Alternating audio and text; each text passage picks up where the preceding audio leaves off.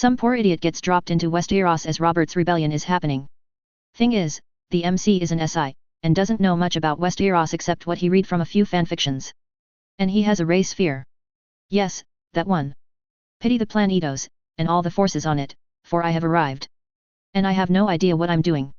Warning, this story contains mature content on the level of Game of Thrones, although with no sex scenes. I don't write those. I do not like the cold.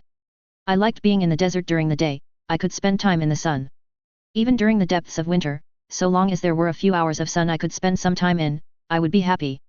I could feel warm in the sun, and then I would take that memory of heat back to my apartment, and I made my way through my degree that way, living on any light I could bask in to keep the cold away.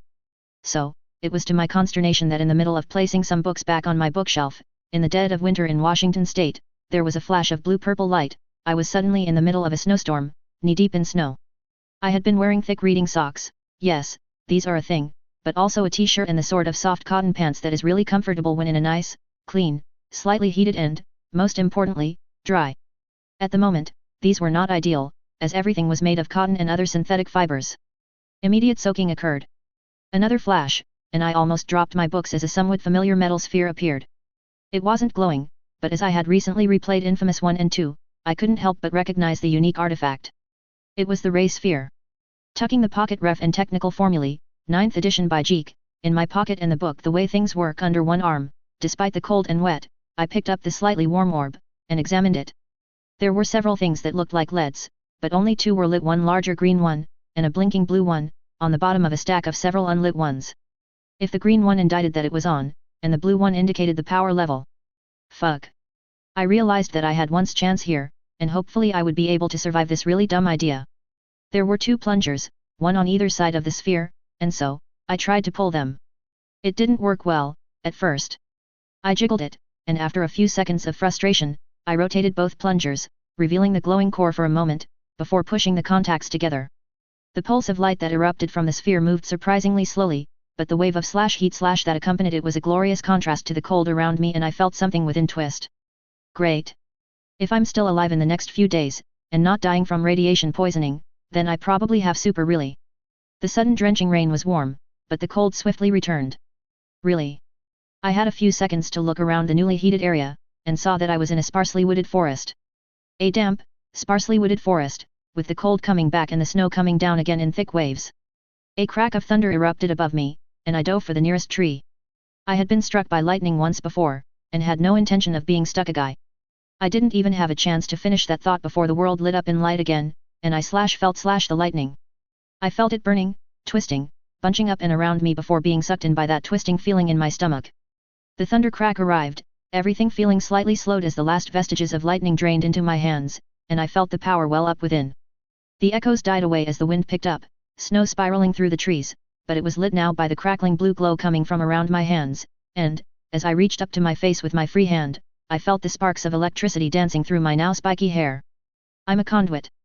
I could barely believe it, and, even looking at the ray sphere, I saw the LEDs lighting up one by one.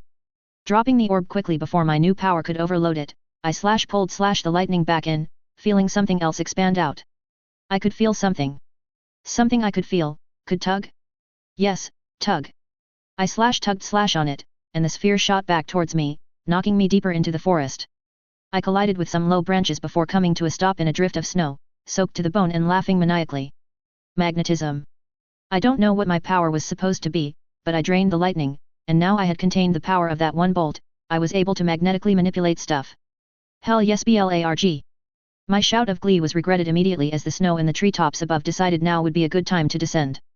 It took me a while to dig myself out, but, now with my magnetic abilities, I could get an idea of my surroundings even in this snowstorm, and the lightning trapped within kept me warm. I didn't feel it running down, but as I remembered from the games, all 3 games, since I was now a conduit I need to keep recharging my power or upgrade it. And would you know it, I had a ray sphere right here. Activating it another time did nothing, at first, but I could feel shards of material that pushed out against my magnetic sense. No, out wasn't right. Neither was the concept of pushing, but there was a feeling of strange, energetic impediment. In any case, my body steaming from the snowfall and internal lighting, I decided to walk out and find these shards. The first one was a sword, corroded, rusted and covered in snow, but it was glowing to my eyes as I got closer. Touching it was like touching a live wire. Everything seemed to jump, and I felt a surge of energy slash stretch slash the power within. Then it just sat there, a spark just separated from everything else. Mentally grabbing the spark gave me the impression of not being lost as such, but needing direction. Or perhaps purpose. It was strange. Still, considering the skill tree that the infamous games had, I knew that I could use this. I just wasn't sure how. Putting that thought aside, I, still carrying the ray sphere and 2 books, wandered out into the snow hunting the other blast shards. Some time later, I wasn't sure of how long, as the sun had not become visible and the snow was unceasing, I had found all the shards I could sense. There had been 7 in total, not a particularly large number, but hopefully enough for an upgrade at some point in the near future. I had also found a lot of buried metal. Shards of the stuff were all over the place, not just ferrous metals either. There was quite a bit of copper arrowheads, some brass weapon fragments, most corroded by time and the elements into scrap, and even a little bit of gold that looked like it had been a ring once upon a time. The shards of iron and steel on the other hand looked twisted and warped, as if something had been heated and then snap-cooled. But, with my magnetic grasp, I soon had a small swarm of the things around me. It wasn't hard keeping them moving, my power felt where they were, and if I could feel it, I could move it. Even just a little for the non-ferrous items. But that was enough for me, and as I walked through the forest, covered in snow, my whirling shield gave me a distinct feeling of safety. Especially because I kept pulling up more and more items as I walked. Iron and steel arrowheads were more common now, and even a small knife in good condition joined the swarm of whirling metal. Copper I put in my pocket, as I could see a use for the parts, if my understanding of physics meant anything. The tiny piece of gold I kept as well, and felt my pants being weighed down after a few kilometers, I think. I kept walking, following the increasing amount of iron as my swarm continued growing, although the fragment size was decreasing, as I wouldn't keep the rust in orbit. That had been adhering to my feet, giving my legs and pants a thick, vibrating coat of iron oxide, allowing me to pass easier through the snow as it lifted me off the ground slightly. Either way, it made the distances pass easier, even if it felt like I wasn't tiring. Although everything got dark quickly, I kept following the iron trail. With my eyes closed, I had a radius of maybe 50 meters all around where I could feel everything. The snow made things below it fuzzy, but the ground made it worse. Magnetic metals stood out beyond everything else to this sense, so I collected every piece I could feel even as the forest thinned out to reveal a massive wall of. Is that ice? Opening my eyes, I looked up at the titanic wall before me, and I finally knew where I was. I'm in West Eros, I muttered, even as I pulled the swarm of shards back from the ice. Oh shit, I'm in West Eros. Looking down the wall one way, and down the wall the other way with as many senses as I could use in the dark storm, I couldn't see any sign of lanterns, or torches. Damn, I wish I remembered more about this universe. I still didn't like the cold, and I liked it even less when I knew there were ice zombies somewhere out there. All sorts of nope was in that. Captain's log, Day 2. It has been more than 36 hours since I have seen another human soul. On the plus side, I have superpowers. On the downside, as I don't know exactly where I am totally lost. On the upside, I found a stream and small pond near the big-ass wall that had fish, and I like sashimi. On the downside, the fish tastes horrid here. End log. After clearing the, rather disgusting tasting, fish guts off in the stream, I considered what I had learned in the, probably, day I had been here. Fact 1, I am in West Eros. This is not so good. Fact 2, I am a conduit. Probably an electrical conduit, judging from the fact that I soaked up that lightning bolt like a sponge, could control it, and now am manipulating magnetic fields in my sleep. But why did I get burned by the lightning at first? I'll think about it later. Fact 3, I hate the cold. Fact 4, I may be a bit overweight, and that meant I wouldn't need to eat the shitty fish for a while. Conclusion, I should probably get the fuck out of here, at least, over the wall. Absently pulling more rust from the earth around me as I walked, I continued trudging along the wall for maybe a mile before I remembered an interest tidbit from the games. Conduits, so long as they had power, had infinite stamina. I started running.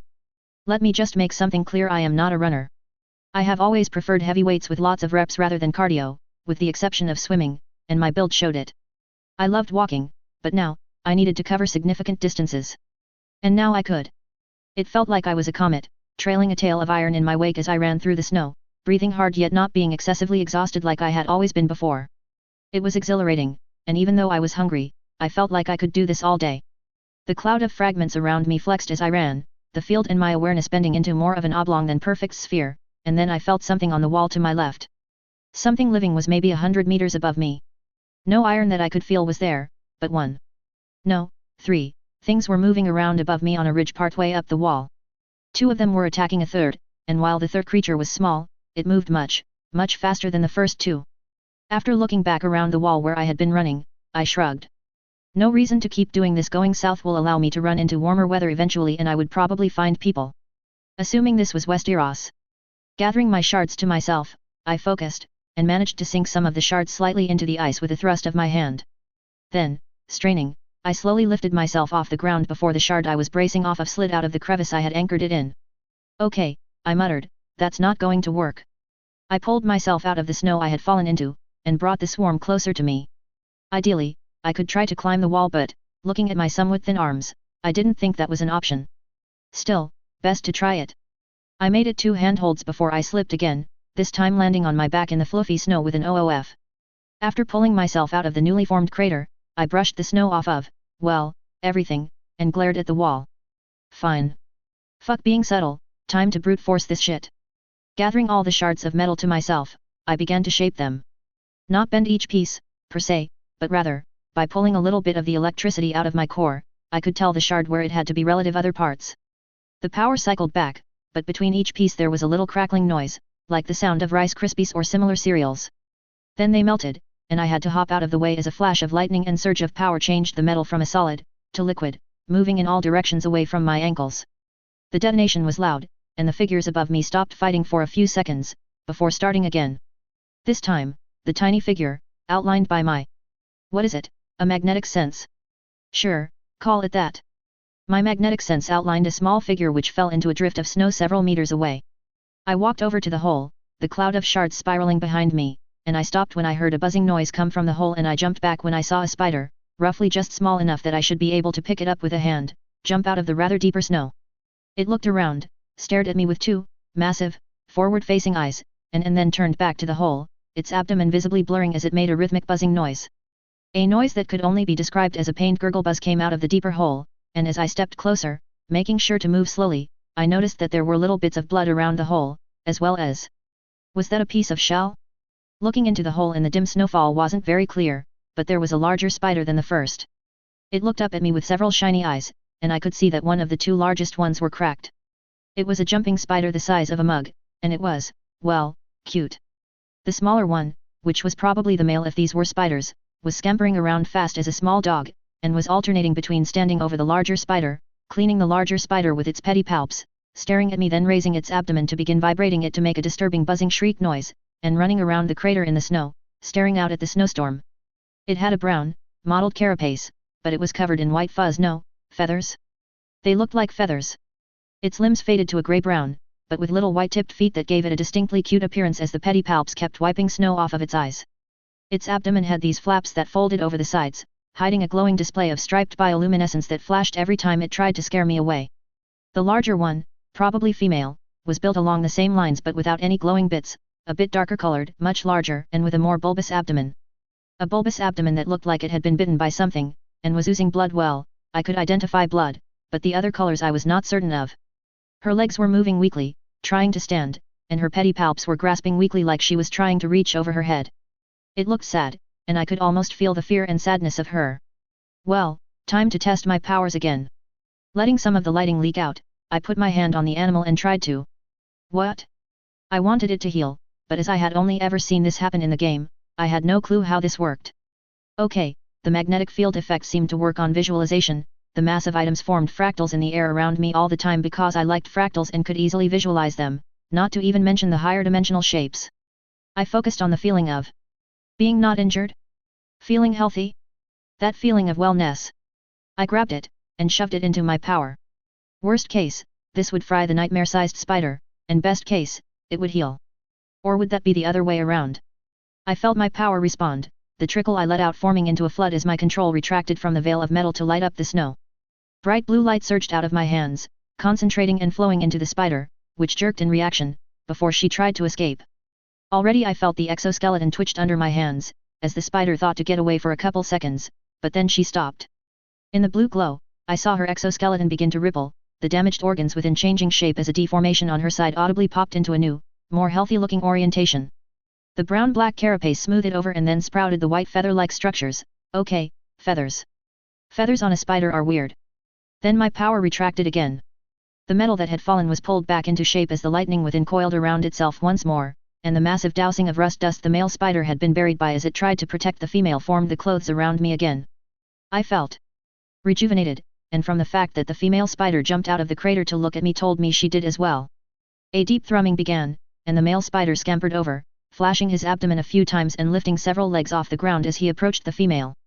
Once he was in range, she lifted him up and placed him on her back, a very strange move, but then again, these spiders were the size of small dogs.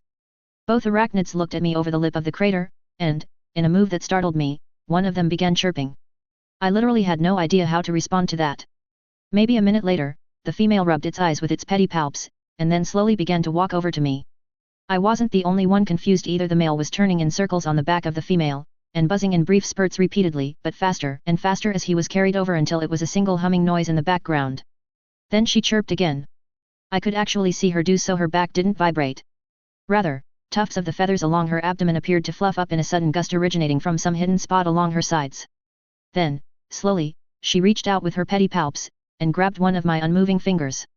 I could feel the four-jointed claws under the feathery covering, and they felt both warm and zygodactyl, like the feet of an owl but armored.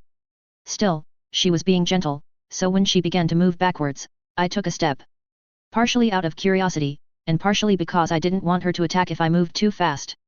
I like jumping spiders, but this one looked like she outweighed Arya, the smaller of my parents' dogs, and the male, who looked like he was trying to puff himself up, which looks ridiculous in a spider by the by, was looking more and more antsy judging by the fluctuations in the buzzing. A few steps later, she released my finger, and turned away from me, only to stop a few meters later to look at me again. It was exactly like when one of our dogs was asking someone to follow them, and even done by such a large spider, it was endearing. With nothing better to do, and trying to ignore the nagging, and depressing, realization that I would never see my parents or siblings again, I followed the spiders back to the wall. And they went straight up, being, well, spiders. What, am I supposed to follow the spiders? I muttered, as I pulled on my shards and used handfuls of them to find grip points on the ice. I saw how that movie ends. I made my way slowly up the wall, swearing as I did so. This was stressing my internal power significantly, and I could feel the lightning dimming. Not much, but it was noticeable. About halfway up, the spiders crawled into a crevice in the ice that had been layered with silk, and came out with what could only be an egg sac. One that had been mauled and somewhat eaten by the looks of things. Both spiders made a high keening noise as they used their pedipalps to pull the sack of eggs apart, the smaller male extracting the crushed remains of the eggs delicately from the silk binding, and placing them in the top of the female's head as she lifted each one up to the smaller spider. After some time, as I felt my lightning dim more and more with every minute I hung suspended by magnetic field lines, the spiders pulled one intact egg out of the nest, but it was glowing slightly blue, and the female spider actually made a tiny screaming noise as her front legs grasped at the scratched egg. The sight of her, and the male, frantically trying to clean the glowing egg was soul-crushing. A few seconds of this, and the male stopped moving, extending his fangs out and making motions to bite the egg, but the female smacked him with one of her legs as she scuttled over to me, and held out the still glowing egg. Behind her, the male spider made little buzzing noises as he pulled himself out of the hole. Moving slowly, and straining my power to push lightning into my hands while holding myself along the wall and braced shards, I reached out to the egg, and touched it with a finger. The egg was small, maybe the size of a grape, and the glow made the insides indistinct. But when I touched it, I felt cold, incredibly cold where the other spider had been warm, but muffled under their feathers, the cold pushed out like a living thing. A frozen heartbeat pulsed along my arm, and my power fought it. I had wondered why, in the books and TV show Game of Thrones, that there were no ice spiders. In a flash of realization, I concluded that this must be why they were willing to kill young that were touched with the blue glow that the White Walkers were depicted with. In any case, I shoved more and more power down my arm, sinking it into the egg as I fought off the blue light. Initially, it was easier than healing the cracked carapace of the female spider, the cold letting my power flow along the same lines it was using, but once it was gone, the egg looked almost charred. I had to heal all the damage I had caused, and that made me go from hungry straight to how many days since I last ate.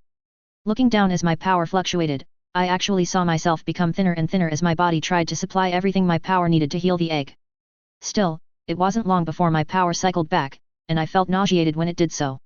I had dumped more than a third of my power to heal that egg, and I was feeling the drain. I couldn't feel more than maybe 100 meters away with my magnetic sense, and I was dropping shards. Not many, but slowly, maybe one a second or so. Pulling my hand away quickly as the spiders cooed at the now warm and ostentatiously not glowing egg, I looked up and began, desperately, to drag myself up the wall. Because fuck living near ice zombies. Several seconds of frenzied climbing later, I felt my core beginning to drain faster than before. Either something was sapping me, or I didn't have enough efficiency in using my powers. Probably the second one, to be honest. I shot over the top of the wall, and saw nothing. It was fucking cold, and still snowing. Said snow restricted visibility to maybe 10 meters, so I missed the other edge. In my defense, I had no idea how thick the wall was, as my magnetic sense range had been falling since I began my ascent, and the drain of moving my body by leveraging magnetic fields is more than a little difficult.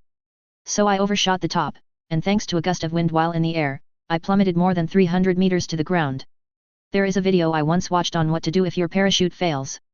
A bit over 300 meters, at least I really overshot, is not enough to hit terminal velocity, and I didn't have a parachute.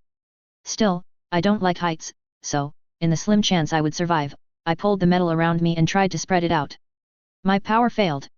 The lightning disappeared, all used up, and everything dulled slightly as my magnetic sense vanished into the background.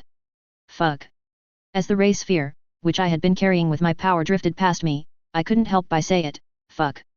Ignoring the not-so-small part of me that wanted to gibber in terror, I remembered the video. First things first, slow my descent. I spread my arms and legs into an X formation, keeping myself flat on my stomach as the wind rushed past me. I did not need to worry about orienting myself, as I knew exactly where the ground was. I was heading towards it. No backup chute, and I hissed as the metal and dust I collected over the last few days shot past me, my speed having been slightly lower than theirs. Now I was wearing a t-shirt, PJ pants, and reading fluffy socks, all of which with rust sticking to the outside even in this wind. It was damned cold. I peered through the snow, and tried to resolve shapes in the dark blizzard. I would aim for trees, swamps, or snow. Probably snow. Not water. Even with the powers of a conduit I would splatter. The ground suddenly snapped into focus as I saw some trees, and yes. There's a hill. I aimed for the side of hill, leaning to orient, and I started spinning rapidly. Uncontrollably. I had never done the skydiving thing before. Ground's coming up fast. Shit asterisk shit. Asterisk. Impact. Few farmed in the gift. This was not because the soil was bad. Nor because there was a lack of space. It was one of the largest fertile areas in West Eros. Even in the winter, it was warmer than anywhere beyond the wall, according to the Night's Watch anyway, and had thick forests, grassy plains, and many streams, lakes, and ponds for fish. They were not afraid of the wildling raids either. The people here were hardy, and everyone was taught to fight from a young age. While the villagers would often go south during the longer winter years, those who remained would fight raiders and bandits. Not so often, they might become bandits themselves, but none of the lords were particularly tolerant of such activities. The lack of people was primarily because of the stones. Most of the earth here was staggered with large rocks, meaning any farming that was done needed the stones removed from any plots they set up here. Therefore, farms did appear, and while they had large harvests, it was always difficult to get the stones out between each of the years. Most of the time this was done during the spring, when the villagers returned, but young William Thatcher wanted to help expand his family's house a bit. He wanted to add a new hearth to the many times expanded dwelling, and so went out when the snowfall stopped to go to a segment of next year's field and remove as many rocks as he could during the brief reprieve. As he walked through the snow, he looked towards the wall, the ever-present structure visible on the northern horizon, and saw that some of the trees along it had been removed. Or trimmed. His curiosity roused, he whistled, and the family dog, Shaggy Dog, bounded through the knee-deep snow with a happy bark before coming to a stop, stumbling at the last second into a drift, face first. His tail didn't stop wagging, but the barking was just a bit muffled. After digging out the faithful companion, Will and his dog walked the mile over to the hill where the trees approached the wall.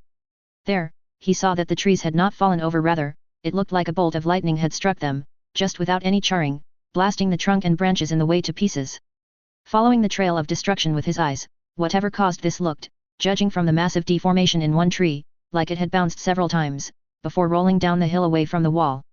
Despite the breeze, and snowfall, the path was obvious and there were two objects that had landed. Will was not a tracker, but as he looked around at the impact site, he saw lots of metal shards and he quickly followed the path of the smaller object. It had been buried in the snow, but the metal sphere had been visible. The glowing blue and green spots on it lit up the overcast day as he approached, reflecting with a cold glow off the snow-covered plants. He refused to touch it, and Shaggy Dog wouldn't approach the thing.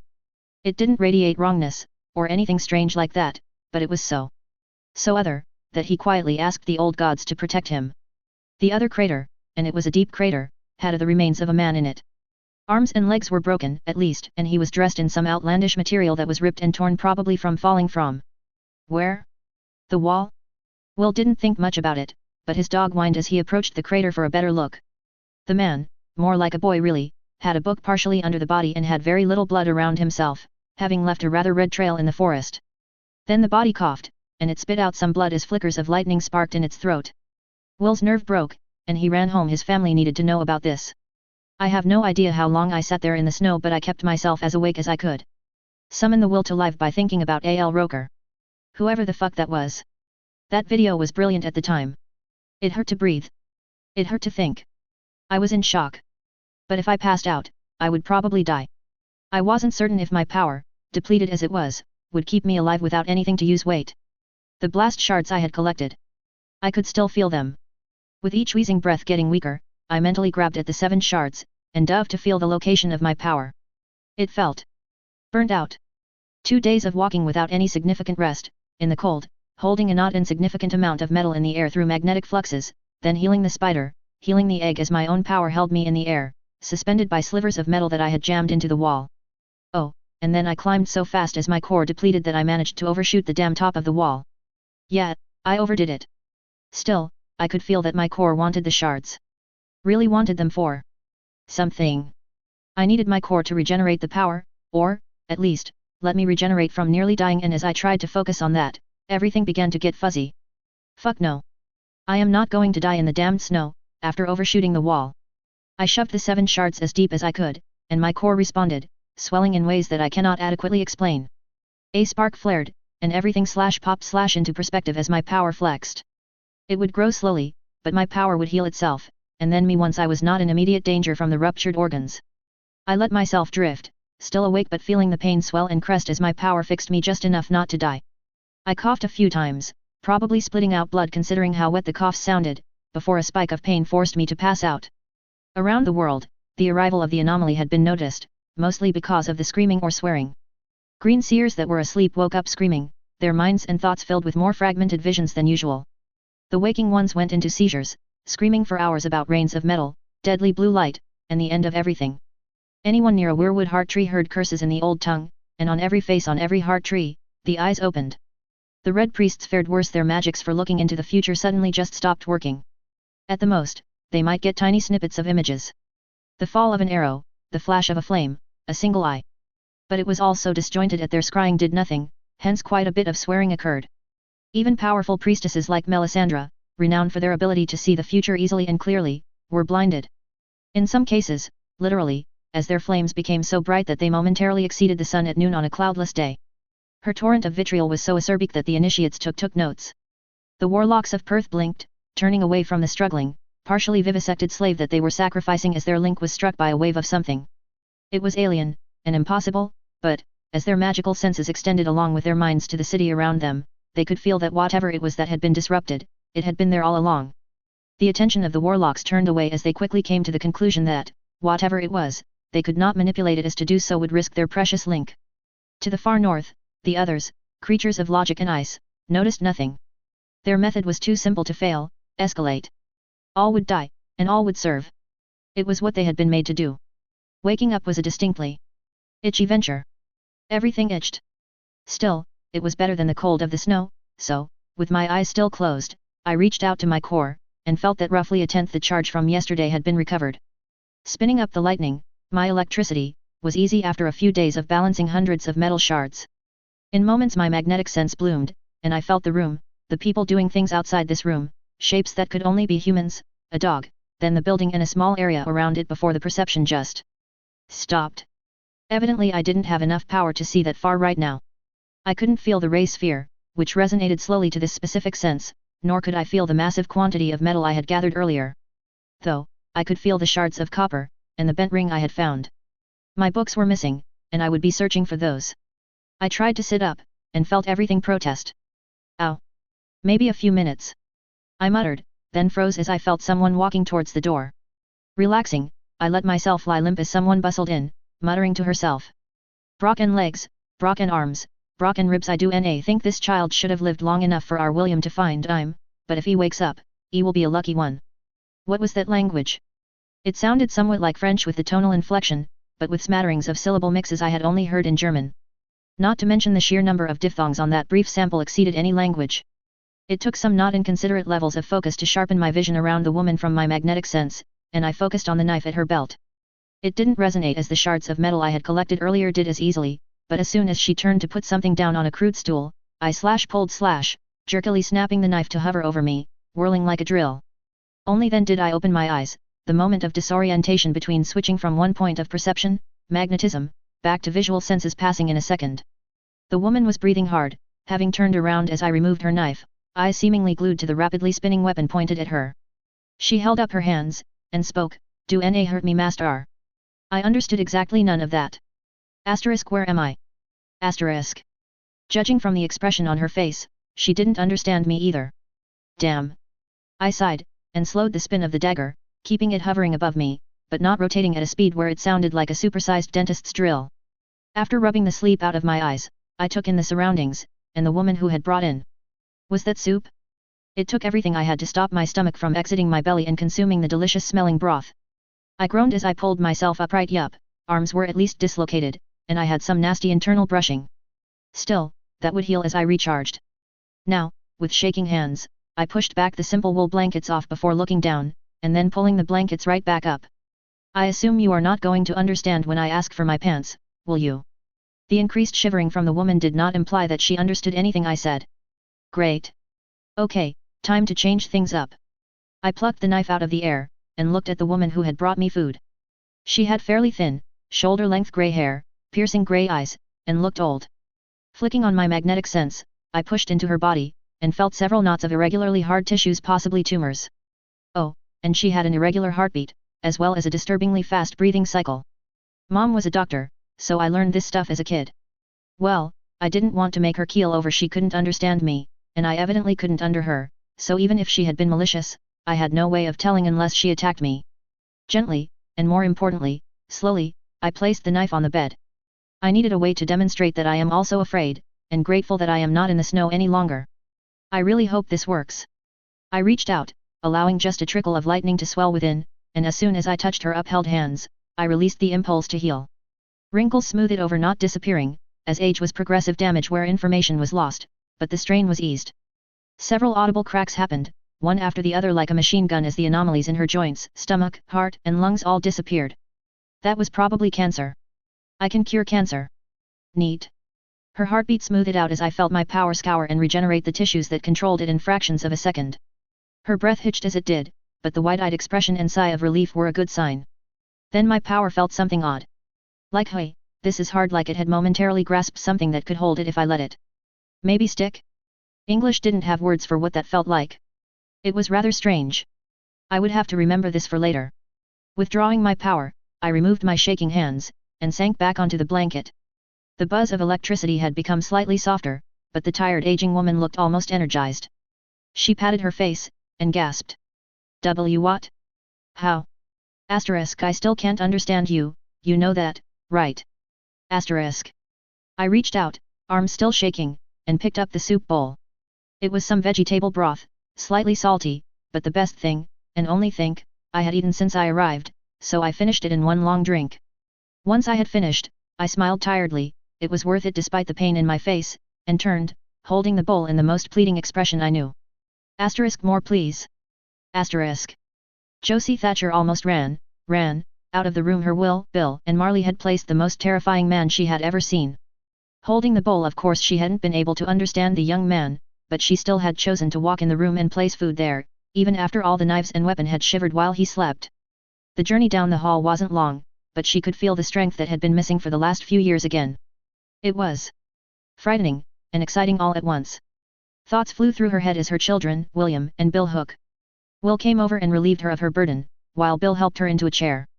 She glared, somewhat playfully, as her husband, Marley Thatcher, came over with a blanket and the willow bark tea she had begun drinking habitually since her joints began to hurt. Now though, she waved him off, although he barely saw it, having his eyesight beginning to go a few months ago. Grandma. The twins, unnamed so far, as they were not 2 years old yet, waddled over from their playing. Grandma. Hugs. As Bill Hooks, they were the spitting image of him and his wife. No young ones, let Grandma sit and rest. Their mother, Mary, scooped up the twins as Josie chuckled. So, Wah was so scary the boys wouldn't go into the room. A sleepin' man child. Josie thought about it for a minute, before giving an answer with a slight smirk. He made me feel such things. Everyone in the room stared at her. Really, Mum? Asked Will, as Bill had to hold back Marley from hobbling over to their guest. Josie let the smirk drop. He healed me, son. She held up her hand, and the spots that had been visible on the back of it were gone. I feel like I did a midsummer. Marley hobbled over the years had been less kind to her husband than her, and the numerous scars took their toll. He reached out with a shaking, creaking hand and gently laid his hand across her cheek. You look even more beautiful without the pain. Then he frowned. What did he want in payment? She signed, and leaned into the hand. I don't know. Will blinked. But magic always has a cost. Every story you ever told made that clear. Josie turned to her youngest child, and snapped. I don't think I could speak his tongue to ask. Wah, could you do better, child? You don't look like a maester ta me. Her son thoroughly chastised, she stood up, and hugged the grandchildren, before taking Marley's hand and pulling her husband to his feet. Now, we'll get some more soup, and come along. Mary, bring the children, I have an idea. Just be aware he has my knife. Now I had some food in me, I could feel the power regenerating faster and that caused questions of its own. Was my body providing the power, or was it coming from an outside source? The fact I could see my ABS was a bit of a change. I had never seen them before. They were probably mine.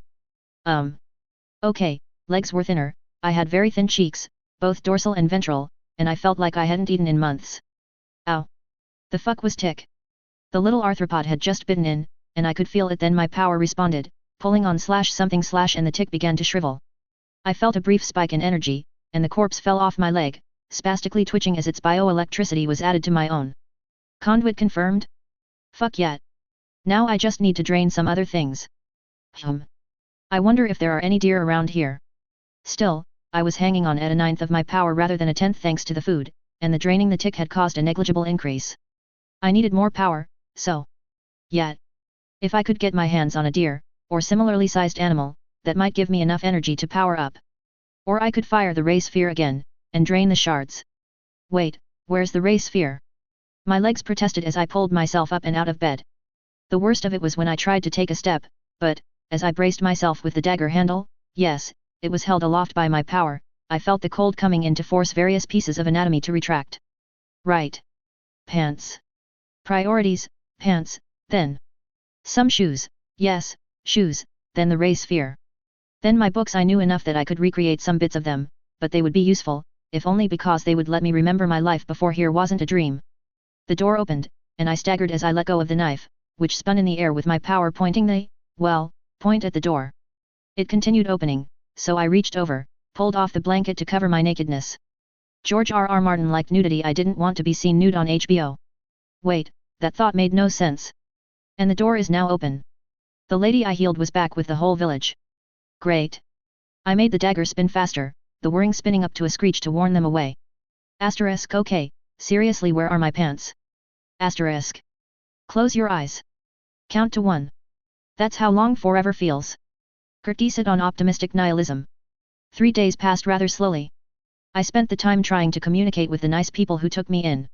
First to get my clothes back, second to ask where my books were, third to try to explain the hovering knife was under my control, and fourth was asking about the ray sphere.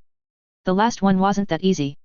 I could draw everything else, on almost any surface thanks to the drill bit knife, and managed to provide a drawing of my pants and books they could recognize. Although, the 5 minutes standing, buck naked in the cold trying to indicate that they should look at the picture I had caused to draw was not a pleasant experience, they did get it. Eventually. Interestingly, the mother and her children were the first to approach me after I healed the older man, using up more than half of my reserves to do so, might I add, and the children seemed fascinated by my control over the spinning knife. The mother seemed fascinated by the fact that I stopped the knife spinning when the children approached, and made sure to keep it out of their reach. Hey, even I can recognize when people don't mean me harm. Although it did take a while. I mean, what psychopath takes their own children to see a dangerous person in their house? I mean, really? Okay, I went off tangent there. Where was I? Oh yeah, day 4. My power regenerated quickly enough. After 3 days I had managed to regain half of my previous charge. And from what I could feel, I would maybe be able to match 75% in another day or so. I was of the opinion that the lightning had overcharged me, and was the reason for my internal burns, and the not insignificant change that had made my power absorb the lightning. I was in the woods, and, well, making like a bear. I finished my morning ablutions, those of which I could around here without any running water, and after picking a leaf, carefully, from a bush nearby to clean up, I returned to the cabin, knife flitting around me as my magnetic senses probes the world. They were unsurprisingly reluctant to touch the knife after seeing it moving around in the air like a hummingbird, but that was fine for me. I missed my metal swarm. The cabin was not small indeed, calling it a cabin is a bit of a misnomer. It looked like a log cabin in part, being made mainly of trees on the oldest segment. But then it had been expanded out and down. Mainly by building and then sticking together houses that had been built mostly underground. The roofs were sticking up out of the ground a bit, but not much. My watcher, the one called Will, stopped leaning against a tree. He and the other one, Bill, were rather suspicious of me, given their body language and the fact that they were always watching. So I had a minder. Not that I minded really. They knew I could manipulate metal from a distance, heal the ravages of aging to some extent, and I had healed the broken bones, of which there had been multiple, in a couple hours. And that was just the first day. I raised a hand. Hello. I did not know many words yet. Learning from the adults was a pain, they talked too quickly, and kept trying different combinations of words, but the children were easy. They thought it was a game. I would point at something, or draw a picture, and they would say a word. So far, I had nearly a dozen words altogether. My stomach rumbled audibly. Hungry. I stated. Of course you are hungry. Grumbled Will as we walked inside. It was nice and warm. When will you get along with the healing? My brother has a broken leg after all, and I have waited long enough. Ah. That word I knew. Healing. Yeah, kind of obviously I could understand that. I figured they wanted me to keep healing them if one of them got hurt, but my case had not been helped when the one called Bill had tried to knock me out the second day when I accidentally saw him and another woman having sex in the pantry. Good thing I remembered to use the pommel of the dagger on him rather than the blade when he swung. He only had a broken leg which I refused to fix at first, until they taught me a few words so we could communicate. Healing for food and metal. Ah. That was about half of my current lexicon. His lady friend tried to hide from me. I do not learn languages quickly. And they began backing away or looking scared if I spoke in English, so the information transfer was limited. Will glared for a moment, then nodded.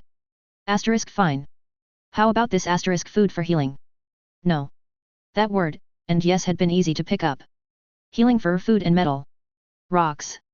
I hadn't learned the word for shards yet, and I wanted that one. Nor the word for sphere or ball, which I needed. I did not want to break the intact knife I was manipulating just for a word.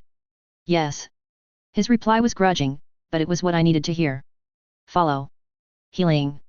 I followed him into one of the rooms, where the children were keeping their father? Uncle? I wasn't sure of the familial dynamic here, or if they even had one. The kids were keeping his fever down using a wet cloth over the man's forehead, and over the roaring fire a teapot hung, steam coming out of the spout. Healing the broken leg was simple. I was able to easily push the intent of healing through my power and into the glaring man. He walked off immediately, and left the building after that. But I didn't really care. Food. I insisted. I was very hungry, and my power was still repairing me after the incorrect landing. More broth and a simple gruel. Not too bad, but still, missing something. I would have to figure it out later. In any case, breakfast was a quiet meeting, with only the children making any sort of disruption, bringing me small, rusty nails and other things that I could and did freely manipulate in midair.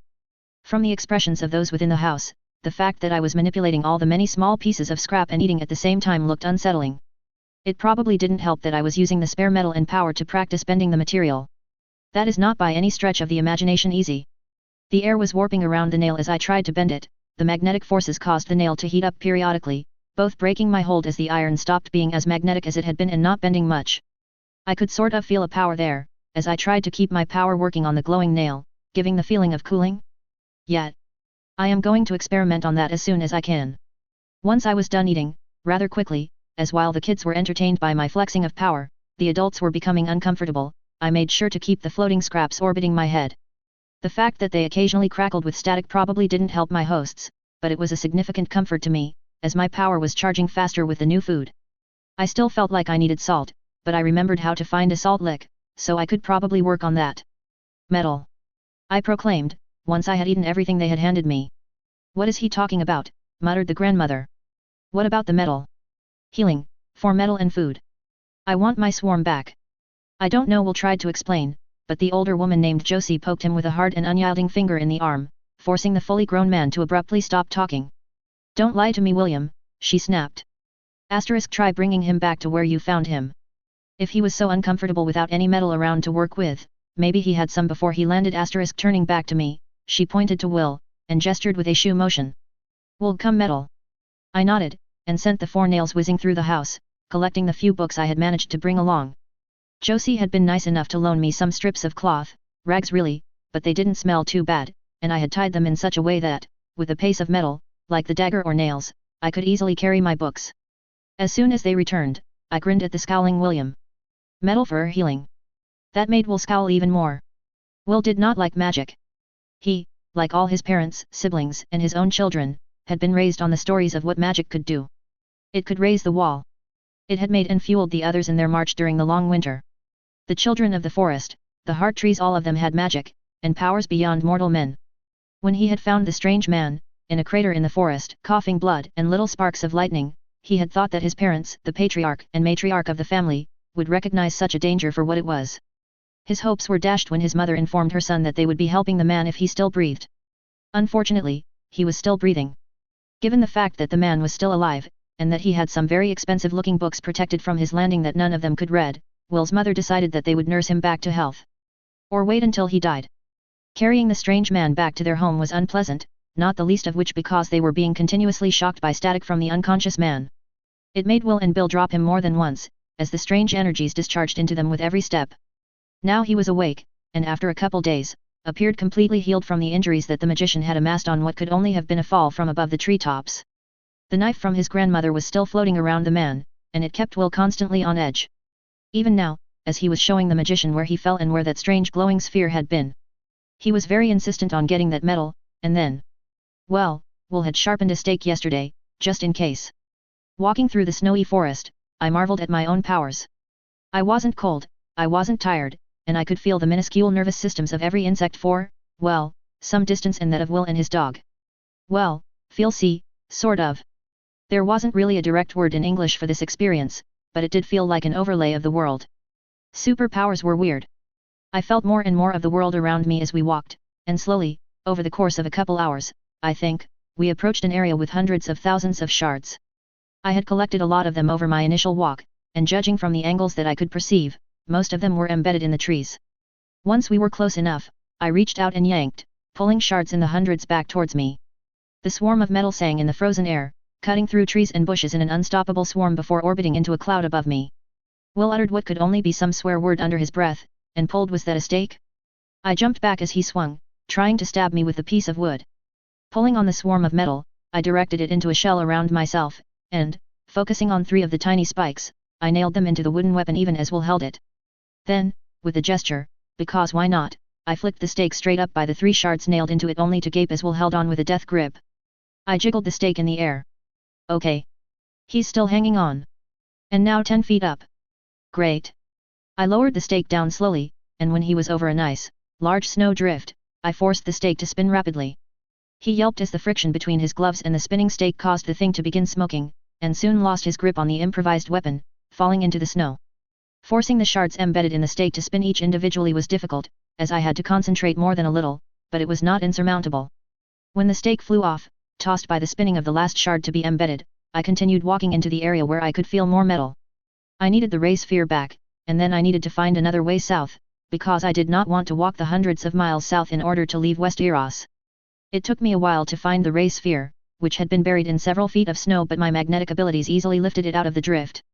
It was still charged, and so left me with only one major issue. How was I going to get south? Time for more options. 1. I could walk. Not the best, or easiest solution, but I could do it. As a conduit I had nigh infinite stamina, and with the ray sphere I could manufacture blast shards to drain if I ran low on power. Actually, I might want to do that anyway, upgrade my power rig and speed as much as possible while I still could. 2. I could steal a horse and slash or a cart.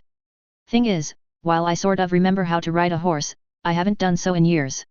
Moreover, even if I layered my shards into armor, I would have more than a little trouble keeping the horse relaxed. On top of that, I knew that in the medieval period, horses were often rented from landlords for journeys, and that only messengers and merchants that were fairly well off could use them. Horses were expensive, and I had no money. That little bit of gold I had found on my walk several days ago was 20 meters northeast. Gotta love that magnetic sense. I walked over, and dug the ring out of the snow with an arm made of shards. It was a bit bent, but then again, it was gold. Yeah, I should probably pay the nice people who took me in this, just in case. Okay, so option 3, I figure out if I can use my powers to fly or move faster, other than the running thing. Well, I had tried to lift myself up and over the wall, and that hadn't worked, but earlier I had been able to lift Will, who was a bit larger than me, into the air by a total of 3 shards embedded in a wooden stake. How did Magneto fly in the X-Men? Metal plates in his clothing? Looking down at my ripped and somewhat thin pajamas, which I still needed to replace at some point, I realized that it was not feasible at the moment. Even if I could find where my cloak of rust had gone, which, given my range at the moment, meant I had some searching to do, I would like somewhat normal clothing. If I could find a battlefield, maybe I could salvage some armor and wear that for flying. Assuming that I could. I stopped that train of thought, as I realized that I was under the impression I could use my power to lift something that I was being lifted by. I would need to test that. Gently sweeping the cloud of shards through the snow around me as I walked, I looked for a log. Ideally, a decent-sized one, but got one. I impaled the log with around 50 shards on each end, easily lifting it into the air, and, after brushing off some snow, I walked over to a fairly deep-feeling drift, and sat on the floating log.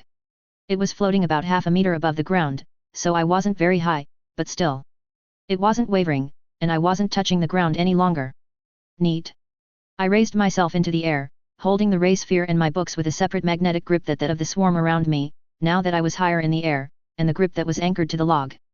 Not to mention the actual, physical grip I had on the log. Mainly because I hate heights. Really hate heights. Frankly, even as a conduit, I still was injured by my descent into the treetops from my little adventure on climbing the wall, and that had hurt. Still, I could easily lift myself if I was doing so by using something as an intermediate step, and given how my power was feeling, I could do this all day. Great, now I just needed something a bit more comfortable to sit on. There were bits of branches digging in everywhere. Lowering myself, and the log, to the ground, I considered what I wanted to use as transportation. If I could find a cart or something, that would be ideal, as I could make it into a sort of living space, but I did not have a cart, nor did I have anything that I couldn't carry easily with my abilities. Maybe a motorcycle-like thing? Drawing the swarm around my body, and a spiraling drill shape around my arm, I began to carve into the log, which abruptly exploded, shattering into hundreds of slivers. The swarm of metal around my body ground any pieces of wood into sawdust, but still that was not a good sign. After spitting out the sawdust, and spending a minute or so swearing as some got in my eyes, I found a nice, solid-feeling tree that would become my ride. It was fairly tall, and still looked healthy for a evergreen tree covered in snow. No branches looked like they were dying, and since it was fairly thick, I should be able to carve it properly. First, the top. Lengthening the tornado of blades around my arm into more of a tentacle, I buzzed the outermost leaves off the entire tree, then, in a flurry of sawdust, I sliced off the top. Several shards lifted the pointy top off the tree, even as the tornado of blades began slicing in, initially just removing the bark around the trunk and thicker branches. Once I had stripped the tree of bark, and the sun was beginning to set, I got along to the effort of carving. I would need a saddle, and, ideally, a stretch behind it just in case I wanted to bring some bags or something else along, not to mention where I would stab the metal spikes in to control the thing. I sliced a great curve, grinding the wood away in a few minutes, leaving a smooth top surface, then began removing the area where I would be sitting.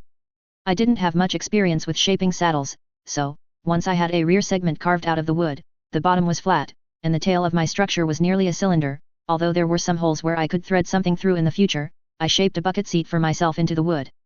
I didn't know how to make a saddle, but I loved the bucket seat in my car. This one was like that, just made out of wood and would probably need padding. But I could get to that later.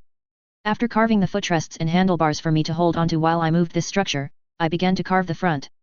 I extended the flat segment out along what would become the bottom of my vehicle, and, keeping delicate control of my whirling tentacle of blades, I hollowed out much of the engine segment, leaving only 4 holes in the top, and a small one on the bottom, to drain out any rain that might accumulate.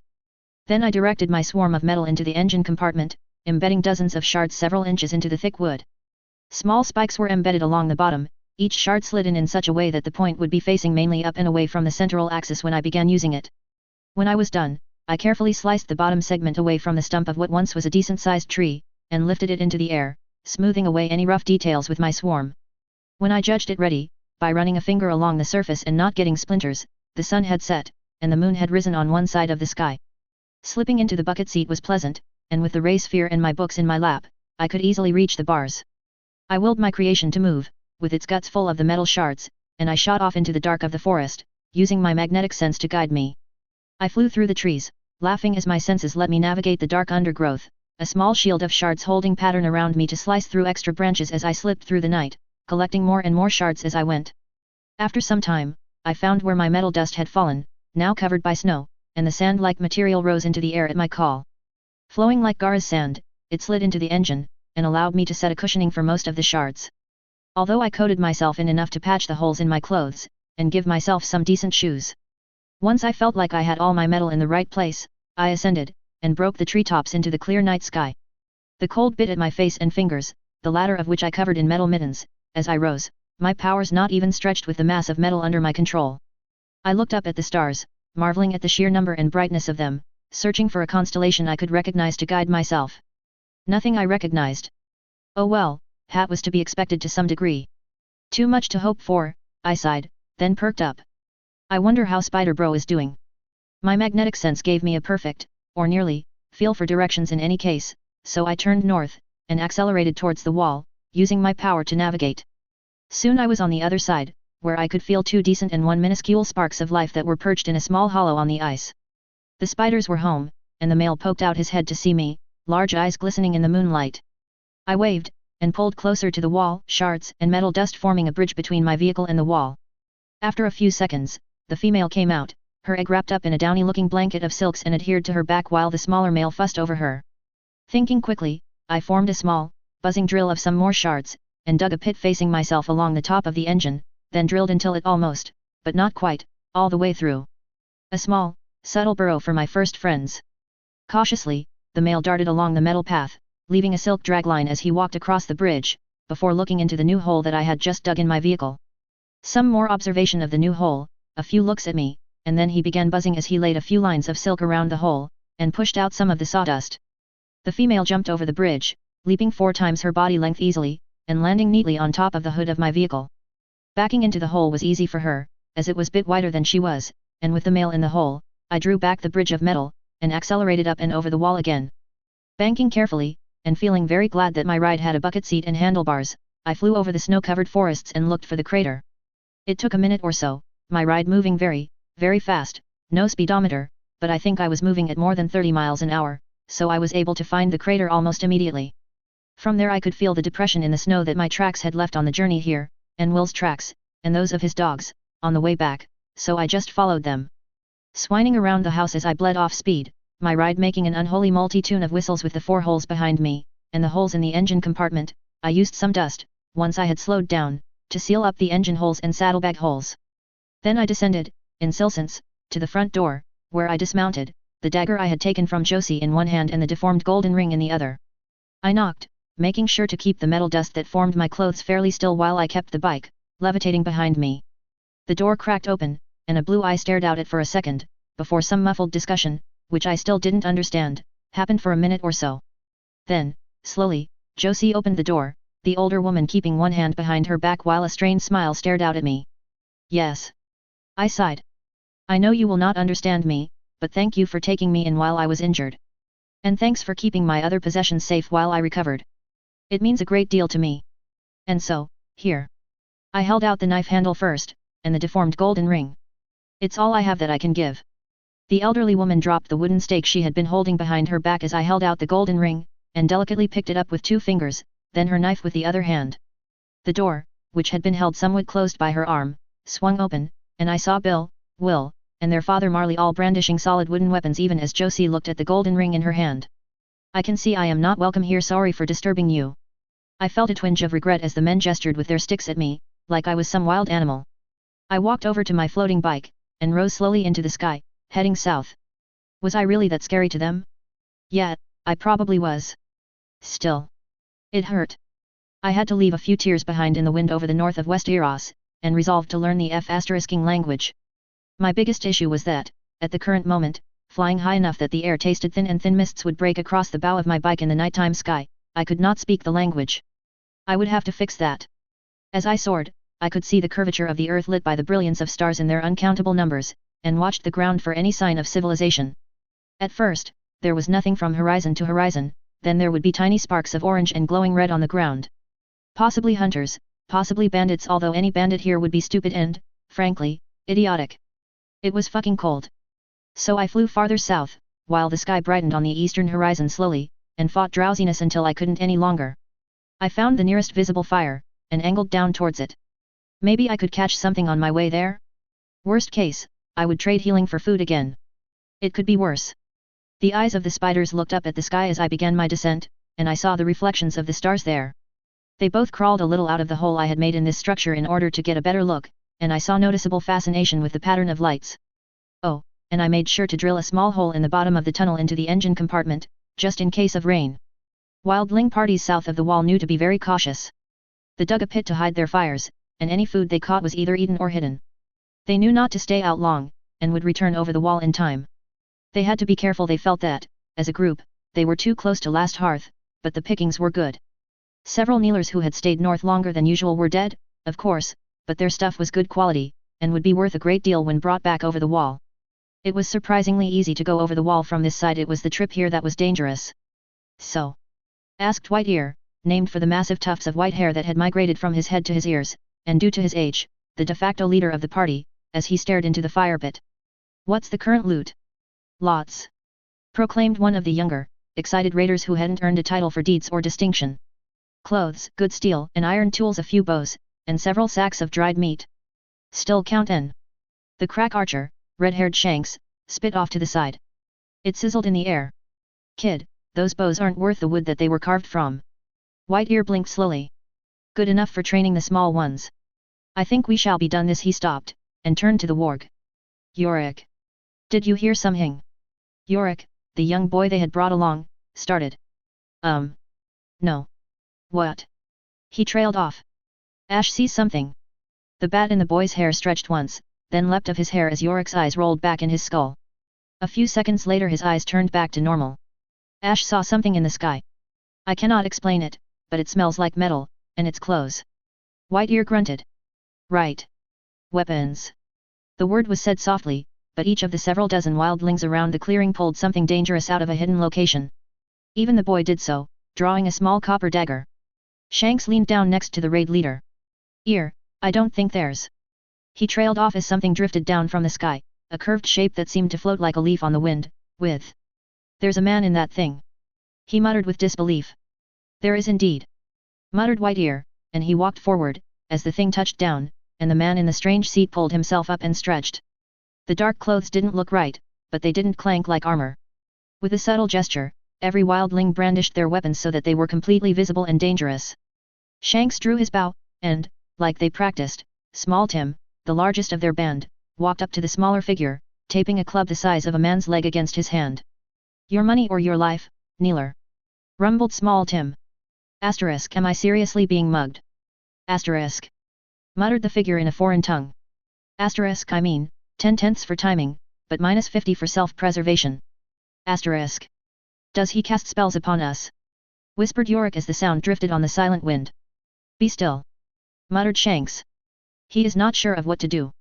Small Tim scowled and managed, against all odds, to make his expression even more scary. Your money or your life, Kneeler. I do not ask more than once. The new arrival wasn't wearing a hood, so the group saw him shrug. Asterisk yup. Mugging. Possibly raiding, as that's a bag of weapons. Well, that makes this easier. Asterisk. His garments appeared to shift like they were made of water, and a thin stream flicked at the handle of Small Tim's club with a buzzing sound like 1,000 angry bees.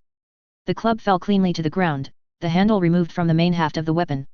Small Tim swung a vicious round punch at the smaller figure, but he just stepped in and jabbed at the large man's arm with a hand and it exploded outwards in a spray of blood.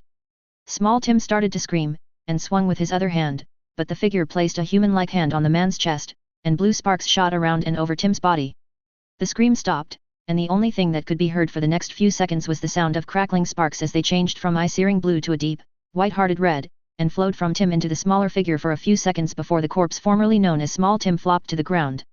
The small man shook his head a couple times, then turned to the others and, now with his eyes not being illuminated by the shallow fire pit, they could see the eyes glowing with ripples of red and blue sparks. Wow, I'm glad that worked. Asterisk, I wasn't sure I would get anything other than energy from draining him. Was he really a rapist? Asterisk, muttered the figure. Okay, I think we got off on the wrong foot. Hi, I was wondering if you could. He trailed off, and frowned slightly. You're raiders. Whiteear nodded slowly, having fallen even out of his significant depths. Yes. And you are? Not a raider, kneeler, or wildling, answered the figure. Although I will trade healing for food and any steel or iron you are willing to spare. Yorick glared at the figure behind his back. Don't take it, Whiteear. He'll do devilish magics upon us. I do not do magic, interrupted the figure. Whiteear raised a significant, bushy eyebrow. Really? And pointed at the floating object behind him. Some more of the dark material it was wearing as clothing swirled up from the ground around them, and its clothes grew a hood that covered the glowing eyes. Really? I don't think this language has a word for what I am doing, so magic works. Still, I swear not to curse anyone who is willing to trade food or metal weapons for being healed.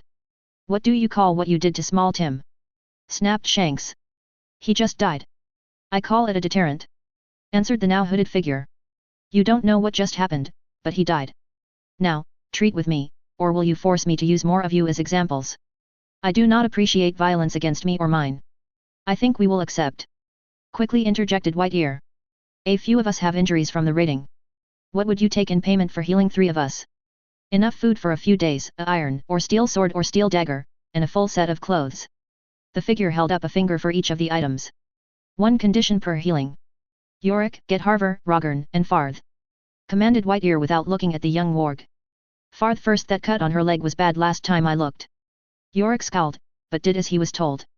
The man in the now hooded robe waited patiently, apparently unconcerned with the bows, spears, and other weapons of the wildlings around him. When Farth, an attractive woman with long, silky black hair and a multitude of scars visible even with the furs, was brought forward, limping even though she was being held between 2 healthy wildlings, he just cocked his head, reached out, and grasped her hand. There was a ripple of blue light between his fingers, and Farth gasped. She had been very pale before, having just managed to stem the bleeding from her leg, but Whiteear hadn't been able to do much else for the large cut that the farmer's daughter had inflicted on her. Now she looked to be almost blushing, and yanked her hand away from the young man. When she put her weight fully on her bad leg, and pushed the other wildlings holding her away, she grinned so widely that Whiteear thought the smile was going to meet behind her ears. The hooded man just held out his hand to Whiteear, who hobbled over and handed him a bag filled with some of the dried meat they had looted. After checking through it, and sniffing a chunk, the hooded man walked over to his vehicle, and tied it to the area behind his strange seat. The next 2 to come forward were both more and less injured, as Harver had lost a few fingers in the fight earlier today, and Rogern had been hit by an arrow as the farmer's daughter had hidden in a cabinet. The hooded man healed both of them, didn't regrow the fingers, but the wound sealed and the color returned to their faces, then held out his hand again. For a brief moment, Whiteear considered not paying him, but as the seconds slid by, the cloak around the man began to writhe more and more, not to mention that a hum right on the edge of hearing began to creep into the zone where teeth began aching. He quickly handed over his own sword, not his best, but a good one from a couple raids back, and Farth, after a quick muttered discussion with Yorick, handed over some of the furs they had looted on this raid that would probably fit. The hooded man took the clothes, and, after a moment of contemplation, the clothes that he was wearing ballooned out into a vibrating dome that obscured the vision of anyone looking at him directly. The change was so abrupt that several of the bowmen fired at the dome, but the arrows stuck in the dome and the arrow shafts fell off. After that, no one moved. It remained for a minute or so, and then coalesced back into a hooded set of robes. He walked back to the floating object, sat back in the seat carved into its body, then nodded at the wildlings. Goodbye. With a whooshing noise, the object and strange man shot up, disappearing from the meager firelight and their awareness. I was pissed. While I was thankful that I now had what passed for a normal weapon in this world, a fairly plain steel straight blade sword that I would augment when I figured out how, some food, and warmer clothes so that the drain on my power became negligible, I had healed 1 rapist and 2 killers. Then again, I only knew the language because I drained the life from that big guy, who was also a rapist, murderer, and thief. It still made me feel sick, but it could be worse. I knew that this wasn't good, nor was my lack of emotion regarding the fact that I killed a man and drained the life from his corpse in order to recharge and learn the language they were using. I sighed, and let the cold sap the rage from me. I now knew a great deal of what that man, Small Tim, knew, and yes, I was stuck in Westeros. I was going the right way, but the more disturbing knowledge was this: for some reason, the local lord, Great John Umber, had been called away from his lands for some reason. This was why the raid would have been probably returning north early. They had a significantly larger number of potential targets that were sitting, unguarded, in the winter months. If I was remembering my Azophi lore, either this is after the death of Ed Stark, this is during the Greyjoy Rebellion, or, worst case scenario, this is during Robert's Rebellion. In any case, I needed to get the hell out of Westeros. Fuck being a hero, frankly, being the villain has a better half-life in a medieval setting. I eventually sat down for some sleep near the growing dawn on top of some crags near the ocean to rest. I did this for several reasons, mainly because I had flown over the last large settlement several hours ago at significant speed, and because I didn't want to fly over the ocean this tired. No sooner had I sat down than the male spider leapt off my vehicle, and just stretched. His abdominal flaps flicked out and pulsed in several patterns and colors. After a few seconds, his mate came out as well with the egg still adhered to her abdomen. Yet. Did you guys like the ride? I didn't get an answer, but the spiders hadn't eaten anything, and so they began looking around. A lot. The fact that 2 dog-sized spiders had been sitting less than a foot from my face for hours without doing anything aggressive was indicative that they were very, very intelligent. Sounds like they would be awesome pets, right? First step to domesticating a life form, feed it regularly. With my magnetic sense, I could feel hundreds, if not thousands, of sparks of life in hollows within the cliff face below, and send a small swarm of the metal dust down to collect one. In seconds, I had a muffled, protesting bird in the iron grip of maybe half a kilogram of the dust. The spiders froze when they saw the bird, and the male took only a second to assess the jump before doing so. Pouncing as only a successful spider can, it had bitten the bird and backed off after leaving a dragline attached to one of the legs. I pulled back my dust and watched as the bird, already becoming drowsy from the venom it had been injected by, attempted to escape unsuccessfully. It fluttered around, slowing as it did so, like a kite in a dying breeze, while the male spider began to reel in its prey. Sooner than I was frankly comfortable with, the spider had wrapped up the bird, in a tight web, and I got to watch as the male jumping spider offered it to the female, who pulled the body into the hollow near my bike's engine compartment. Then, he turned back to me, and the patterns on his back flashed a few times. When I didn't move, the male spider turned to look at the cliff edge, then at me, and then at the cliff again. I groaned. Why do you act exactly like Arya did when she wanted food? The smaller of our 2 family dogs were rather cute, and increasingly expressive when they wanted something. I sent out the dust again, and quickly collected another couple birds and 1 nest with some eggs. The nest had been unintentional, but good for me. I could cook them and eat the eggs, as the 2 spiders jumped on the birds, wrapping them up rather than just exhausting them as the male had done with the first one. A minute or so searching around, and I was able to use several nests to form the kindling for a decent fire. Soon, the bird eggs had the tiny hole needed in the membrane and yolk, and were sitting in the fire. I kept pulling random ones out of the fire as they cooked, checking to see if they were cooked through with a look inside, as dawn had already broken. Eventually, with the birds entombed in silk and my stomach full of eggs, I erected the metal shards and dust into a dome over myself and the bike with a patch open for the sky and to let the smoke leave the enclosure, and got some sleep. It had been a long day. Waking up was uncomfortable. I mean, I don't mind a hard bed, but sleeping straight on the ground? Sure, I was wearing furs, in addition to my, rather destroyed at this point, pajamas, but the ground was very unyielding. After rubbing my eyes and noticing that the spider bro and his lady were huddled with their pedipalps over their eyes near the fire pit, I reached out and unhooked the dome of shards from around us. The swarm of metal shot back into the engine of my bike, and I lifted it off the ground again, leaving a ramp of dust for the spiders, who had twitched awake when I lifted the bike, to walk back up the ramp. Judging from the fact that the sun was setting, and it was getting colder again, I had slept through the day. That's good, I guess I need to make sure that I am not seen. Flying at night should make that easier. Still don't like the cold. Now, plan of action. I need fresh water. That shouldn't be too hard to get. I need to find a river then. Easiest way to find a river? Well, I had flown mostly south to get to this cliff overlooking the sea, so all I should need to do is follow the coast southward. I will run into a river eventually. With that in mind, I shot into the air, and stayed following the coast. My magnetic sense seemed to be about half a kilometer in radius at the moment, so I kept the bottom third looking like beach as the stars came out and the moon rose. For hours I flew, eventually reshaping the metal dust and several dozen shards around me to form a compartment or shroud, like for rockets, where I was mostly protected from the wind. Even with my power keeping me warm and feeling in my extremities, it was incredibly cold. Eventually, after going east, then north slightly, the coast turned back south, and I found myself flying for dozens of kilometers along some large cliffs that, eventually, flattened into a large peninsula, which, in the starlight, seemed to have a great deal of. Were those seals? And a castle? I flew down, closer to the beach, and retracted my surroundings so I could get a better look in the night. Yup. Seals. I was tempted to kill one, but I had no idea if that would cause issues here. I had seen seals before, they were at the bottom of the cliffs where I had gotten the birds and eggs, but I didn't know how to harvest seal. Still, I kept flying along the coast of what appeared to be a bay, and, success. I found a river. Flying down it, I smelled something rather rank coming from the surface, and found.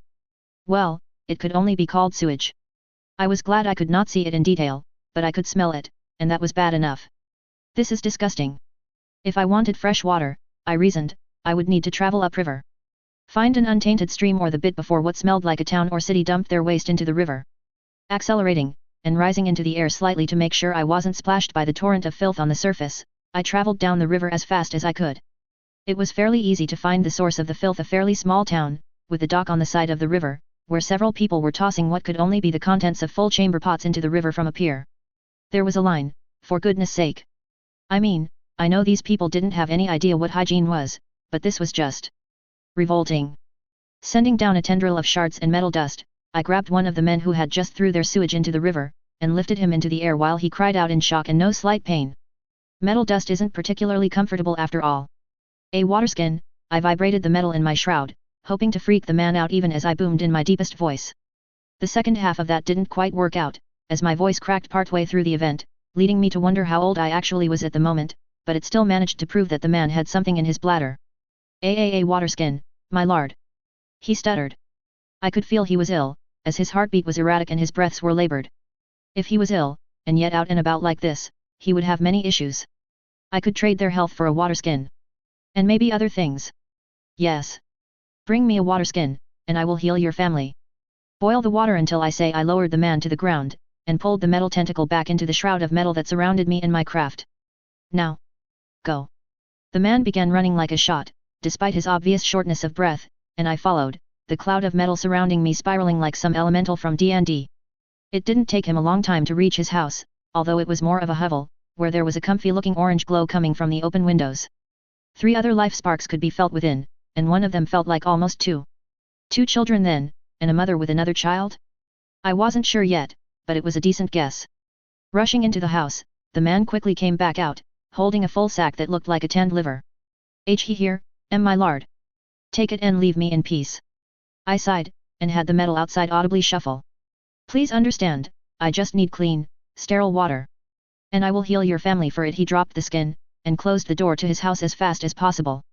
In the next few seconds, the windows were closed by shutters, and I sighed as even the small chimney made of mud bricks in the side had a few bars of pigeon pushed over them. Damn! I muttered, as I used the impromptu tentacle to lift the waterskin to my body. Opening it, the smell of alcohol assaulted my nose, and I remembered that, for most of human history, various wines and beers were safer than just drinking water. Still, I had a method of containing water, and, after pouring out the alcohol, which I could not drink in any case it was nasty, I went to the tops of the nearest snowy trees and filled the bottle with snow melt. As the container was the size of a folded arm, no idea what it was made from, but it was a good size, I had enough water for a couple days. Soaring out in a large circle, I ascended and returned to the coast, continuing to follow it as my best ticket away from this place.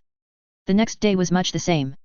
I would fly until I couldn't concentrate, then find a place that was out of the way enough for me to be willing to rest there. I eventually passed an old castle on the tip of a peninsula, a couple more rivers, and at least one small town. When I came to an old-looking town, and realized that the shore, visible in the moonlight, was backtracking north, I clenched my anus and flew at breakneck speed straight south, not stopping until I came upon a set of 3 islands. One was particularly interesting, as it had a functional lighthouse, and, when I had climbed out of the range of the beam, I could see the light of a castle as well as the lighthouse and harbor town. Seemed like as good a spot to stop as any. Giving myself a few moments of free fall, yes, I was working on my fear of heights. No, I didn't want to think about it. I pulled up hard when the wind changed direction. The reason? The smell. The town was rank.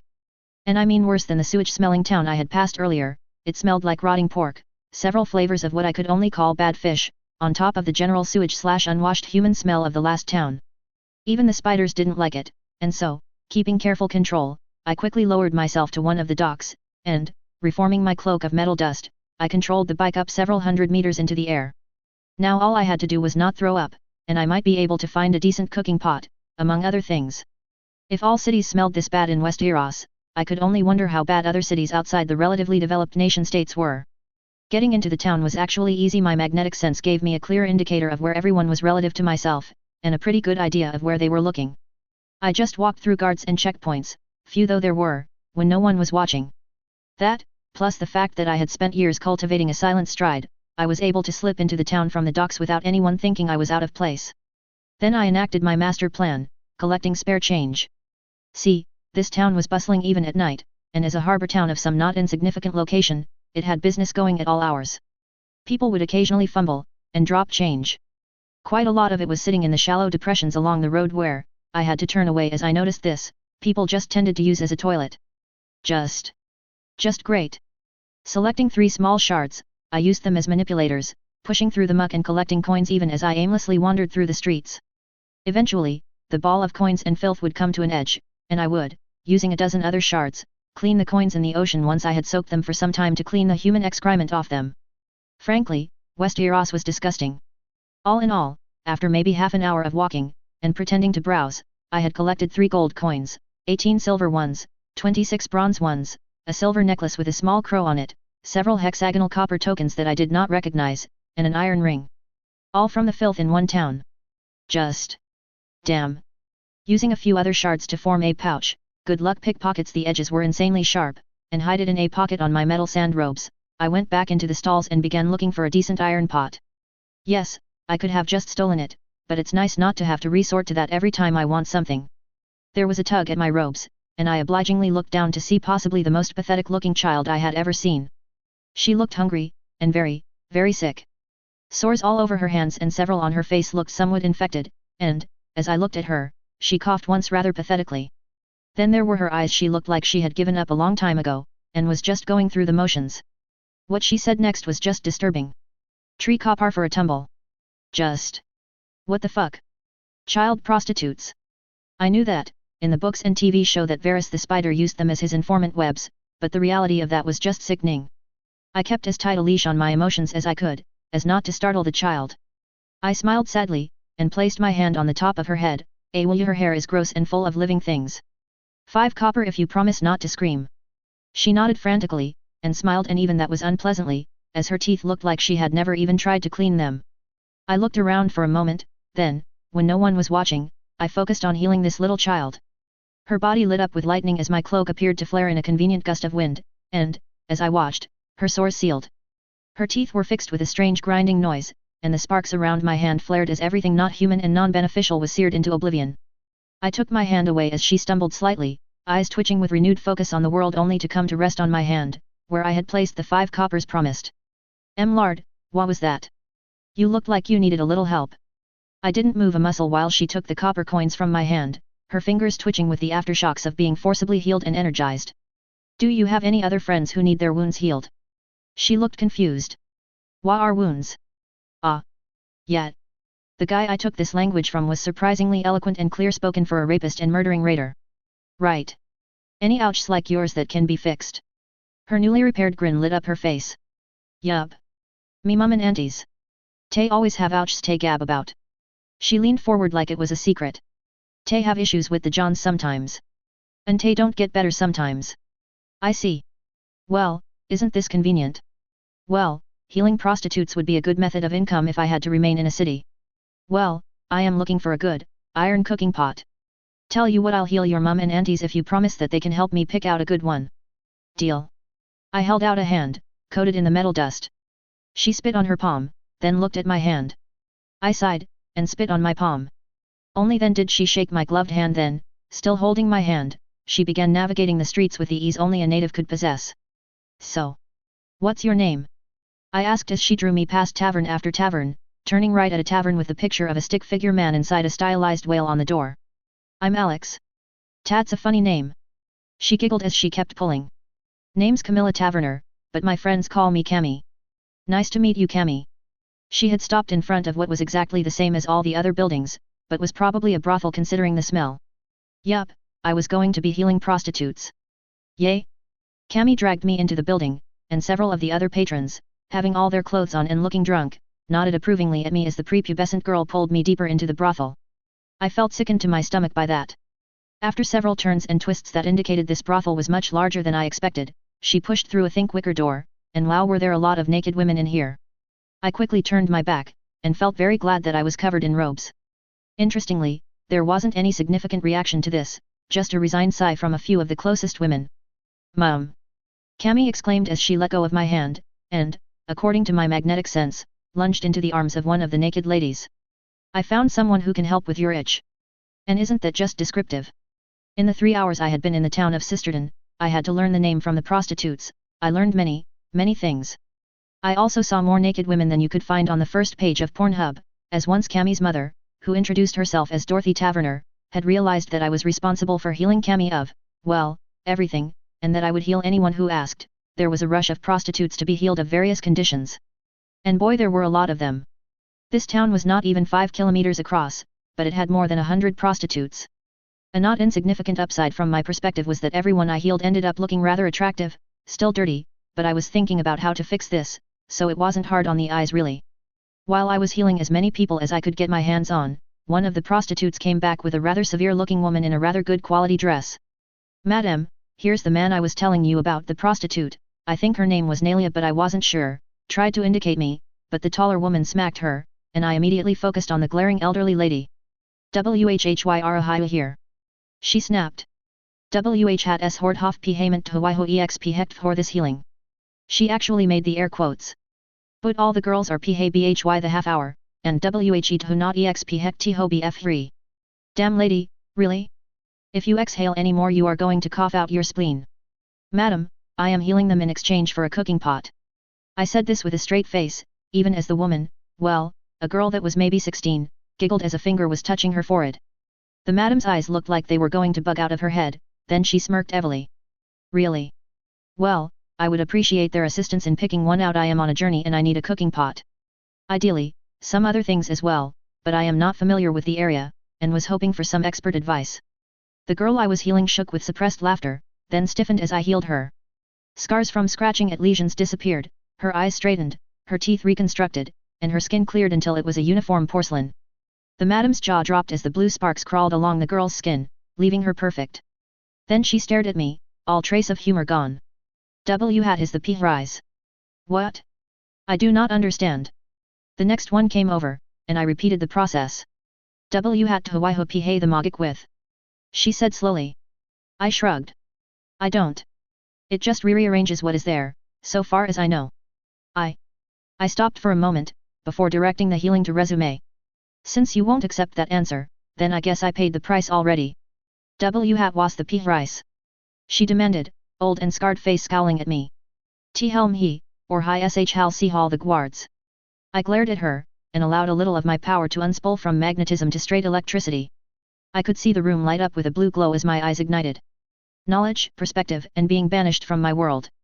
"So, please stop asking, and let me heal these people." She didn't respond. After that the prostitutes were not that happy to see me, although the last few did come for healing. The madam had scared them with that whole magic had a cost thing into trying to get rid of me as fast as possible. Upside, they did find me a cooking pot, so I would be able to boil water, a spoon, a map, and another bag for the items. I didn't heal the madam. Oh, and I felt that every single one of the adult and child prostitutes seemed to have the same pull inside that my power wanted to fill. It was easy not to give in, but I would have to look into that at some point. Would I be able to make other conduits? I added that question to the list in the back of my head, and, with a wave and wink at Cammie and her mother, Dorothy, I drew my ride back down so I could sit on it. Their expressions were priceless. The information that Dorothy gave me was almost as priceless as their expressions had been. What was being called Robert's Rebellion had been in full swing for nearly 6 months, and the last she had heard from the sailors and smugglers that frequented their island, King's Landing, was probably under siege by now. That was bad, for several reasons. Mainly, because if this world was anything like the world I remember, the Lannister army would, near as makes no difference, rape and pillage the whole city. Thousands would be killed and raped, children would be burned alive, and the city would only survive because the combined army brought by Eddard Stark would enter the city, and the partying would stop. No. Fuck that. I had drained one man of his life just to learn the spoken language I could deal with an army, or, at least, try some of the gambits I had read in other fanfiction. I do not know if my speed on the bike was limited, but the acceleration was a function of how much I willed it. After taking a moment in the moonlight to look at the map, I realized that the town of Sisterton, where I was now, was almost exactly north of King's Landing. Sealing myself within the shroud, and putting away my map, I made sure to take a drink of water and anchor my bags to the vehicle completely. Then I went. As I have said before, I had no idea how fast I was moving. I wasn't exactly counting mile markers on my journey, couldn't anyway, as I was not following roads. But I did know one thing: I could move. And I did. I climbed as high as I could and still breathed, then I pushed it. While I doubt I went supersonic, I do know that, when I looked behind myself, I was trailing a shockwave that was visible on the clouds that gathered around the mountains that I passed over. The air felt like a physical force, but I covered my frail human body with the metal of my journey, dropped closer to the earth so I could use my magnetic sense to see, and moved faster. The image my magnetic sense gave me changed faster and faster until I was barely able to notice the smaller details on the ground. I think my radius of detection was around 500 meters or so, but I was moving so low that I had maybe 200 meters of image of the ground where I could see anything with the shroud up. Now though, I was moving so quickly that everything within that radius seemed to be sliding by at breakneck speed, and I had to maintain concentration so that I didn't hit any hills or trees or buildings in my way which, granted, there were few of, as I was almost adhered to the mountains here, but I wanted to keep the speed up. Every hour or so I slowed down, ascended, pulled back the shroud, and exchanged my air as well as took a look around. The first time I surfaced for air, I was over a wide, winding lake/river. The second time, I was just breaching the mountains and entering the foothills of what I think would be the Crownlands. The third time, I had just passed over countless farms, and the moon rose over me as I could see the tracks of where an army had passed through the country. The fourth time, I was within view of the city. It was not a pretty sight, the army I had noticed coming in from the north. It hadn't arrived yet. Still, there was another army oozing into the city like a colony of Amboa into a maze. At my current altitude, I couldn't hear the city, but the smell of smoke was strong, and, in the little hollow I had built for the spiders, I heard one of them make the cutest damn sneeze I had ever heard an arachnid make. This was not good for them. I angled down, and stretched out my power, not caring if I was being seen. I felt the edge of the invading forces as they attacked the city, the armor and weapons giving me a very clear view of what was going on. It was wrong. Rapes, killing, and looting was happening everywhere, and I could feel all of it within my radius. I could feel my eye twitching. These animals. Was this what sort of thing warfare had become in this world? Fine. Reaching out, I began collecting swords in a great cometary tail as I flew over the city and the invading forces, occasionally bringing screaming men with them, but I just spun those ones until the human fell away. Arrows did nothing but add to my swarm, forming behind me until I had gathered every sword that the invading army had brought with themselves. The sheer mass was not insignificant, and I could feel my power draining again. I was exceeding my weight limits, at the moment, but I didn't intend to hold them for long. Rather, I kept the dozen best, and the rest, I fired out into the walls of the city at shattering speeds. While this stunt was costly for me, it took out a quarter of my power just for the acceleration of the swords, and I was down to half power. It had crippled the invading army to some degree. Now King's Landing would still be sacked, but every man, woman, and child who had a sharp object was that much more dangerous. I did another sweep of the walls, adding more metal dust and shards into my personal cloak, and shitloads of arrowheads. Those I layered around my vehicle like a second skin, and soon I was very armored. Next stop, the keep. Of the many atrocities that I remember from the books and TV show, the sack of King's Landing was one of the worst. But what personally disgusted me was the actions of the Mountain and some other knight belonging to the Lannisters. Specifically, they raped the princess after killing her children in front of her, then killed her. That act of disgusting cruelty paved the reason for the country of Dorne to being a constant irritation to everyone else in the entire series, and one of the worst death scenes ever. The Viper and the Mountain both died. I swung in circles around the Red Keep, feeling the entire structure of the castle and those within as I did so. There, two figures in armor were both moving erratically, hacking away at a door in some little castle in the castle. That would probably be the holdfast. It was surrounded by iron spikes, and nearly physically separate from the main castle, so it would be an ideal location to defend if the city came under siege. The problem was, there was a pile of armor slowly sliding down spikes in the pit, and I think that would be one of the guards. Fine. I guess it's time to be the big damned hero. Or just kill the Mountain. I'd live with that. There were 5 human-feeling sparks of life in the holdfast. 2 of them were large, and armored very, very well. I could feel the metal around them. Too bad for them. With barely a thought, I unlocked the drawbridge, even as I drifted down and landed on the stone floor outside the main royal apartments. The 2 armored men were slowly hacking their way through what, if the thickness of the locking mechanism was any indicator, was a very thick wooden door. I had some time. Getting off the bike, I considered my options. I may as well have some fun here. My robes of flowing metal dust, now rather billowy with all the extra dust I had collected while flying around the city, were pulled tight to my body as I forced the material into a hard, carapace-like structure. Thousands of arrowheads, my entire collection from my overflight of the city, crept along my body into an alien-looking mail-like armor. The 13 swords I had kept hovered behind me, each of the blades engulfed in the metal dust except the middle one, a long, 2-handed sword. That one I covered with arrowheads, reminiscent of the weapon Samehemeta. Then, laughing with the absurdity of it all, I left the swords behind on my vehicle. I doubted I would even draw the weapon in any case. I didn't want any sort of angelic effect here. With my armor built, I walked into the holdfast. It was fun to build these things with my power, too bad I was probably going to kill some more people. They are likely assholes. While Westeros in this world, whatever it's called, I never did find that out, was no WH40K, there were no end to the assholes that needed to be dealt with. The two in armor were still hacking away at the door, and, after a minute or so walking towards them, I stood behind the two, silently while they continued to chip away at the door. I waited. They didn't notice. I waited some more. They didn't notice. I sighed, and lifted them into the air. Their swords spun out of their hands, armor supporting their every struggle and ignoring every shouted oath. What? Sputtered the larger one. How could you? His eyes fell upon my blackened, arrowhead-covered form, and he swore. Oh shite. The smaller one, being somehow less bright, started shouting. You. Did you do this? I nodded silently. When the Lannisters get here, they will find 2 corpses. I said calmly, interrupting the rant in the only way an utterly calm and in-control voice can. Yours. I reached out, slowly, letting the arrowhead armor peel back like a living thing to make my human hand visible with lightning sparking between the armor and fingers. Well, 3 because of that one guard you killed, and you. And I will know everything you ever did. Without another second, so that I wouldn't lose my nerve, I drained the smaller of the 2 knights, Amory Lorch. Frankly, he was a monster in life, raping without restraint, having no issues with killing anyone. Women or children were no different than bandits or any other enemy soldiers to his mind. I let the lifeless, smoking body fall to the ground, and opened the door only to be met by the sound of whimpers. Excuse me? I asked the room. More whimpers, these stifled. Look, King's Landing is under attack. I can get you to Dorne, but you need to come out. What should I do with the last of the 2 men who were attacking your room with the intent to rape and murder you all? Even more whimpers met that statement. Fine, well, I wasn't eloquent at the moment, hyped on adrenaline. And rage, and resignation, and a few more emotions that don't quite mesh, but oh well. Damn Targaryens! Snarled the mountain, before he refocused on me. Let me down, boy, and I will grant you a swift death before I deal with the last of the dragon spawn. More whimpers. This just isn't working at all. Fine. I'm just going to go drain this guy, steal his boots, maybe his buddy's boots if they fit better, and come back when you have calmed down a bit. The mountain made a noise of surprise, but then I had poked him in the forehead, and I was draining everything. He was, in a single word, monstrous. He had personally raped dozens, if not hundreds, and had a particular fondness for killing children.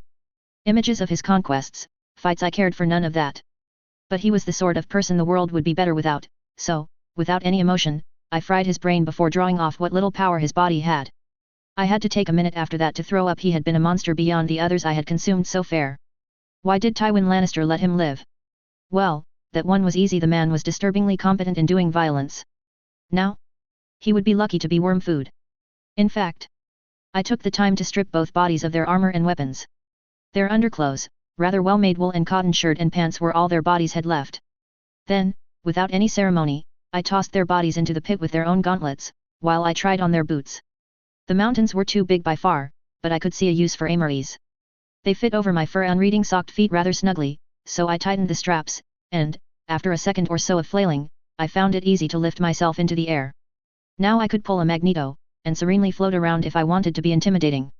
The gauntlets of both were too big, so I just wrapped them in the chain mail, along with all the other armor, and hooked them around my supplies. I wonder if I should collect some more provisions. What do you think, Princess? I asked Elia Martell, as she clutched the hands of her children while she walked over the drawbridge. I think Dorne is maybe a day or so in travel time away for me, but I need a decent map for that. I pulled out the map, and formed a flat surface out of the metal dust for it to be placed on. Now, it looks like I could hop this mountain range if I just took a straight line from the road going into the northern side of King's Landing, but it's also a fairly long way off along its own peninsula. Maybe I could go straight south instead, and follow the road to Highgarden first. I made sure to sweep back the armor of arrowheads, which went back to armoring my ride. I was feeling pretty good, power-wise, after draining those 2. That way I looked, at least, somewhat human. They were really coming to kill us, weren't they? Stated Elia, giving me a rather intense look. Yeah, I have no idea what is going on here. I turned back to my bike. Yes. They were. As far as I am aware, Tywin Lannister wanted them to make sure there was no possibility of anyone being able to rally others against their own candidate for the Iron Throne. Oh right, I could easily destroy that. That reminds me, do you mind if I go about throwing the Iron Throne in the sea? I can reach it from here. I could too. The castle wasn't exceptionally large. Okay, everything is packed away. I have enough food to easily get to Highgarden, pick up some food there, then continue south. You can throw the Iron Throne in the sea from here. It looked like she was having an issue with that idea. How? I turned to the princess. I have a floating vehicle here, and I am covered in metal powder and arrowheads. Let's just call it magic, okay? Now, do you want my help escaping to Dorne, or do you want to stay here? By the seven, this is amazing! Screamed Elia Martell as she sat on the back of my vehicle, holding her children in a seat I had fashioned from the breastplates and other armor pieces, as well as decent amounts of metal dust. Do you always go places by flying? I took a moment to answer, pulling away from the keep even as the city below slowly stopped smoldering. I've been getting used to it. But when I get the chance... Yes. I admitted over the wind. Now, we are going fairly slowly. High speed will mean you won't be able to see out, so... I'm sorry about the darkness. But believe me, you do not want to have any bits frozen off by the wind chill. Wait, what? I pulled the metal dust up around us as we began to slow down, making sure to keep the ray sphere and its glowing LEDs pointed inward to provide a little bit of light. I mean exactly what I said. As you move faster, you get colder, then hotter. At the speed we will be going, you either need to be protected with heavy furs, or by this shield. I tapped on the dust cover as it finished sealing over, leaving the inside only lit by a few sparks of blue. She took a minute or so to think about it, and then nodded. Her children, having been exhausted by the night's events, looked like they were falling asleep where they sat. Now we cannot see, how will you know when we get to Highgarden? I won't need to. I pulled out the map with a few tentacles of metal dust, and angled the sphere's lights above her so that she would be able to see it. While there is indeed a decently long ocean voyage, I can keep us going dead south from even in here. She squeaked as I increased the rate of acceleration for a few seconds. What was that? It felt like we were being pulled back. Pushed back. We needed to speed up a lot to get to the speed needed to make this journey quickly. I informed her. Look, think about how long it would take by boat or horse to go from Sun's Pair. When she didn't correct me, I rolled with it. Think about how long that would be, and consider how fast those are. Now, I want to make the same trip in less than a day, so I have to make sure we are moving very, very fast in order to cover the same distances. And the fast-moving air makes us colder. She sounded like she was having a hard time with the idea. Yes.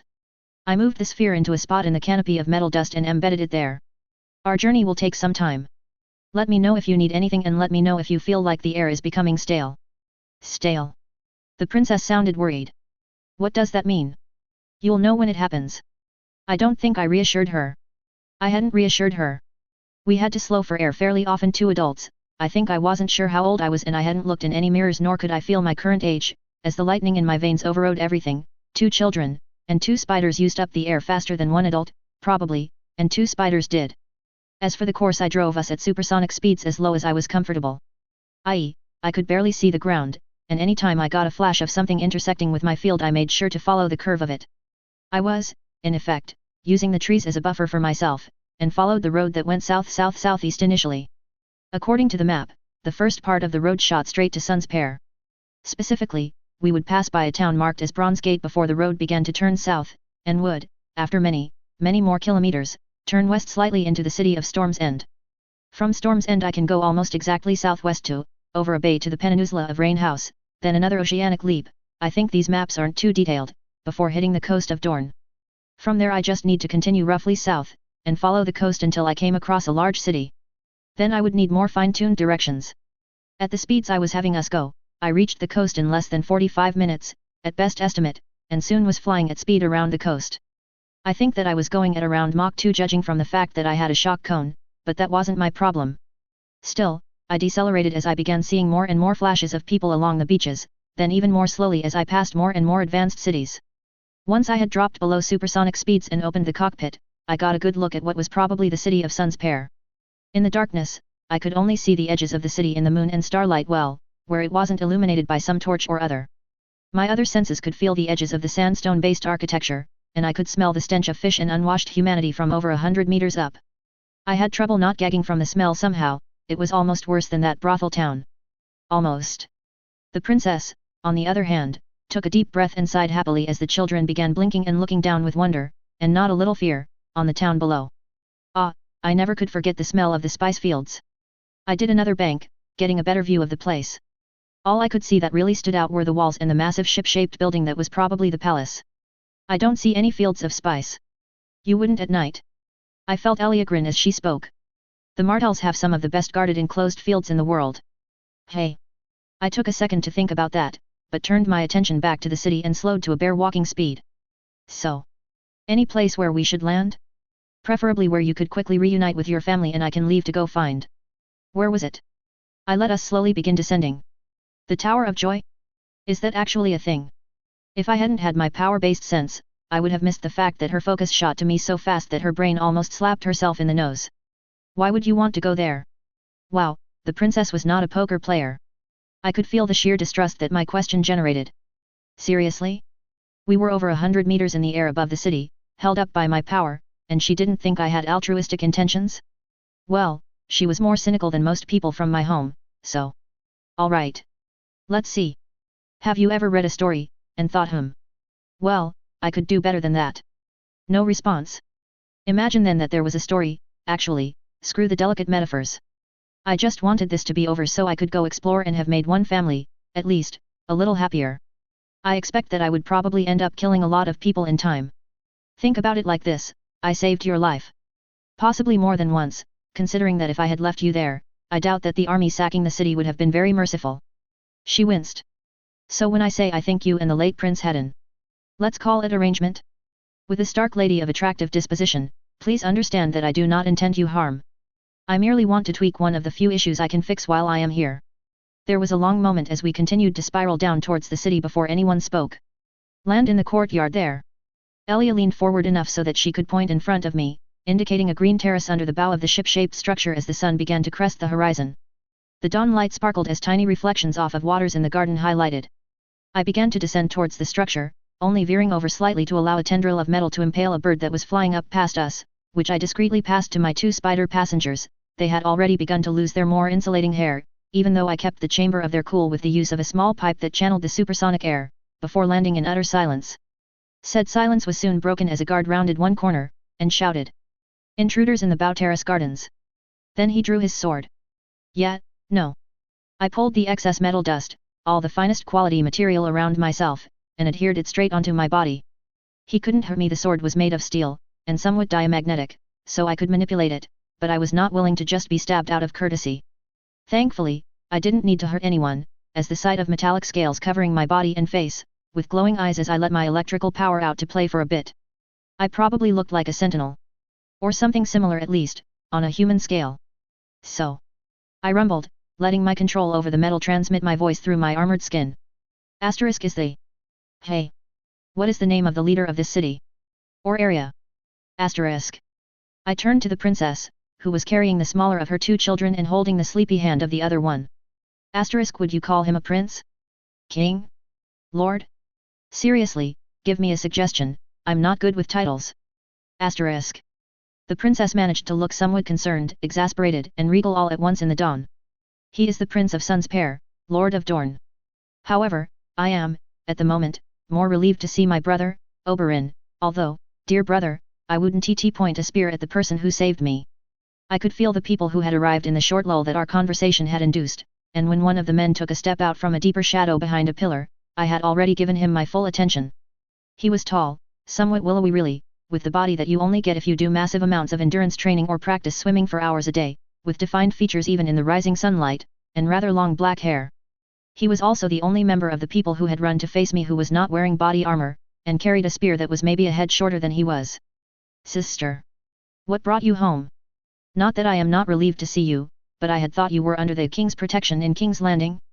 How could you have gotten here so fast, when you sent me a raven only 2 days ago? Elia looked down and I could hear the tears in her voice as she clutched her infant son to her chest with her right hand. King's Landing has fallen. They were trying to get into the keep. The hold fast. Then this child saved me, and... Asterisk, hold on. How old do you think I am? Asterisk. I turned to look at her, my eyes blazing with lightning. That seemed to take her off guard. Maybe 14 winters? 15 at most. I felt my left eye begin to twitch. Damn Rob, first you send me to Westeros, then you de-age me? I have constitutional growth delay, for fuck's sake. My bones were still closing when I was 26, and you de-age me to this. Fuck it, I'm going to put a priority on getting a mirror. Asterisk never mind, just continue with your reunion. Is there anyone I can negotiate with for my services in rescuing your sister wife here, or do I need to wait? I don't know how much time she has in that tower, and I need a few things in payment. Asterisk. Sister wife. Oberyn looked at Elia, who walked over to the prince while I was twitching. That Stark girl. Lina Stark. Well, Lina Targaryen. Elia looked down as her daughter sleepily rubbed her eyes, and looked up at her mother. Are we gonna see Mother Lina soon? Rhaenys asked quietly. I miss her. Asterisk she's probably still fine. Asterisk. I rumbled. Asterisk so. Negotiating my services. Asterisk. Oberyn looked between Elia, her children, and me. So. What is the name of your shining savior? And what makes him think he is allowed to enter the palace without leave of the guard, or anyone with the permission to grant such? Asked a slightly older man, as he came up a staircase, flanked by a very attractive woman. Asterisk I can control metal with my mind. Asterisk. I shrugged. Asterisk and I am kinda, you know, interfering in current events. Asterisk. That didn't explain anything. Elia protested. Asterisk well, that's not really my fault. Asterisk. I turned back to my bike, where I could see Spider Bro and Lady Spider Bro pushing their insulating hairs out of the hole in the bike that led to the outside. It was rather hot. I began pulling and twisting magnetic fields in a small area around the armor on my hand. After a few seconds of trying different patterns, the armor frosted over, so I memorized that pattern of electromagnetic flux, and applied that over the inside of their burrow. They stopped pushing out the hairs, and retreated back into the hole. My plan to head south may have been a bit premature if I wanted to keep Spider Bro and his lady around. Whose fault is it then? Asked Elia, even as Oberyn sighed, and picked up his niece. Yes, niece. Asterisk ARR. Oh. Bees. But you wouldn't get that reference. Look, I am not even supposed to be here, so if we could just get to the negotiating bit, I'll be on my way, and retrieve the other bride of your prince. Asterisk. I looked around, and pulled back my armor so I could feel the sun a little bit. It was nice. Crisp air, warm sunlight, disgusting smells nope. Covering up again because that smell is disgusting. Asterisk my deal is simple I want glass. Asterisk. That made Oberyn, Elia, and the other one, I think his name was Doran or something, look somewhat confused.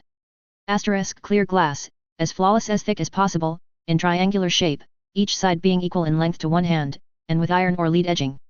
Asterisk. That didn't help clear up the confused looks. Asterisk okay, I am willing to retrieve the other member of the royal family, in exchange for as much thick, clear glass as you can put together of the dimensions I described. As I am willing to bet that she is pregnant, asterisk. I turned to Elia, who nodded slightly.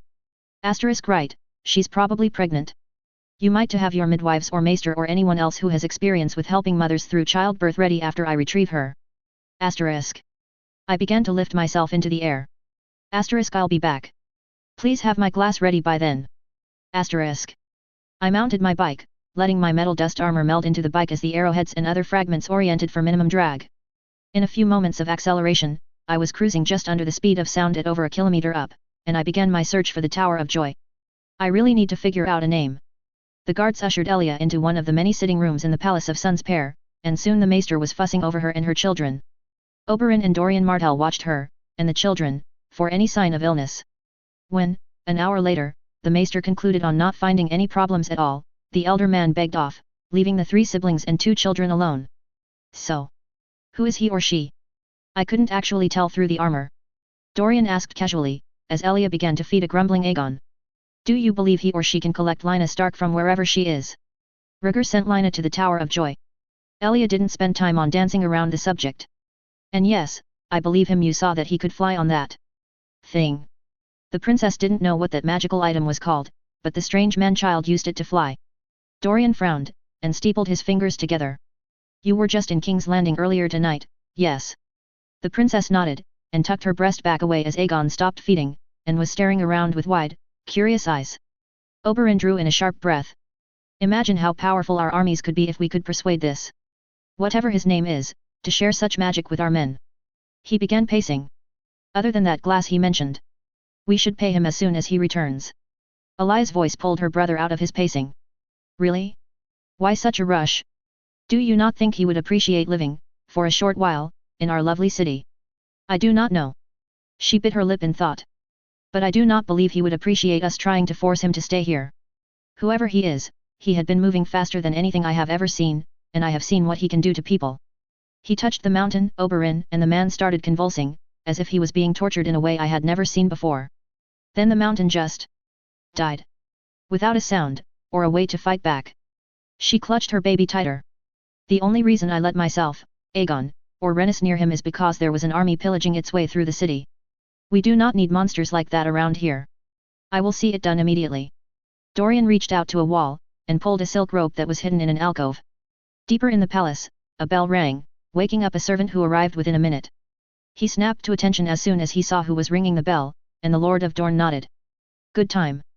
Now, I want you to go to the kitchens, and ask for an early breakfast to us four.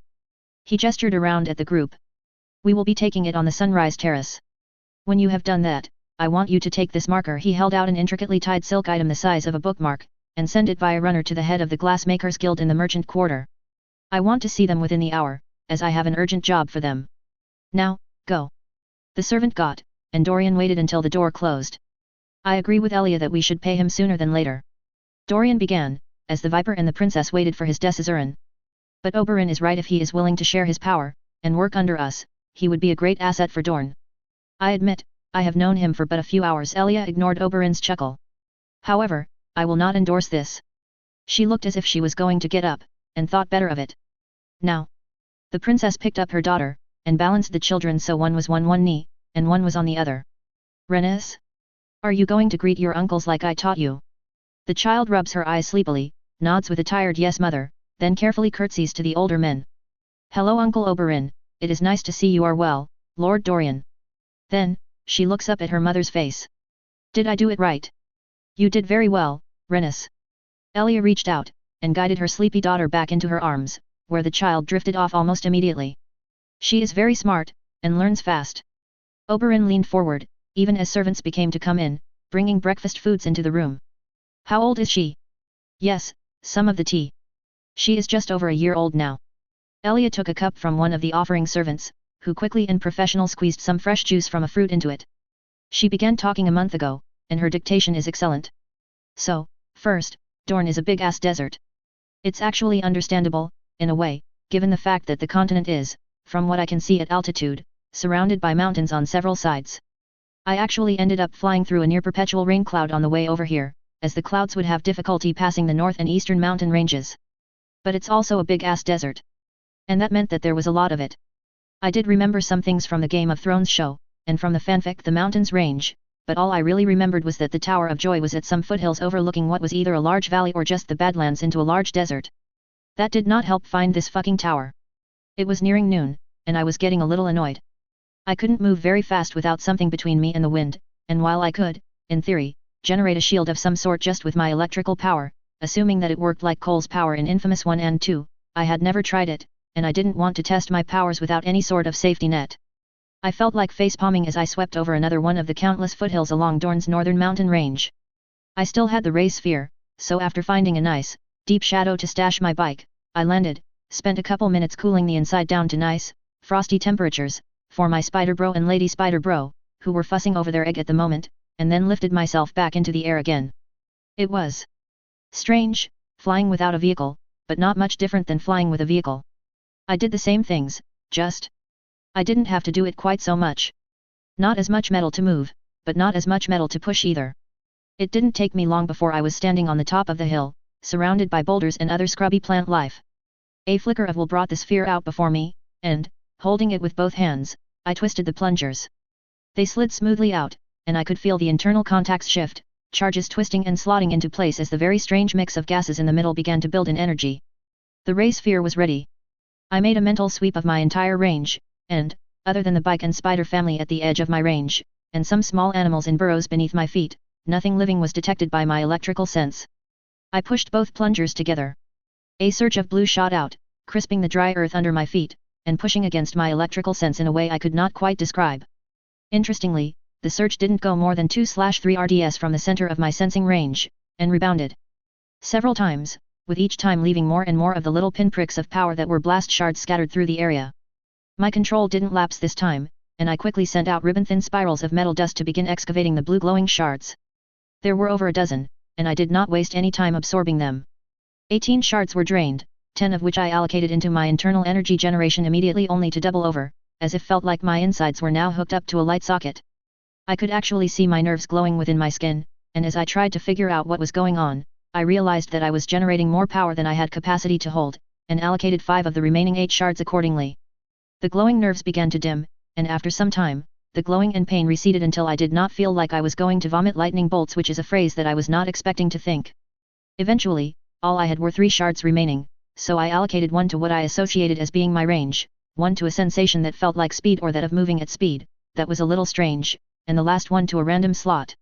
I felt the changes there pretty much immediately as well. When I added the blast shard energy to my range, it doubled, which was nice, and hopefully I would be able to search a bit faster.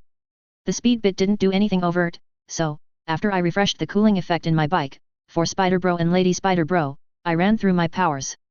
Metal manipulation was normal, I could move at the same speed, fast as a person who spent 13 years practicing a martial art that focused on good footwork, which means slower than you might think. When I ran, I could move at the same rate when I jumped, never really good at the standing high jump, and when I tossed a rock up and down, it seemed to descend at the right rate. I'll come back to it later. I continued ruminating as I returned to the bike. My powers were weird. I could feel the lightning, even as I rose into the air, my power easily handling the load of moving over a ton of metal dust, but there were these holes? No, slots, or sockets, where my lightning occasionally reached out and spread through briefly, before returning to its main socket. The power had filled into these sockets before, when I had overcharged my energy generation rate, but now there was just the feeling of potential. The fact that I could feel multiple sockets, endless sockets with potential just waiting, reminded me of only one power in the infamous games, and that was the drain power. It would explain a lot, I thought as I flew over even more mountains, moving faster and faster as I resumed my search. The fact that I didn't feel a power right off the bat when I activated the ray sphere, and how the lightning was sucked into me, and how easy it was to drain people. Yet, I think that's my power. I would need to test it on another conduit, but I don't have one of though. I slowed abruptly, and felt Spider Bro and Lady Spider Bro crouch as they felt the G-forces increase for a moment. I had just passed over a stone outcropping that had several humans in it. 4 humans, 3 of which were clad in steel armor and carrying various weapons, while one of them was pregnant. I spiraled closer, and felt one of the humans become agitated as I approached, drifting down to see if I could get a better look. Once the whole structure was engulfed in my magnetic sense, I could feel that the structure was a tower of some form, made of the native rock, possibly carved out of a natural spire or outcropping shaped roughly into a small triangular-ish butte, and supremely well camouflaged. In fact, I do not think I would have known it was there if I hadn't been close enough to feel the living beings within it. Once within the nearer 2/3 RDS of my range, I could reach out with my power to grasp them, and did so, lifting the squirming humans into the air all as one, while the pregnant one just slept. It was hard to tell with this sense, and I was not as adept with it as I hoped to be one day. Still, the situation was neutralized, and I could enter unimpeded. I pulled the finest of the metal dust from my vehicle, shrouding myself in a cloak, and walked up to the door. I probably looked like one of the Nazgul, with the metal dust mimicking dark cloth and filling the cloak of my head with shadows, but I like to think I looked less intimidating than my armored-in arrowhead's form. I could be wrong though. I'll deal with it later, I thought, as I reached out and tried to open the well-concealed door hidden in the rock. It was locked. I almost laughed, of course it would be locked. I reached around, and, with my power, lifted the bolt on the inside slowly, being supremely careful not to break the aged wood or corroded metal. Someone might want to use this tower later after all, maybe even me if I decide to go full overlord on this world. The hinges were creaky, but I was able to enter with a minimum of fuss, floating slightly over the floor to prevent my footsteps from making any noise. I remembered how cranky my mother could be when she was pregnant with my siblings, and I didn't want to disturb her. "Lady Lina, run!" shouted one of the floating armored figures. "We'll try to hold it off." Well, at least I found the right place. Lina Stark was not having a good day.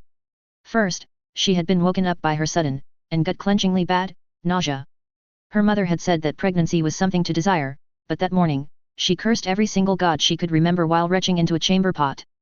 The King's Guard who had escorted her out here hadn't helped, their heavy armor coupled with the hot climate, lack of water for bathing, and their general unkemptness made their stench amplify and reinforce her nausea with a vengeance.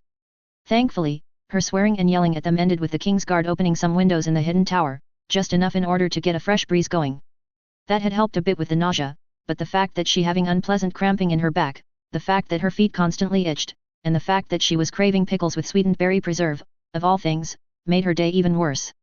They didn't have any pickles here, and that made this a really, really bad day. It didn't help when the king's guard, who had just been trying to retrieve something sweet but sour from the stores of food in the tower, began to float into the air. Then the figure in menacing robes floated in, and Lioness Stark finally gave up being willing to deal with this crap today. This was something. Okay, just to mentally recap, I floated in, all ring-wraith-like, and the first guard tried to throw a dagger at me. I caught it in my field, and put it back in the holster as he screamed insults at me in at least 2 different languages, one of which I actually understood. I set him to begin gently spinning on multiple axes. I do not like being called an incestuous, mute, craven witch son of a whore and a brothel curtain. It just didn't feel imaginative, although I will admit that I had never heard that combination before. The second guard actually threw up as I passed him, but considering the fact that he began shouting insults at me before I finished ascending the stairwell to pass him, I think I was being more lenient. Then again, I was slowly spinning him head over heels in the middle of a stairwell over nearly 30 feet of empty air, so that might have had something to do with it. The third guard, having heard the commotion, and repeated vomiting, through the open door could not do anything other than float, waving his arms helplessly and swearing a blue streak a few miles wide. I gently directed him out of the door before I entered it. And now there was a pregnant woman glaring at me. This is not exactly a new experience, as I was the oldest sibling of 4, so I have been glared at by pregnant women before, but really, it was almost like she was trying to manifest daggers with the power of her mind. Why? She deadpanned. Wow, just. I have never seen that much absolute. If you give me any crap, I am going to rip your balls off and shove them into your eye sockets. Frustration from a person before. I am here to retrieve Lioness Stark, you, and bring you to the large palace in Sun's Pair. I said carefully. Not that. Lioness' eye twitched just a little. Why was Sir Gerald floating? Reasons. Reasons. If her voice got any drier, I would probably be dead. Magic then. I sighed. Look, I really don't want to waste time here. I sent some tendrils of metal dust to the bed that she was laying on, and smirked as the metal sank into the wooden bed frame. We are on a timetable, and I want to get you to Dorne before any Starks arrive, or your baby is born, so please relax, and we will be on the way shortly. She glared at me, even as the bodyguards floated in. I see I won't be able to stop you. I shrugged. Probably not. With a mental pull I lifted the bed, and her on it, out into the stairwell. Thankfully, the doors in this building were carved into the solid stone, and had been made wide enough to float the entire bed through it, not sideways, but it was wider than the bed one way, so that wasn't a problem. The fact that she kept glaring at me the whole time was, well, let's just say since I had siblings before, I had developed a sense of schadenfreude, and here it was getting a workout. Her glare only intensified as she saw the second guard who I had floating, still vomiting, although now he was dry heaving, and crying a little. Why do you torment my guards? Demanded they. Princess? Was she a princess? Cease this mockery of my men. Technically, I think they're the king's men. I cocked my head to the side, as I knew she could not see my contemplative expression. And are you a princess, or lady? I'm not familiar with the titles in question. I am one of the dutifully wed princesses to Crown Prince Rhaegar, and you will address me as such. She was projecting quite a bit of what I, as an American who had seen the British royal family being all royal on TV, would call haughty royalness, but the shaking in her arms and hands gave away her fear. Sure, but I have no idea how to do that.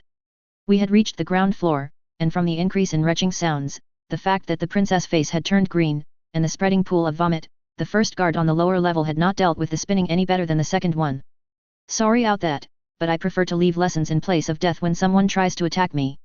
I stopped their spinning, and the king's guards shook themselves a bit. I was only holding them off the ground and keeping them from unsheathing their weapons, so their reactions were a little strange. The one that had been spinning, and vomiting, the longest, began praying. In midair. I couldn't make out any of the words. The first one glared at me, while the last one, after staring momentarily at his comrades, began to fuss over the princess. I ignored them, and concentrated on how we were going to travel to Sun's Pair. I could just float all of us there, but that would take forever, so.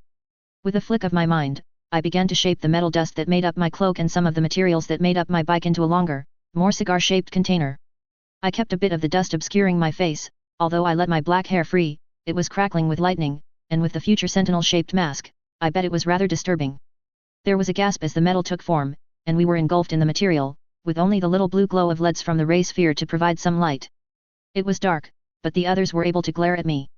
The princess glaring even as the acceleration pushing her back against her bed, while the others seemed to just float in space, grunting only slightly as the acceleration pushed them into their armor. I would bet we made a strange sight to anyone who would look up a silver cylinder, moving faster than sound. I could feel the change in air pressure as a shock cone formed around my vessel, floating in the sky without a care on this sunny day. If this was Earth in 2018, I would have had to deal with the Air Force or some equivalent coming for me. Oh, and the screaming of people shouting UFO, which I wouldn't be able to hear as we were traveling much faster than the speed of sound. My increased perceptive range was a great investment. I mean, if I fired off the ray sphere a few more times, collected the blast shards, and used them to increase my range a few more times, I wouldn't have to worry about running into anything at higher speeds. Still, no reason to just drop the princess and her guards here. I wasn't an asshole. I mean, I'm evil, but I'm not an asshole. Okay, maybe a little. Still, I pushed down the power as we got up to speed, and kept looking at the princess. Thank you for choosing Air Conduit. It is half an hour before we begin our descent, and I hope that you will enjoy your flight. All four of my guests were somewhat poleaxed by the cheery flight attendant routine. On a more serious note, Guard 2, who were you praying to? Prince Oberyn was having a busy day.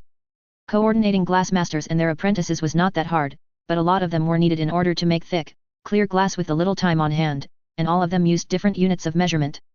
The shrouded metal figure hadn't made this easy when he specified one hand as the length of the sides of each triangular piece of glass, so the prince needed to have his own hand being used as the standard for making the molds, checking the weights, and all number of tasks. More than once he had to berate some of the craftsmen for trying to color the glass, and they would always try to make it just this sheen or just that tone. The prince grumbled under his breath at the need to do this in the first place. He was happy that Elia was back, of course, but he did not quite believe her when she said that the sorcerer who brought her from King's Landing was just a boy, barely grown, and his command over metal was unseen in an age. Really, not even the witches of Assai could fly with all their commands of shadows, nor could any other warlock or wizard he had seen or heard of in his travels. He had been on the roof when the sorcerer had flown away, speeding off faster than an arrow with a shrieking sound that was followed by a sudden boom and rumble of thunder that didn't stop for quite some time longer than it took to lose the silver figure to the dawn and horizon at any rate. That alone was disconcerting. But with the fact that weapons made of iron or steel felt slower, somehow, in his presence, the large amounts of living metal that flew around as it moved, the buzzing undertone of the sorcerer's words, well, several guards needed to change their trousers after seeing that being. Prince, we have finished the pieces. Oberyn shook himself out of his thoughts in a moment, and turned to focus on the Grand Glassmaster and the numerous apprentices, each of which was carrying a single piece of glass with cloth wrapped around it. Each apprentice placed the glass pieces almost reverently in front of Oberyn, each placed just so, the 2.5-inch thick glass slabs having been made at great expense, very great expense, softly placed on the, artistic according to his sister, driftwood table. 23 triangular pieces of glass sat, unveiled, on the table. Well done. Oberyn pulled out a small purse of gold dragons, and held them out towards the Grand Glassmaster. The payment, as agreed, to be split equally. He put a significant stress on the last word, even as the old man's eyes lit up when he saw the purse. Now dash. Whatever Oberyn was about to say was interrupted as a silver streak shot through the air above, shimmering in the afternoon light, and a thunderous crack interrupted the meeting. 2 of the glass pieces shattered on the table, and the rest bounced momentarily before settling. He's here, murmured the prince, who looked dazed for a second before coming back to his senses. Wrap these up again, quickly, and you, he pointed at one of the larger assistants, bring a basket. Formed into the 7, who would bring righteous justice upon those who would deny their holy wisdom. Explained a somewhat bewildered Lioness Stark as we began decelerating over the town. Most of the 7 kingdoms in the south are, what was it, Sir Owen? We are baptized, princess. Replied the still kneeling in midair man. As adults or children, all are welcome in the September of the 7, and may be granted their wisdom for the asking from any septon. Neat. I popped the word. Religion was almost always an interesting subject, but we had arrived. Thank you for clearing that up. In any case, we have arrived at our destination. Welcome to Sun's Pair. I willed the dust to move, relaxing the charges that held the cylinder shape in place, and lowered the 3 knights down first. Then, I slowly lowered the pregnant princess, still in her bed, and pulled all the metal back into place so that I was cloaked once more, and my bike was reshaped. I ignored the guards, waiting until Prince Oberyn appeared, with a man in a robe in tow, carrying a basket full of stuff. I hope it's glass. The Dornishman stopped a fair distance away from my swirling, floating metal, and inclined his head carefully in a form of formal nod. Sorcerer of Metal, I have completed the payment you demanded. With the princess in good health, and the efforts of the usurper stymied, I hope that you might be willing to stay in the city for a few days. He motioned to the man in the robe, who carefully placed the basket on the ground, and began pulling out triangles of clear glass. Your payment, 19 pieces of lead-edged glass. I directed a stream of dust to surround the pieces, lifting them into the light and inspecting them. These should work, and while I appreciate your offer, I am not interested in staying anywhere yet. There is a world to explore, you know. I began slowly rising into the air.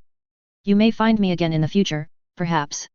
Once I had finished rising over a kilometer up, I looked at the glass. It looked thick enough, and nigh-flawless, so I grabbed the material with my power, and, focusing a little bit of lightning between two tendrils of metal, I began to act like a 3D printer. Specifically, I began melting small flakes of metal dust into place on the lead, until the edges of each triangle were coated. After using some more metal dust to simulate a fan to help cool the metal, not that it needed much help, I just wanted to be thorough, I gripped the pieces of glass with my power, and placed them, with some more dust, around the head of my bike to form a cabin window. A moment to seal myself and the spiders within the main air pocket, and I was off, laughing as the ground sped away and I ascended into the stratosphere. Ha ha ha ha ha ha ha ha ha. I laughed, exhilarated by the speed and sheer power I had now. I wonder if I could go into space. Probably best not to risk it without some more power and more glass layers. I don't want to die accidentally after all, but I could probably circumnavigate the planet with this rig. A little more tweaking to the shape of my bike to make it properly aerodynamic, and spread out the windows so I could see down, and around as well as forward, I pointed myself east. Time to see how fast I could go. A/N, hey guys. I mostly wrote the last 3 segments all at once, while I was inspired by a few things. Please leave your ideas, your comments, and any thoughts you may have on the way this should go after the fact. I'm going to go to sleep, but as always, I will try to reply to any comments as soon as I can. Enjoy the chapter, as it's an interlude, and I look forward to your comments, etc. Oh shit, I totally forgot I was going to throw the damned Iron Throne into the ocean. I muttered as I skirted several kilometers up around the coast at supersonic speeds. Oh well, I'll have to do that later. Across Essos, red priests were waking up, and there was a sense of tension in the air. The rituals to sea had been disrupted by something a few days ago, and the great fires beneath the temples had needed to be restoked.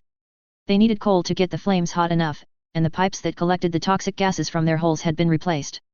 In each temple, as the sun rose and crested the horizon, the flames were lit, and the scores of red priests and priestesses began their vigil.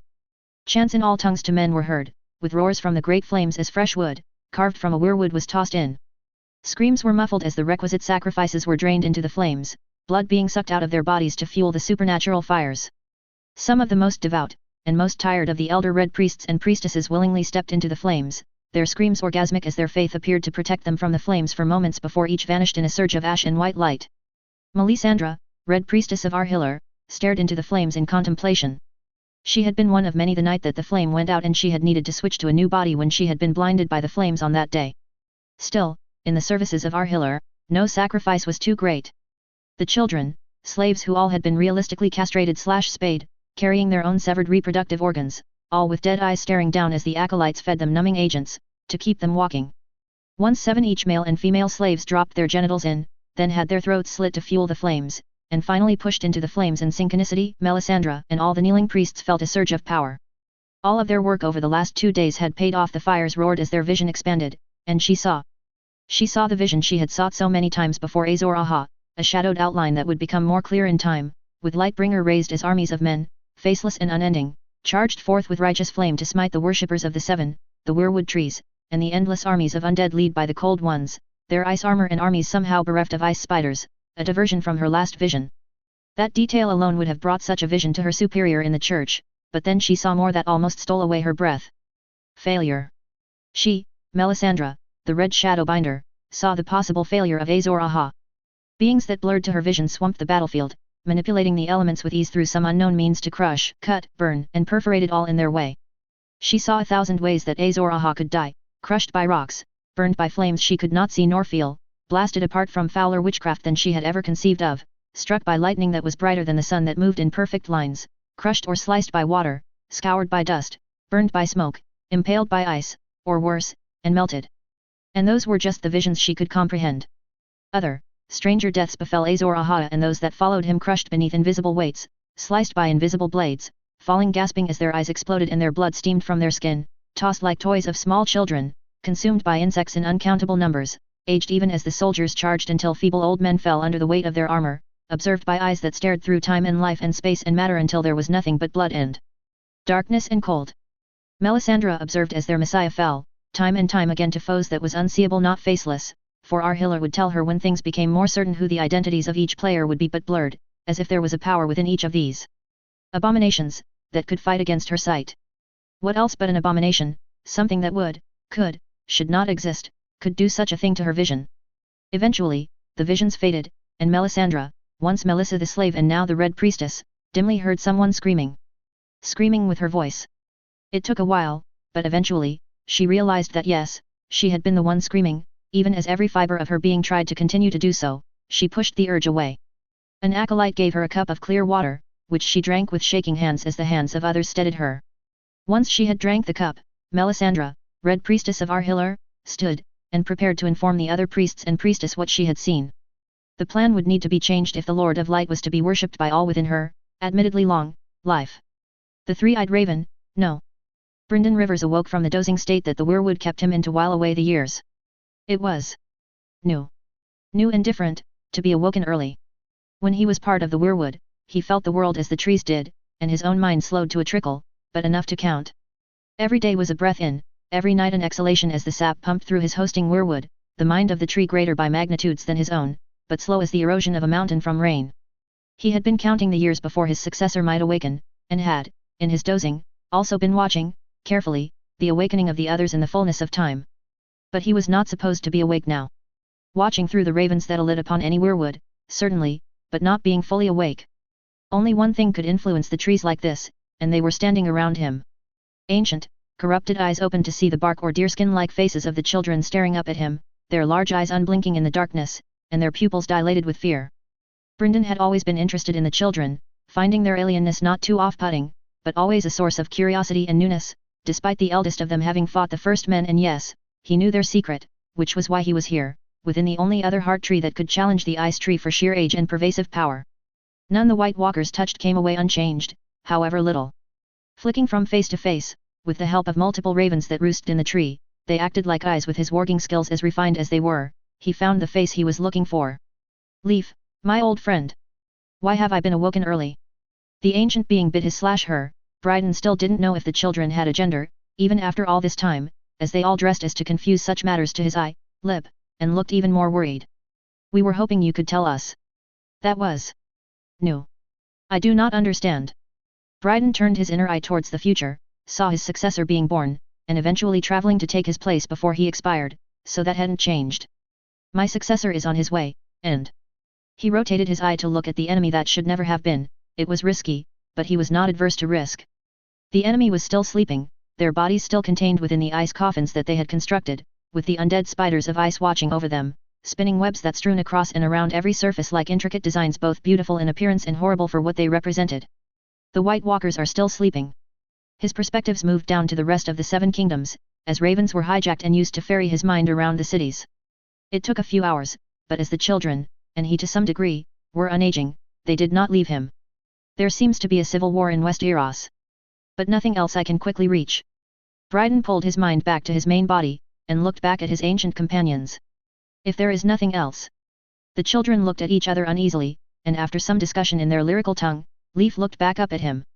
We felt something appear a few days ago, disrupting the other green seers that we kept tabs on, and breaking the weirwood connections. You died, for a few moments, three-eyed raven. Leaf looked unusually stern then. We had to travel the world to reconnect the trees after bringing you back, and only finished yesterday.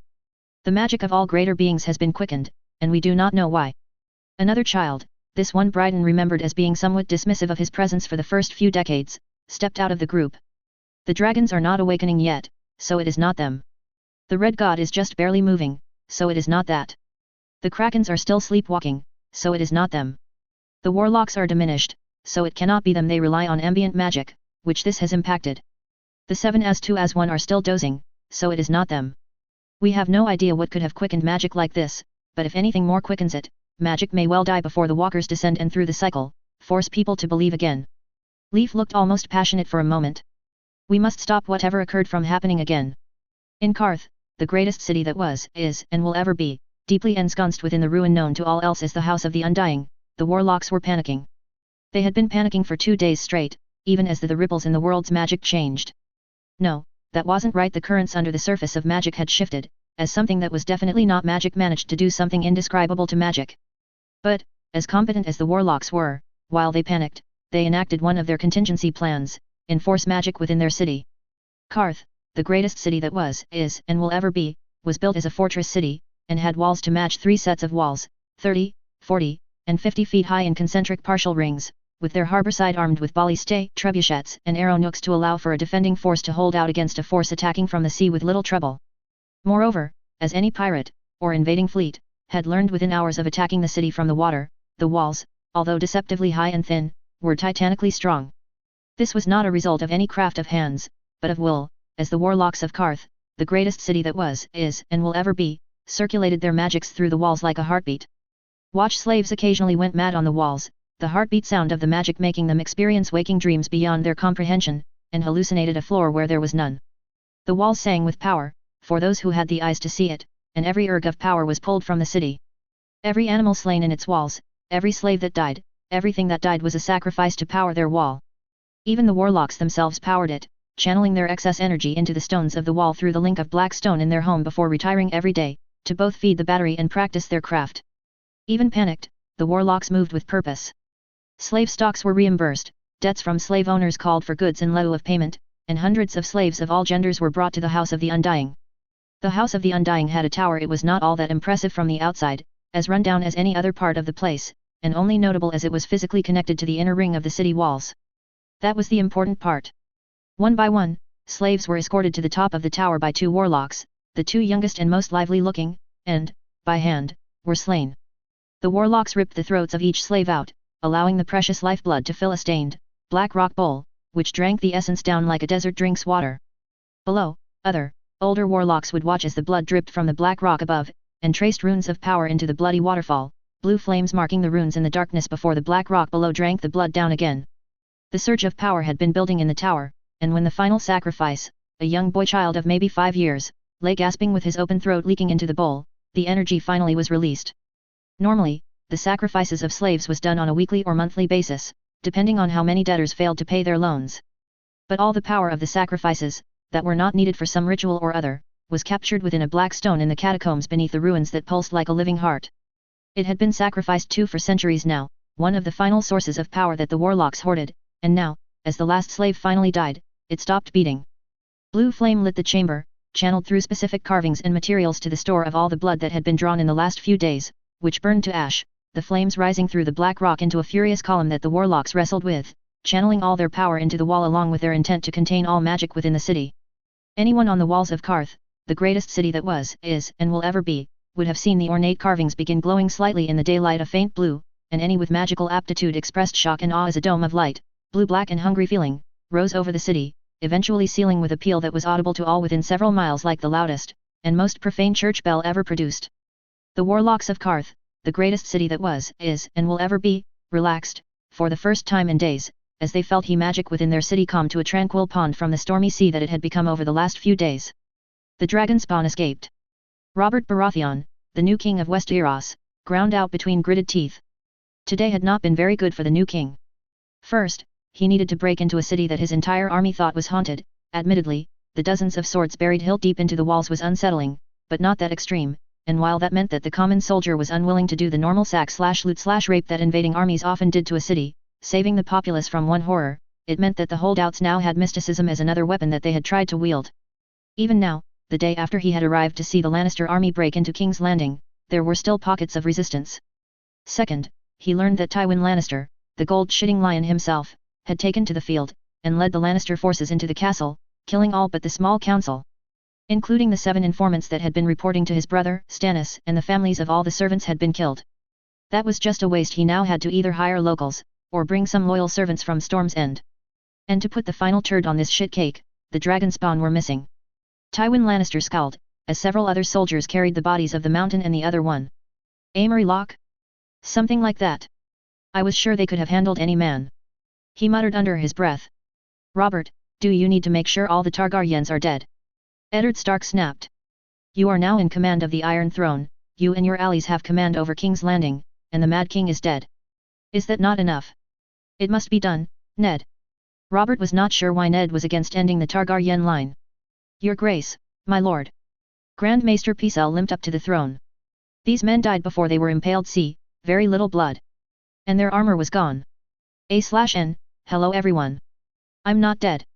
This story, and my original work, has taken up a lot of my relaxation time, so I have collected several chapters, and I will be posting them here. Spoiler, I am bad at naming things in RL, so my SI here will also be bad at this.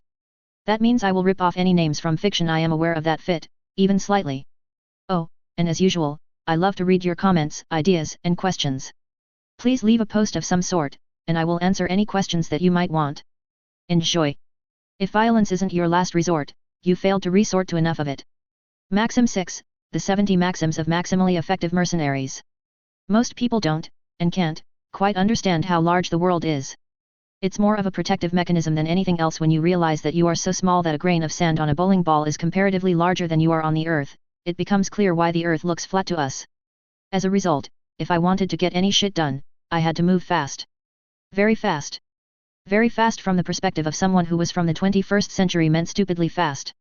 At Mach 2, possibly 3, I was, without a doubt, the fastest thing on the planet that wasn't a charged particle. Or light. I knew I was faster than sound though, at least, in my little snug cocoon of metal, and I could physically feel the shudder as I passed through the Mach boundary. Seriously, it was like I had passed through a wall of turbulence before it steadied out again, and then I began to hit the wall of speed. Like when you are running. I kept accelerating, and eventually, I found I was unable to accelerate anymore just after roughly doubling my speed, so just over Mach 2 was my best estimate on my current maximum velocity. Damn air resistance. Spider Bro and Lady didn't like the higher acceleration levels, so I made sure to only accelerate at one local gravity equivalent. When it felt like I was being pulled exactly at 45 degrees to the direction of down, I knew I was moving at the right acceleration. They seemed to appreciate that, and I got to see them move around a bit, clinging to the windows and looking out carefully as the clouds and water shot past. Their egg looked slightly better, but the male kept fussing over it, and I got to see a few interesting little factors about my arachnid buddies. First, they had lungs. Not like the book lungs I knew spiders had, but actual lungs that I could hear breathing. Second, they shed, but they went out of their way to consume their hairs. When I met them several days ago, they had been fluffy and poofy, well insulated and covered in white fluff that could have been used to stuff pillows. They had debulked considerably, and while they looked fluffy still, it wasn't sheep-level hair, a more fine fur that obscured the color of their exoskeletons. And yes, I got to pet Lady Spider, I still need to name her, who appreciated it when I pulled a feather, from one of their meals, from her back where she was trying, unsuccessfully, to dislodge the blue-brown feather. Third, they were really intelligent. Not read books smart, I think, but smart enough that they could silhouettes made of silk, and understood how to use shadows to make shapes to communicate. Eventually, we ended up in the weirdest conversation I had ever seen. I used the control over a small amount of metal dust to make the right shapes in front of the ray spheres LED, making shadows of things, and the spiders would respond. The conversations went like this. Me, bird getting caught and made into cocoon. Spider, 3 cocoon shapes. Me, stylized sun rising and setting. Spider, cocoon shape, torn to about 1/3. So yeah. That was interesting. Honestly, between myself and Spider Bro, we were able to work out very little, other than how often they needed food, and that they liked birds, but other things would make good food too, including wolves. Then again, a spider the size of a small dog eating wolves makes sense, considering there was something called a bird-eating spider on Earth. Frankly, I was surprised they didn't have bigger prey. The map I had didn't have a good sense of scale, nor did it have anything beyond West Eros, which seemed like a bit of a mistake, considering I was far away from that continent. After passing the first island and its large port city, I decided to just follow the next coast I saw. Thankfully, at Mach 2, I was moving, and that meant I soon found another coast. It was slightly orangish, an interesting long beach that managed to look both natural and, as I decelerated and descended, looked rather dirty. After touching down, and letting the spiders out to wander around a bit, I felt several humans move into my range. A small group were being chased by a larger group, where the larger group had metal weapons and armor, while the smaller had a few daggers, but that was it. Since none of their weapons were ferromagnetic, I couldn't easily play the hero. Nah, I totally could. Let me see. Large sword, ominous cloak, boots. I was set. I dropped down from the sky 10 seconds later, spears of metal dust lancing into the weapons of the pursuers, knocking bronze spears and swords out of hands that had not had time to strengthen their grip. Turns out people don't look up. Harolana, daughter of Lesia, ran, along with the rest of her family. Lesia, her mother, was carrying her youngest brother, yet unnamed, and her eldest brother Lariza hung back, occasionally turning around and throwing a rock that he had picked up earlier through their chase through the city from the bounty hunters. It was just one piece of fruit she had stolen, but that wasn't what had caused the bounty hunters to chase them down. Her father had been executed 2 weeks ago, for being within the Black Wall without an invitation or escort. They had been one of the few free men within the Bridge City, but their landlord had come calling that day, quoting a price for their rent greater than any other rent had been, as far as Harolana could remember. They could not pay it, and the landlord demanded to be paid within the next few days or they would be kicked out. Then debt collectors came calling not even an hour later. Scrawny men, carrying documents that only they could read, and backed up by 2 angry-looking large slaves, wielding nasty-looking weapons, demanded that debts be paid, for loans that no zero NE knew about. Lesia, her mother, tried to protest, but the debt collectors just laughed when she tried to deny that Harolana's father, Aranar the butcher, had taken out so many debts. The debt collectors just shrugged, several of them having shown up at once, and then one told their enforcer slaves to capture the family. As the enforcers walked in slowly, the 3 collectors began to haggle over which one they would sell, at which point the 2 collectors collapsed, their eyes rolling up in their heads as daggers, embedded in their backs, slid out with a wet schlick noise in the temporary silence. Larizi, who had been sneaking around while the debt collectors came calling, had quietly, and quickly, stabbed the 2 nearest collectors. The third one barely had time to scream before he shoved a small knife into the man's eye socket. As the warrior slaves rounded on the boy, his mother jumped into action, having quickly placed her baby on the small pile of bedding they shared, picked up a brick, and brained one of them. The second warrior slave, not sure what to focus on, raised his spear and brought it down quickly only to find it stuck with a thunk in a knot of wood that Lariza dodged behind. The warrior eunuch fell, as well, to the force of a brick to the head, just like his comrade. Now, with 5 dead bodies in their home, and the fact that they all knew that the Bridge City guards were as likely to rape you as arrest you, regardless of gender, and as more than one family had vanished overnight to screams and the sound of flesh against flesh, they chose to run. That was over a day ago. Lesia had broken her hand smashing in the head of the second slave. He had been wearing a helmet, and now it had a dent in it, but they kept moving. They had managed to get quite a distance away from Volantis, even made it to the stretch of beach that curved around the coast of Essos thanks to some merchants who were heading out of the city, but they did not have that much money, or provisions. In the end, they had run for the coast when, in a small inn that Lesia had managed to find a job working as a barmaid and Lariza worked to clean the pitiful stables, a poster of them had been brought up as escaped murderers, with a bounty on every head. Evidently, someone had seen them. That was a day ago. The bounty hunters had caught up, and now, even as the sound of distant thunder crashed over the slightly overcast coast, they ran right until the weapons in the hands of the bounty hunters were tossed away with the distinctive crash of metal on metal. Then a figure crash landed on the beach behind them, and Harolana couldn't help but stare. It was barely taller than her, with a thick cloak that appeared to be a deep black, and she could see flashing light on gauntlets as they... Man? Woman? She couldn't tell. But what she could tell, was that it held a sword longer that either of them were tall, and it was surrounded by a corona of black, buzzing things. Buzzed the creature as it easily held the dark and swarming sword with one hand. What do I have here? Guards chasing a family. Why? One of the hunters took a step forward, and threw a knife which was suddenly in the palm of the figure's offhand. Ah! Bad guys. Got it. It turned to look at Harolana and her family, out of the corner of its eye. Should I kill them? Yes. Everyone turned to Larizi. They are bounty hunters, probably, and we's pursuing some fugitives. Interrupted one of the hunters that had picked up their weapons, in broken Westerosi. Do not hop us in our duties. I see. The figure nodded in the manner parents do when faced with a frustrating child. Right, well, I guess I need to learn at least one of your for the local languages. Any volunteers? The man who threw the knife had initially seemed smug, but as the time dragged on, he seemed to get more and more infuriated, until he jumped towards the figure in black, hands outstretched to grab the swordsman. Excellent. In a single smooth move, the figure took one step forward, pivoted right, and then its arm blurred. The bounty hunter stopped in midair, a hand-shaped impression on the bronze chest plate, and fell on his back, gasping like a fish. A volunteer. Then he grabbed the man's face, and the sparks of lightning erupted. As I drained the first thug, I kept an eye out for places where power, like mine, could fit. It was the first thing I ended up draining, and it had fractals? No, it had layers, I think. It vanished in moments and then I was draining his life. He was an asshole. I mean, damn. A racist, rapist.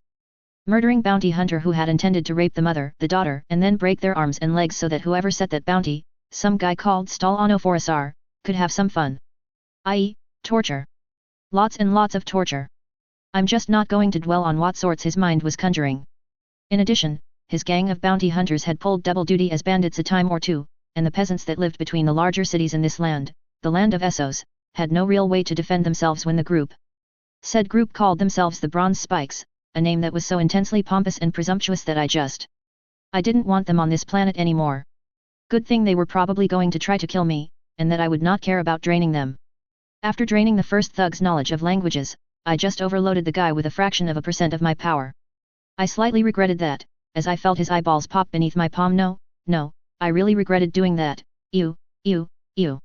I tossed away the corpse as I fought the urge to vomit, wiping the goo off my fingers in the sand, before turning to the remaining 5 guards.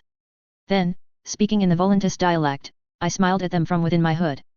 Anyone willing to surrender? The group of bounty hunters looked at each other, saw they all held their weapons, and charged. Well, 4 of them charged. The one in the back didn't, he just stood there as the others charged, which meant that I didn't immediately target him. Closest one carried an axe, bronze, and with a wooden handle. He came in with a diagonal slash from my left, so I stepped into it. He briefly looked surprised as his blade missed, and I struck with the web of my left hand into his throat. Then the first of 4 was on the ground, choking as he tried to breathe through a crushed larynx. The second one was behind me, this time with a backhanded diagonal slash from the bottom, with his weapon held in both hands. I raised the blade behind me, and directed the dust around it to intercept the blade, which rebounded with a clang, making the man jar and stumble in the direction of the third one, who had to slow down and keep his bronze sword from hitting his comrade.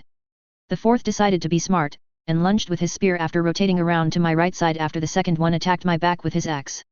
I stepped forward, making sure not to trip over the body of the first one, and pulled out a thin tendril of power with my right hand. Letting the counterweight of the sword provide a center of rotation, and increasing its apparent momentum with my magnetic control, I pivoted around to both dodge the spear, and direct the filament of power at the holder of said spear.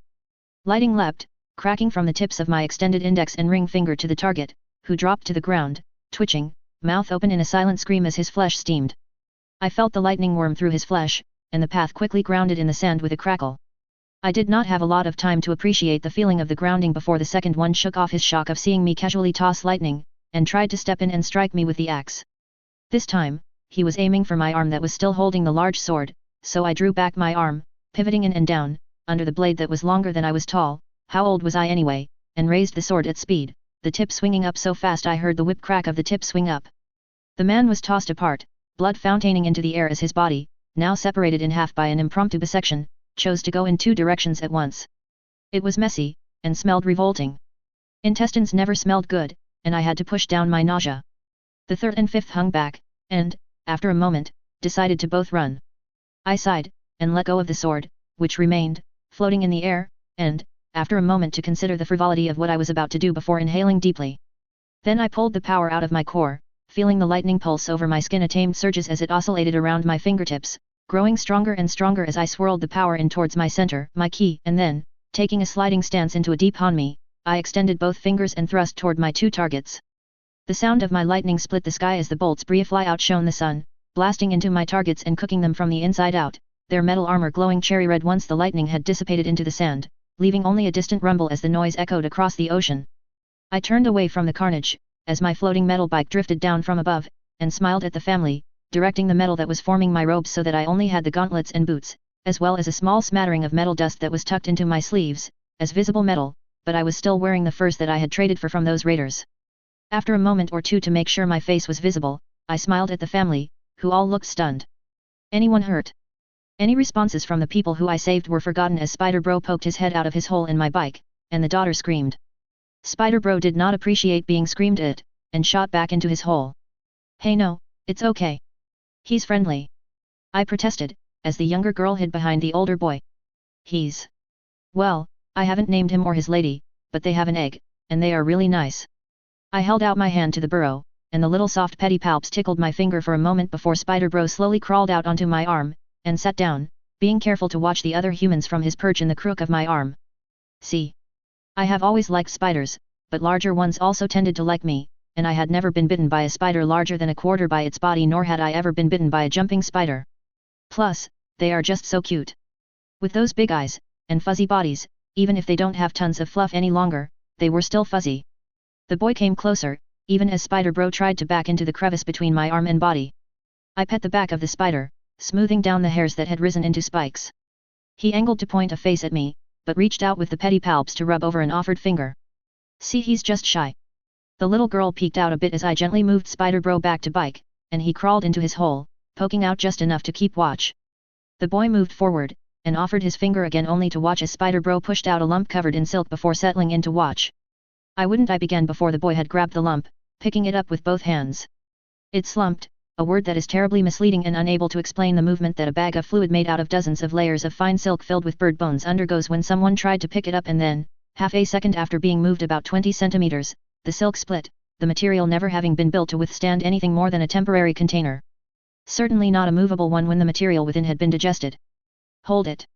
I finished, as the bag containing partially consumed bird split open, dropping a rank fluid filled with bits of undigested feathers and melted bones into the Seine. I tried to warn you. Eeeeev! Squeaked the little girl. What is that? It was a bird. I directed the bike into the air a bit, just in case Spider Bro, actually, I'm gonna call him Anatsi. It was the name of my second favorite spider in mythology. They eat them. The boy looked both disgusted and fascinated. Really? The small girl looked disgusted and nauseous. The attractive older woman, maybe 30 or 40. It was hard to tell, bowed slightly. Thank you for saving us, my lord. I frowned at that. Nope. My lord. I took 2 steps in rapid succession, using my metal boots to glide over to the woman, and held up a hand. I am not a lord. No titles. I paused, then sighed and smiled. Let me start over. Hi, I'm Gara. Nice to meet you. Do you happen to have a map, by any chance? I am a little lost, and far off my own map. She looked around, and, evidently not finding something that she was looking for, kept talking. I guess. I'm Lesia, and these are my children. Haralana, the smaller girl blinked at me. And Larizi. Larizi nodded at me, and went back to his difficult trying to clean his hands of partially digested bird. It's nice to meet you. Also, Larazys. He looked up then looked up at me. You might want to rinse your hands in the sea. It'll work better than trying to use sand. I will do so, sir. He began washing his hands. I frowned. I'm missing something here. Look, should I leave, or? No, please. Lesia held out one of her hands, the other one was occupied holding her baby, and put it on my shoulder. I have been working in a nearby and you can stay there until we find a way to repay you. A/N.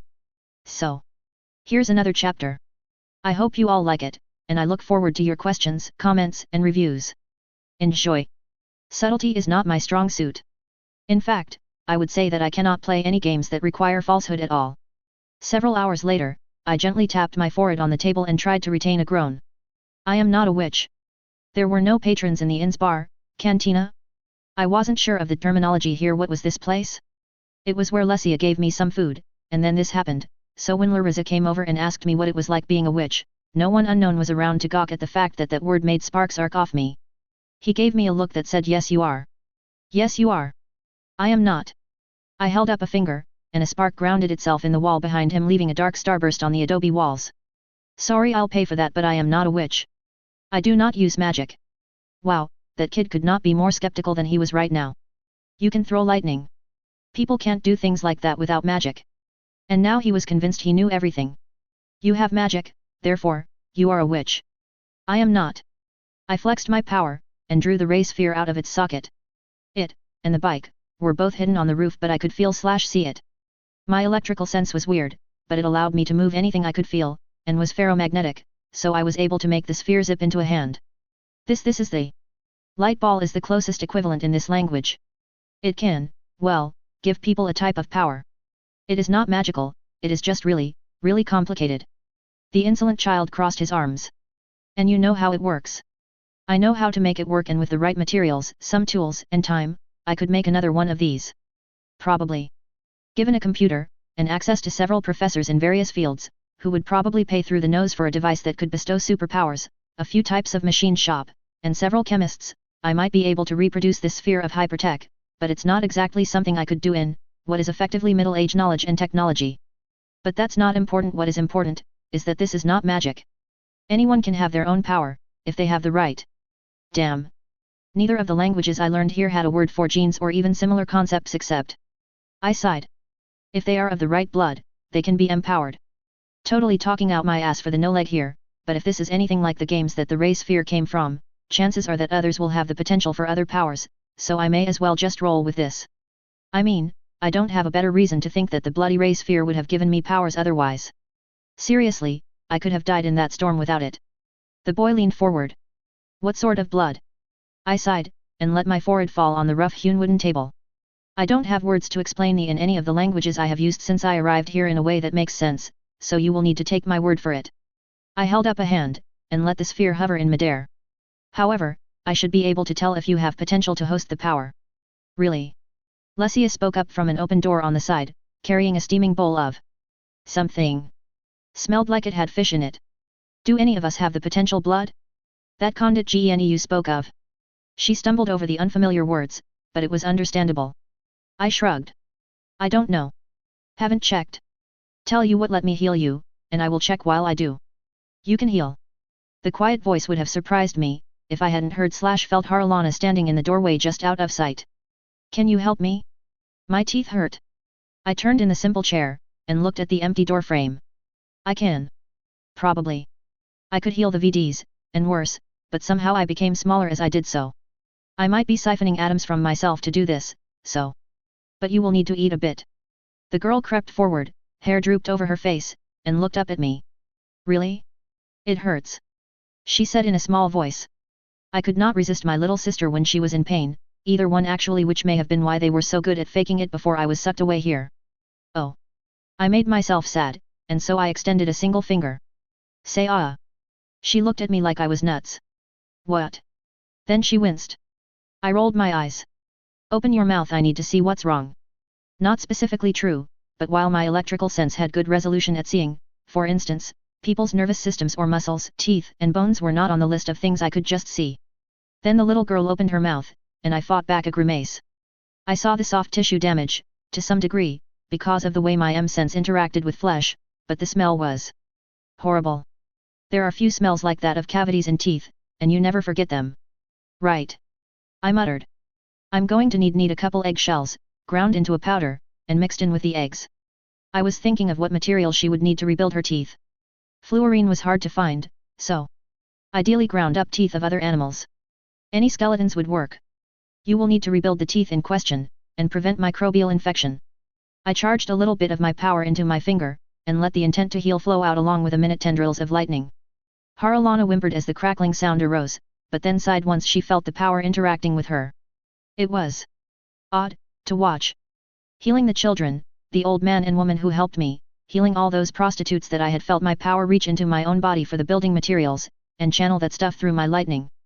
Now, as I carefully watched the tiny sparks play across flesh, it looked like the red and swollen flesh was being seared off before new flesh grew to replace it. While I healed her, I could feel the emptiness where a power, like mine, maybe, could fit. It felt like there was potential there, but slow and steady, not anything like my own lighting. I pulled back and checked the infectious area there. I scorched it out, but left the tooth alone. I didn't want to lose my own enamel to heal someone when there were other options available. Still, I drew back the arc of electricity before it touched the tooth itself, and the smell of decaying flesh lessened. Okay, now since I don't want to de-age any longer, where is your mother? Haralana closed her jaw, wincing slightly as I hadn't fixed the actual source of the problem, just excised the infection and reduced the swelling, and pointed behind me. I told you it was magic. Larissa muttered as Lesia, holding loaf of bread and another bowl of soup, stared at me with eyes so wide I thought she was going to scream. Or react. Any second now. Okay then. I stood up, and walked over to the staring woman. Then I leaned over, and said, very quietly in her ear, I just helped your daughter. I can heal her teeth, but I need you to move again. Okay. In my most calming voice. There was a moment as she closed her eyes, before shaking slightly, and then looked at me again. What do I need to give you to heal my daughter? She sounded almost resigned, and as this was the Planetos, I totally understood why. But I am evil, not an asshole. So no way on this planet am I going to take advantage of her. I began counting on my fingers. 2 eggs, possibly 3. Some teeth from an animal or human, I don't care which, but it's the easiest way for me to get access to the materials I need to rebuild her teeth. I wasn't sure if she had access to domesticated bird eggs, but any eggs would work. Her look of blatant cynicism and disbelief was disquieting and hilarious. I mean, I know this was the universe of Azophi, and GOTS was the show based on such a novel, but was the concept of an altruistic stranger so alien to them? Since this is magic, interjected the boy, who didn't even flinch when I glared at him. What's the cost of this spell? It is not a spell. I growled, even as I dragged my hand down my face. There is no cost other than what you would need to use if you wanted to make your own teeth normally, and since I don't want to drain my own teeth to reconstruct hers, she will need to eat all of that beforehand. Do you understand? It's not magic. Larizia's rolled eyes obviously didn't believe me, but the way he froze in the middle of doing so as an older, grizzled man burst into the room was hilarious. What's dis? Grumped the old man. What are you doing in meh? He saw Lesia, who was glaring at him from behind me, and raised his hands. I'm just gonna go then. Lessie, be back before the rush. Grumpy old guy froze momentarily as he saw the ray sphere, still floating where I had left it a few minutes ago, before rushing out of the room. Who is he? I asked, mentally directing the sphere back up to the roof. Wow, I had completely forgotten about that. Lesia rubbed the bridge of her nose. That's old man Hoshi. He owns the inn and tavern. I begged work from him a little while ago so we could have a roof to sleep under, and now he's probably going to tell anyone he sees about this. I raised a hand, and filaments of metal dust streamed into the building, rushing in a near-invisible stream to wrap around the older man's chest like a giant hand made of dust, easily lifting the guy into the air and dragging him back into the building. In seconds he was ineffectually trying to drag at the door while a fine coating of dust held him just off the floor. I willed him to face me, and the elderly-looking man seemed on the verge of a heart attack. Hello. I chirped cheerfully, and damn did my voice sound young. How old am I? My name is Gara. Can you keep the fact that strange things are happening a secret? I leaned in as he sweated. Please? If too many people know that I am here, well. I lifted a pebble in from the outside on a thin fulfillment of metal dust, and watched the man's face as the pebble was ground to dust with a quick buzz. I would hate to have to remove this nice place. Savi. Wow, that word actually existed in the dialect of High Valyrian that people around here spoke. He nodded frantically. I understand, my lord. I'm not. I sighed. Fine. Also, do you have any eggs? He looked to the side momentarily, and Lesia spoke up. Several eggs are behind the bar. He cooks with them sometimes. Right, I'm going to take 2 of them. I poked the man in the forehead, ignoring the way he flinched as my electrical sense outlined his physical state. He was not in good shape. Old breaks healed wrong, scars everywhere, and dozens of injuries to his internal organs. As I watches, his lung sprung a slight leak as one of numerous alveoli popped, the increased blood pressure. He was going to die soon. Damn it. In exchange, I will heal you too. But I recommend that you eat a couple chickens, and grind up the bones. I removed the finger. You need to eat quite a bit of meat and bones to allow me to repair the rather extensive damage you have amassed. He gasped as his heart beat irregularly for a moment, before he nodded, and I carefully set him down before removing the dust. You can really heal? My bones were never the best after I retired from the Golden Company. I blinked. Your accent disappeared. The old man gave me a knowing look. People round here don't like it when fancy folk talk down to em. He used fingers for the quotes, and sighed. I'll keep your secret. Only the Lord of Light knows what a witch like you could sew if I tried to fight you. I felt my eye twitch as he said that, and restrained the urge to facepalm as I still had the filaments swirling around my fingertips. I told you you're a witch. Crowed Lariza triumphantly. I made sure to send the dust filaments into an orbit around my head as I facepalmed. Not a witch. A/N, as usual, I love hearing from you all, and I am glad that there are so many comments. Just a little note here, the SI has been awake for 2 days straight by this point, and is, understandably, not making the best decisions. But that's what makes it fun. In any case, enjoy the story. I am not a witch. Getting the eggs and eggshells from Old Man Watch's face was easy. As was cooking them, being able to grind eggshells into an incredibly fine dust was also easy. Cooking it though. I had to hold a pan over an open flame. Seriously, people could get hurt. Okay, I admit I used my power to hold the metal pan, a rather shoddy and low-purity iron number that didn't quite act properly magnetic, so I needed to use some dust motes to hold the metal in place, but most people would need to hold the pan over the flame. Then there was the fact that the eggs stuck too. Ick. Still, Haralana ate the eggs with a speed I had only seen in those starving, and then sat, expectantly, as her stomach bulged. Then, with Lesia, holding her baby, Larizi, and Old Man Hosh looking on, I gently placed my finger on the sore tooth. Lightning crackled as my power went to work, and I could see/feel her body being sped up, the enamel cracking audibly as it was repaired. It wasn't the only thing my power fixed. Haralana had a number of conditions that wouldn't probably be beneficial in the long run. Tendon damage, possibly from lifting something too heavy recently, hairline fractures and several bones in her feet and wrists, noticeable levels of malnutrition. All of these stood out to my power senses, and it went to work immediately. Her skin flushed as her metabolism ratcheted up, and the food in her stomach was digested in rapid order. Minerals rearranged position, components that would normally be discarded were collected as electricity shepherded material around, burning paths even as it fixed them immediately, cells consuming their dead neighbors. 3 times cancer momentarily flared, visibly lighting up as my power ruthlessly targeted them, popping individual cells before venting the heat out via magnetic induction. Through all of this, her limbs twitched very slightly, but luckily for my finger, which, if you would remember, I had touched directly to the cracked tooth, she seemed paralyzed during the healing.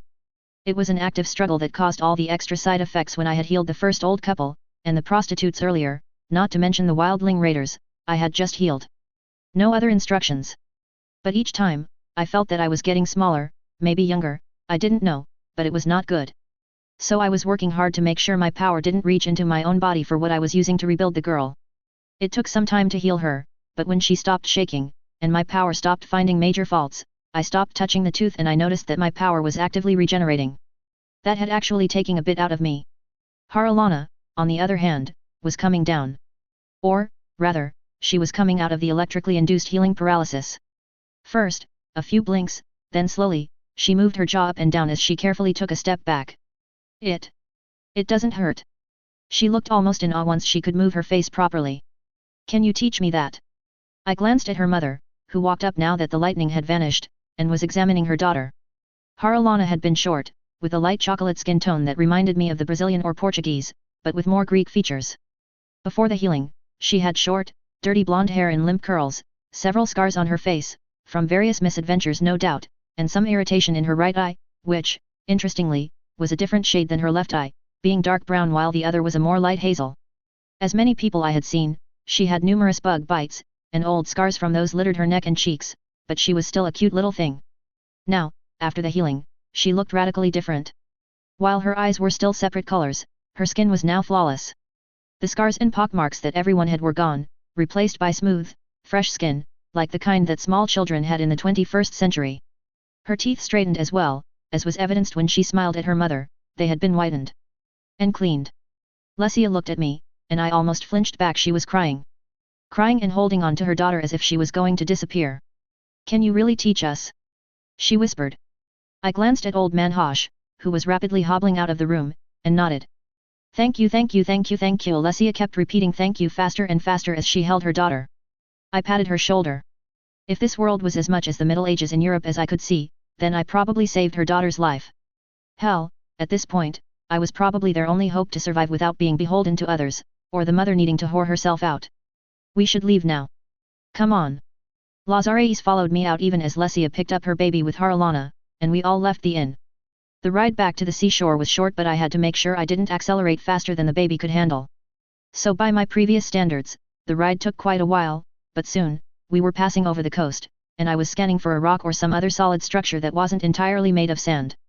Still, it wasn't more than half an hour before we landed, and the family stepped off the my metal construct. I directed the ray sphere to float to my hand, and I spent a moment and actually looked at the family I had saved. Haralana, the daughter, was adorable, but her mother was, well, rather sexy, looking like a mature, and well-aged version of her daughter with the exception that her eyes were a rather striking blue shade, and her vibrant blue-black hair. Said hair was present on the Laraces, who probably took after his father with the brown eyes rather than his mother, but all three of them had a similar type of gangly figure that gave a distinctive family resemblance in body shape. Even taking the differences between male and female body plans into account, all three were rather tall for the time period. Lesia was almost 2 meters tall. I mean, damn. Just damn. I reached out, and held the ray sphere with one hand. Now, I have a choice to make. All three of the people who were not asleep turned to look at me. What choice? Asked Larissa as he warily looked at the sphere with the glowing blue dots. I could try to give you my power. I held up 2 fingers, and let a spark play between them. But as lightning isn't my original power, I am not sure if I can spread it, and I do not know if my original power is one that can be granted to others. What do you mean by original power? Larissa finally looked away from the sphere. I think my power is... I frowned, and pulled my awareness from the metal around me, directing all my power inward so I wasn't exerting anything around it. So, I do not think that there is a word like that in this language. Breath in. No. Acceptance. Arg, words. I rubbed the bridge of my nose with my free hand. My power lets me affect other powers, learning them and absorbing them so that I could use them myself. Lesia repositioned her baby, and looked thoughtful. Your first power was lightning, that was not this. Power of powers. I stared at the sphere. I was struck by lightning. Well, more than once the second time gave me access to the power. That first time in a Walmart parking lot hadn't been any fun either. Larissa threw up his hands. I have no idea how to respond to that. I twisted the top plunger, and pulled it up. Good. I expect this is so far out of your experience that you have no idea how to deal with this. I smiled slightly. But you will. I rotated the plunger, and shoved it down. The blue light flashed, and I felt 4 sparks flare into existence around me via a sense of my power that had nothing to do with lightning. Then I realized that all 4 of them had passed out. Hey! And the spiders had also passed out. Neat. Thankfully, the humans had passed out on their feet, and I was able to reactivate my electrical power fast enough to direct the dust to catch them, even as I let a trickle of electricity flow through my hands to recharge the sphere. The cradled humans did not look particularly comfortable, having effectively collapsed where they stood, and were held up by the floating dust I had managed to grab with my power. And now they were twitching. The baby stirred, so I picked the boy. I didn't want to check. I picked up the baby, and adjusted the blanket that was swaddling it as the little one shook in the throes of its nightmare. Then I pressed my finger to its head with the intention of checking its vitals, and the world froze. Or, more accurately, I felt my power accelerate me until it felt like the world froze. I remembered warmth. Affection. A concept of rightness and happiness so profound that it would have made me start crying if it had lasted for more than a moment before being replaced by pain and breathing. More specifically, remembered pain, then a surge of blue light, and then a feeling of absolute space coupled with freedom. I zoned back into reality, and felt that my power had expanded. No, more like it had developed a new facet, this one linked to my core power rather than to lightning. I stopped fussing with the baby, pointed my palm straight up, and pushed. A gust of wind surged out of my hand, dissipating into random breezes, but all in all, cool as fuck. I now had wind as a power. Or air. I would need to experiment to see exactly what it was. I could feel links between my lightning power and this new wind power, but until I had some time to think / meditate / play with this power, I would need to restrain my curiosity. I picked up the baby again, and, directing the metal dust to recline the other 3 humans, walked over to Lesia. I reached over with the dust, and pulled her arms into the right position so she could hold her baby. After placing the baby in her arms, I poked her to perform another checkup, and felt the flux as I zoned out again. The feelings passed quicker this time, more indistinct, but I got a distinct sense of flow and exaltation. Pointing my hand up again and pushing with this new power gave me a bit of a fright, as the sea around me suddenly surged into the air, fountaining as a spike of water shot out of my palm as the small reservoir of this new power drained slightly before the rain of water splattering down began to refill it. I released the hold on my newest power, and mentally ticked a box. I now had, thanks to drain, electricity, water, and air. What, was I going to get the whole avatar power set? I could feel empty slots arranging themselves even as I thought about it, links appearing and disappearing between what I could recognize now as being potential powers, but even so, without the powers in them, I couldn't see / feel what they were supposed to hold. I'd eventually figure it out. I proceeded to poke both Larissa. Heat and movement and life and rage gave me fire, and then finally, Haralana, steady persistence and unstoppable movement and safety and pressure gave me earth or rock or whatever. It felt more like earth, plus that was thematically appropriate. The result of this was that I ended up standing on a rock, now with a chunk that looked like it had been ripped off it due to my power experimentation, surrounded by metal dust and the bodies of 4 humans, all unconscious but beginning to stir. Well, shit. I muttered. I guess I did get all the classical elements. I winced as the head-sized chunk of boulder I had accidentally tossed with the use of my earth power thudded into the sand not 5 meters away, leaving a decent-sized crater in the beach.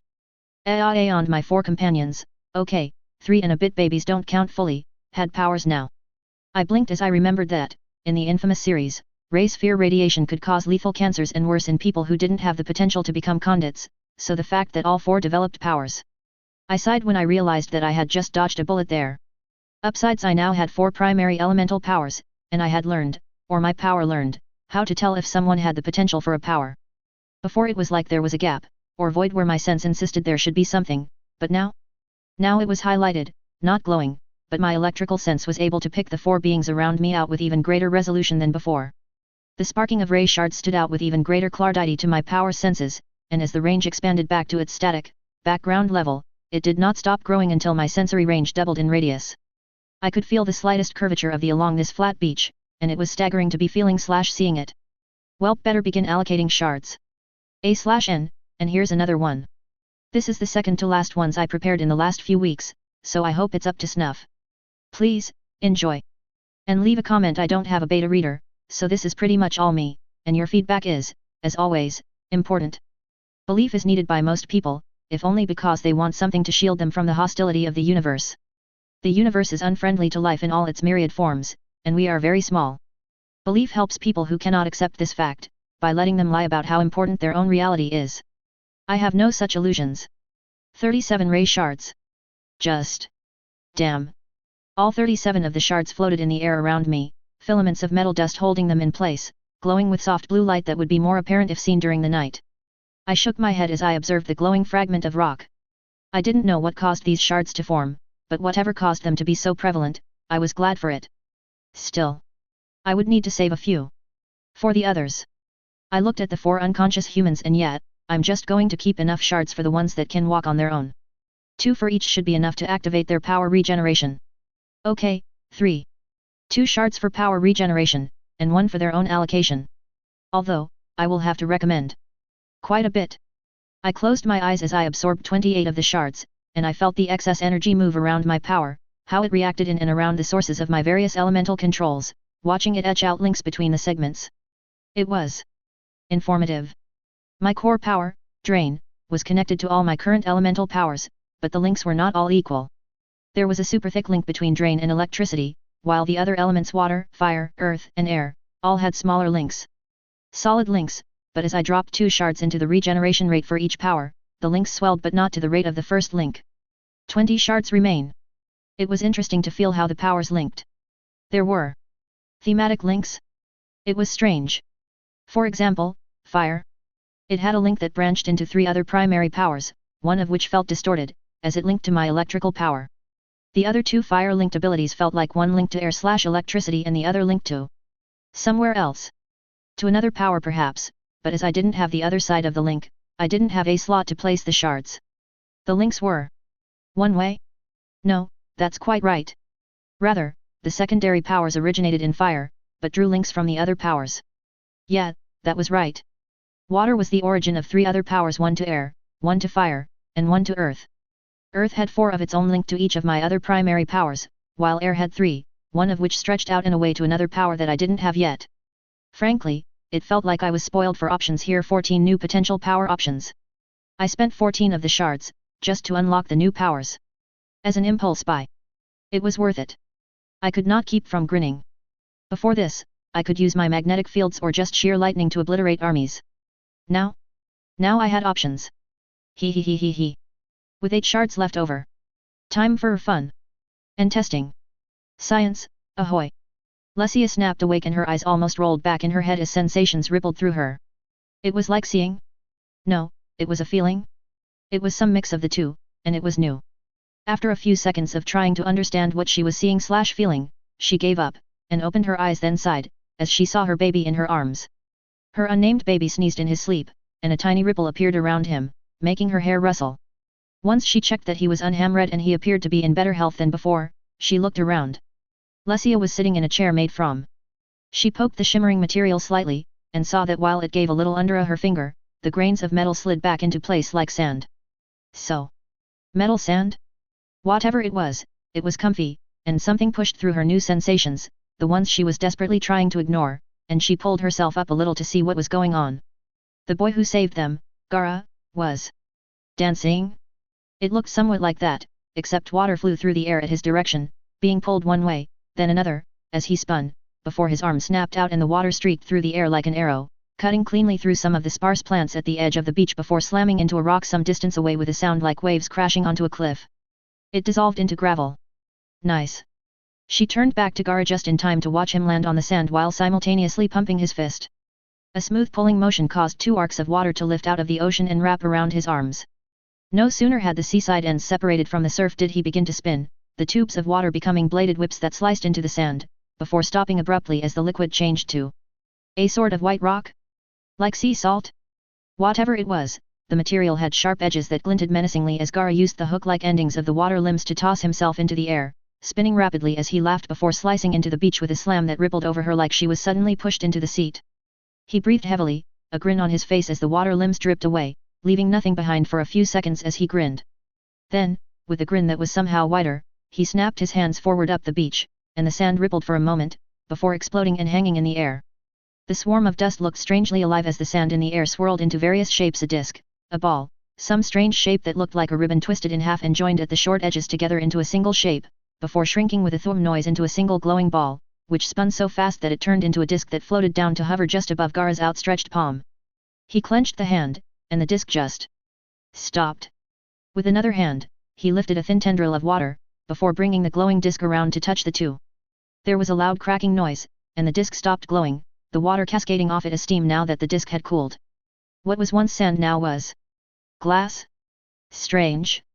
Gaara flicked the disc out into the air, then stomped on the sand once, causing a surge of water to shoot up from the waves towards the glittering disc, before the tip of the surge turned into that strange white crystal again, shattering the glass of disc as it hit before falling back towards the surf.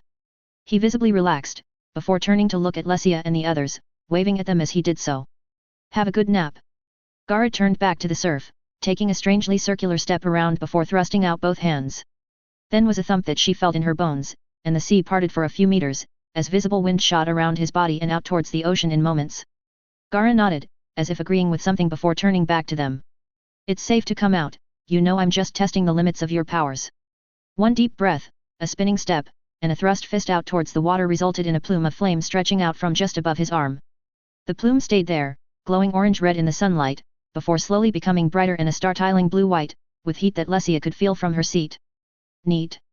Gaara mused as he let the blue flame die. So that's how you do it. Then he frowned, and twitched as his forehead began to smoke. Ow. What? A shape etched itself into his forehead, smoke pouring off his skin as heat pushed itself out of his body in visible waves, causing the sand around his bare feet to begin melting. Ah fuck. The surge of heat abruptly stopped, and on his forehead, now visible from where Lesia and the others sat, was what could only seem to be a tattoo. Ow. Mumbled Gaara. Was that really Ness? His fingers traced the edges of his new tattoo. Hells yes. He turned to look out over the ocean, inhaled deeply, brought his hands almost palms together before his stomach, and then turned them palms facing out as he grunted. Pop pop pop thum.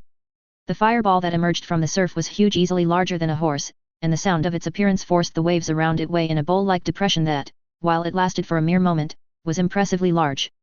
No, that's a dumb name. Seriously, the makers of that show had a strange method of naming things. Or Sokka was just not that clever. I'm not the best at names either. So, he turned back to Lesia. Everyone awake? Well, except the baby. Lesia looked around and finally noticed that both of her older children were staring at the black-haired man with the forehead tattoo. Her baby was still sleeping, his tiny twitches sending out gusts small enough to ruffle her hair. We are. She stated carefully. Gaara clapped. Great. A spear of metal dust shot off the magical device they had rode here on, splitting up into several arrows which returned in moments with a dozen different fish, and a couple of seagulls, all impaled through their heads by the silver dust. Who wants some food before we start training? Lesia made an involuntary squeak noise as one of the spiders, that she had honestly forgotten, jumped at the seagull, trailing a barely visible in the daylight strand of thread before it bit into the dead bird. So. The spiders gained superpowers too. That was something. Probably scary. Actually, that brought up a great question: what caused the powers to develop? I mean, this isn't Worm, so I doubt it's a magic space whale, but what defines the point where mundanity stops and can develop powers? I held back a snicker as I watched Spider Bro bob along in midair, squabbling to get a grip with his legs before slamming down into the sand a moment later, consequently pulping the seagull that I had caught for them. Now he was trying to scrabble out of the small crater. It was just too damned funny. Ha ha ha ha ha. I couldn't keep it in any longer. When I had gotten my mirth under control, I noticed that Spider Bro was staring at me while perched on the other seagull. I pulled the metal dust back, and watched as he pulled himself to the ground, connected by a dragline. Well done. I patted the back of Spider Bro's abdomen, brushing off some more of the hairs I found there even as I felt a surge of some sort of power, but it never fully materialized. Unlike the other powers, it felt like I received a bare fragment of energy. It didn't entirely interact with my main power, but I felt the potential sitting there. It was very strange, and it did not give me any real understanding of what sort of power my little friend may have inherited. I shrugged slightly. It was a mystery for later. Now though. I quickly looked through my electrical awareness, and in a minute of watching the others pull themselves up, I located a few pieces of driftwood. Tweaking the earth power, I pulled the dry wood segment towards us, needing to take a step back and physically appearing to drag the air to do so. Okay, I didn't need to do that, but as the pieces of wood bounced towards me, each buoyed along by a moving wave of sand, I felt like I should. A tap of my foot tossed the pieces into the air, with one of them getting tossed into the sea because of incorrect timing, where I used a limb of metal dust to catch the 10 fragments of driftwood. Then, focusing on the water power, I pushed all the water I could feel out of the wood, then stopped, as the nearest piece of wood began to dissolve into something that looked more like charcoal dust than anything else, and only applied a moderate pressure to push the water away. A few seconds later, I stopped pushing with the water, and left the, now very dry wood, to remain on spikes in the air as I switched back to earth. A gentle lift brought up a column of sand, while my other hand pushed down just a little to redirect the surface into a compressed bowl. Then I reached for the fire, and felt resistance for a moment, before I felt something warm begin dripping down my nose, but I was able to hold the column up with earth, hold the metal dust spears in place with electricity, and blast the column of sand into a glass surface with fire all at once. I kept holding the elements, and reached out to water. Another blood vessel burst in my nose. Wow, that hurt, but I could feel my powers trying to heal me even as I reached beyond what I had done so far. I began feeling faint, and that would not stand. Fuck that noise. I'm in a fantasy world literally. I would not be limited by things such as channeling too much power. I closed my eyes, searching my power, trying to feel whatever was limiting me to only 3 powers, and after a moment, I found it. It was an almost broken segment of my drain ability, my core power, that was part of the structure that linked to all the other powers. And that description did not do it justice, for this thing had purposes beyond my understanding at that moment. Still, I was stressing it beyond its original purpose, and it felt like I was beginning to break part of my power just to make some cooked fish. That's just ridiculous. I slammed all 8 blast shards into the unnameable core power aspect, and felt all those points vanish as my perspective snapped into clarity. I grabbed all my powers at once, and I felt the core parts drain, but hold with some room to spare. With water, I lifted the fish off their spikes by manipulating the blood within their bodies. Thankfully, they were dead, and probably not feeling it. Using electromagnetism, I directed the metal limbs to deposit the wood into a little tent shape within the glass depression, before squeezing the metal with the metal subset of the earth power, so that the spikes solidified and became a singular, solid piece. With fire, I exhaled, directing my power through my breath as a bright blue flame ignited the wood, giving the wood a moment before my next breath pulled air into a dense sphere in front of my mouth, which I redirected to my now free hand, and slowly fed a stream into the fire, keeping it nice and hot. A slight twist of water let me slice open the fish with their own blood from the inside, pushing out their organs into the fire as they were set down to hang over the flames, bisected lengthwise so each fist was open, their meaty flesh leaving the bones exposed to fall out as their few remaining fluids extracted themselves upon my direction. I relaxed, and had a hard time not cackling in amusement. I had just spent the last however many minutes, using superpowers to cook fish. Power is totally going to my head, isn't it? Oh, and I haven't slept in a while. It's probably nothing. When did I last sleep? A/N, and now Gara can shoot explosions from his brain. This can only be a good thing. A/N. I couldn't do it. I could not write Old Man Hoji's old Timmy accent into this. It's really, really hard, and I couldn't do it. So you get to imagine that everyone in the bar has the same accent, and it's somewhat accented. I'm going to get some Advil, because fuck doing that ever again. Anyway, please leave a comment, review, whatever you would like to say, and I hope you enjoy the story. Oh, and in the interest of letting y'all know, I have one more chapter after this one mostly written. I expect I will post it, and then there will be a bit of a delay as I write some more. Have fun. There is do, and do not. But there is also try, and you must try to achieve it all, be it success or failure. So fuck the green midget, and understand that you can fail or succeed, but to do either you must try. Or not. But between you and me, I'm going to blow up those warlocks. So who wants to destroy a city with me? I was not a bad teacher. There is actually evidence for this one. Before all this, before I went to college and got my degree, felt like a lifetime ago, I had been high enough in belt rankings in Aikido to teach children. I taught adults, well, college students, while at college during more than one martial arts club, so I did know how to teach. At the moment though, I was feeling a little stumped on how to proceed. I had, well, all the powers. I would be willing to bet I could destroy a city or two. I stopped thinking about that as a chill went up my spine. Foreshadowing? In the George R.R. Martin universe? Ha ha ha ha. Shit. Nope. Stopping that train of thought right there. I will destroy as few cities as possible, I promise to myself. I felt around my powers, considering how I accessed them, and... Excuse me? Mr. Gara. Haralana had finished eating her segment of fish, and had poked me in the shoulder. You said something about training. May as well start with her. Yup. Now, your power is related to Earth, so... I raised a hand, and pulled. A moment later, a stone, one roughly half the size of a baseball, slowed to hover in front of my hand. I offered it to the child. Try to feel this with your mind. Feel everything about this stone, and see if you can move it without touching it. The young girl, what 7? 8 years old, looked at me skeptically. How? I put her hand in mine, and exerted my earth power, causing the stone to lift up a little, then grinned as I saw her expression. Like that. I pulled back, and let the rock settle into her hands. Try to keep your eyes closed. Hey, it worked for Toph. She looked like a kid who had just seen the best toy ever. Okay. Haralana gave me a straight-toothed grin, and sat down on the sand, her eyes closed, but her expression one of ultimate concentration. I turned to the boy. He was looking at me intently, but I could see his focus being pulled towards the flame I had made to cook the fish. I smirked slightly, and reached out towards the flames. Your training should be easy enough. I pulled a small tendril of flame from the fire, my power keeping it from going out as it hovered above my hand, blue flecks snaking through the orange curves as I wanted to gain absolute control over the flame. But it wouldn't be useful for working his power if I did that. Hold out your hands, no, cup them. He did so, and gently held the flame above his hands. Keep holding it. Your power should be able to easily hold this little flame, so keep it lit and do not let it grow too big. He exhaled, and his eyes widened as he saw the flame grow a little in his hands as I pulled my hands back, the blue vanishing as quickly as it had appeared. Larissa looked up at me from the fire in his hands, eyes wide in wonder. Thank you. He whispered. Don't thank me yet. I smirked slightly, and turned to Lesia, who was nursing her baby. I abruptly turned away, to see Haralana grin, and the rock began hovering. Well done, Haralana. I clapped. Now, walk around the fire while holding that in the air and remember, no touching it. She opened her eyes, and the rock fell, bouncing off her palms before falling onto the sand. With a sigh, the young girl, I still don't know how old she is, picked the rock up again, and concentrated. The stone rose easily, and she grinned as the stone wobbled in the air. The day was getting on, so I took off my furs.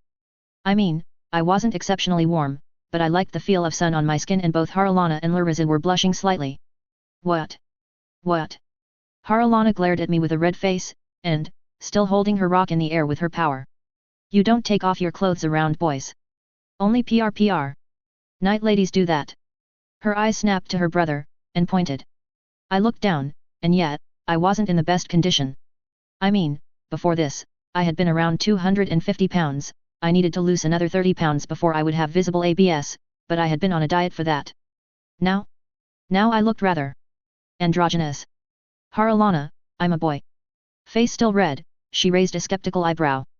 Prove it. I stared at her, and face-palmed. I'm a boy. You do have a very girlish figure. Lesia, the mother of 3, chuckled. I pulled off the remaining furs, standing there in my, now a bit ragged, PJ pants. Really? I pulled an incoming wave up into the air, levitating a good half again my body mass in water, and, with a few hand gestures, I froze it into a solid disc of reflective ice.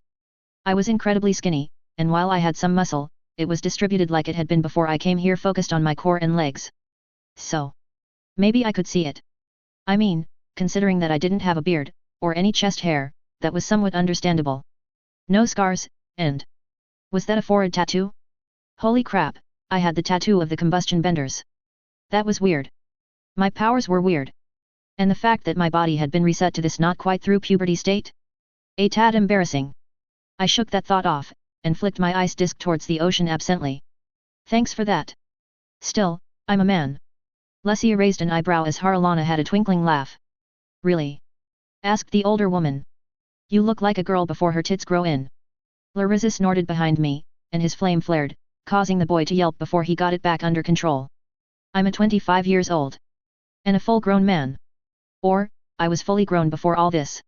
I crossed my arms over my chest, and did not pout at all. Look, do you want to do something with your power, or not? I snapped at Lesia. She chuckled, and put her baby on the sand, leaning the bundle up against a dune with a slight incline. I would love to. Now. How should I start? I stretched out my hands, facing the ocean. Your power is water, so you need to push, I demonstrated, pushing out a nice, large section of waves from the beach. And pull, I pulled the waves back in, letting the water wash over my feet as my power willed. The waves. You try. She tried. She really did, but there was something missing. A glance at Haralana and Larazit told me what she was missing. Will. You need to want it. I didn't react when the mother glared at me. Your power is not your muscles, but your will. Your awareness. Your you. I inhaled, spun around, and pushed the fire through the keyhole in my forehead. Pop pop pop thum. The fireball blossomed like a miniature sun several hundred meters away, easily visible in the daylight as it flared blue-white. The shockwave scattered wave crests beneath the blast, and a smooth depression briefly formed as the explosion pushed the world away from the epicenter. I turned back to her, and saw both Haralana and Larazit staring me, in addition to Lesia. No muscles will let you do what I just did. Your mind though, with your new power, can help you. In fact, I reached out, and retrieved the 6 blast shards I had squirreled away for just this moment, the glowing blue rocks suspended by tendrils of metal dust. I levitated 2 shards in front of each of my 3 pupils. No, I wasn't going to be teaching the infant yet. Speaking of which. No, still sleeping. These are ray shards. I pulled the dust back, and Haralana and Lesia caught them. Haralana, still levitating her stone, now without really looking at it, grabbed both shards with both hands, while Lesia only used one hand to catch both small pieces of radioactive rock. If your powers work like mine, then you should be feeling a pull, of sorts from these stones. And yes, Larazit, you can let go of the flame to pick them up. Yes, aah. It doesn't hurt. I rolled my eyes even as I looked at the young fire conduit. Of course not, you've been spending the last few minutes making that flame yours. His hands were on fire, and he was grinning. Don't let it. And now he's on fire. I sighed, and, with a finger, directed a tendril of water thick as my arm to slam into him from the ocean, knocking him head over heels into the sand. Keep control of your emotions if you direct your own element within. I raised a hand as he looked up, spitting out sand, and willed the fire just to the surface. My skin became wreathed in blue flames, a bright corona that this close was hard to look at. Wow, it really wanted to escape. All of you must remember this, you are now your element. You can heal yourself by drawing in your element from the outside, or pulling the potential out of others. I looked at Lesia, who looked a little haunted. Evidently, the memory of that man I killed earlier haunted her a bit. Yes, that's what I did to that thug. I drew the fire back in, and cycled between earth, air, fire, water, and electricity. My skin became sand-like, then wispy, then burning again, then fluid-looking, ripples kept spreading over my skin as I held the water in place, and finally, my skin erupted with arcs that reminded me of solar prominences. Then, as a demonstration, I pulled the metal dust into the air, forming a spike with magnetism, and then squeezed it with my dedicated metal power. I really hope this works, otherwise this is going to hurt. Well, a lot more than it would have otherwise. I slid the razor-sharp spike into my left, upraised palm. Yup, that hurts. I grit my teeth as the smooth metal slid through my hand, the spike no thicker than a pencil, slipping between the bones and leaving a clean hole.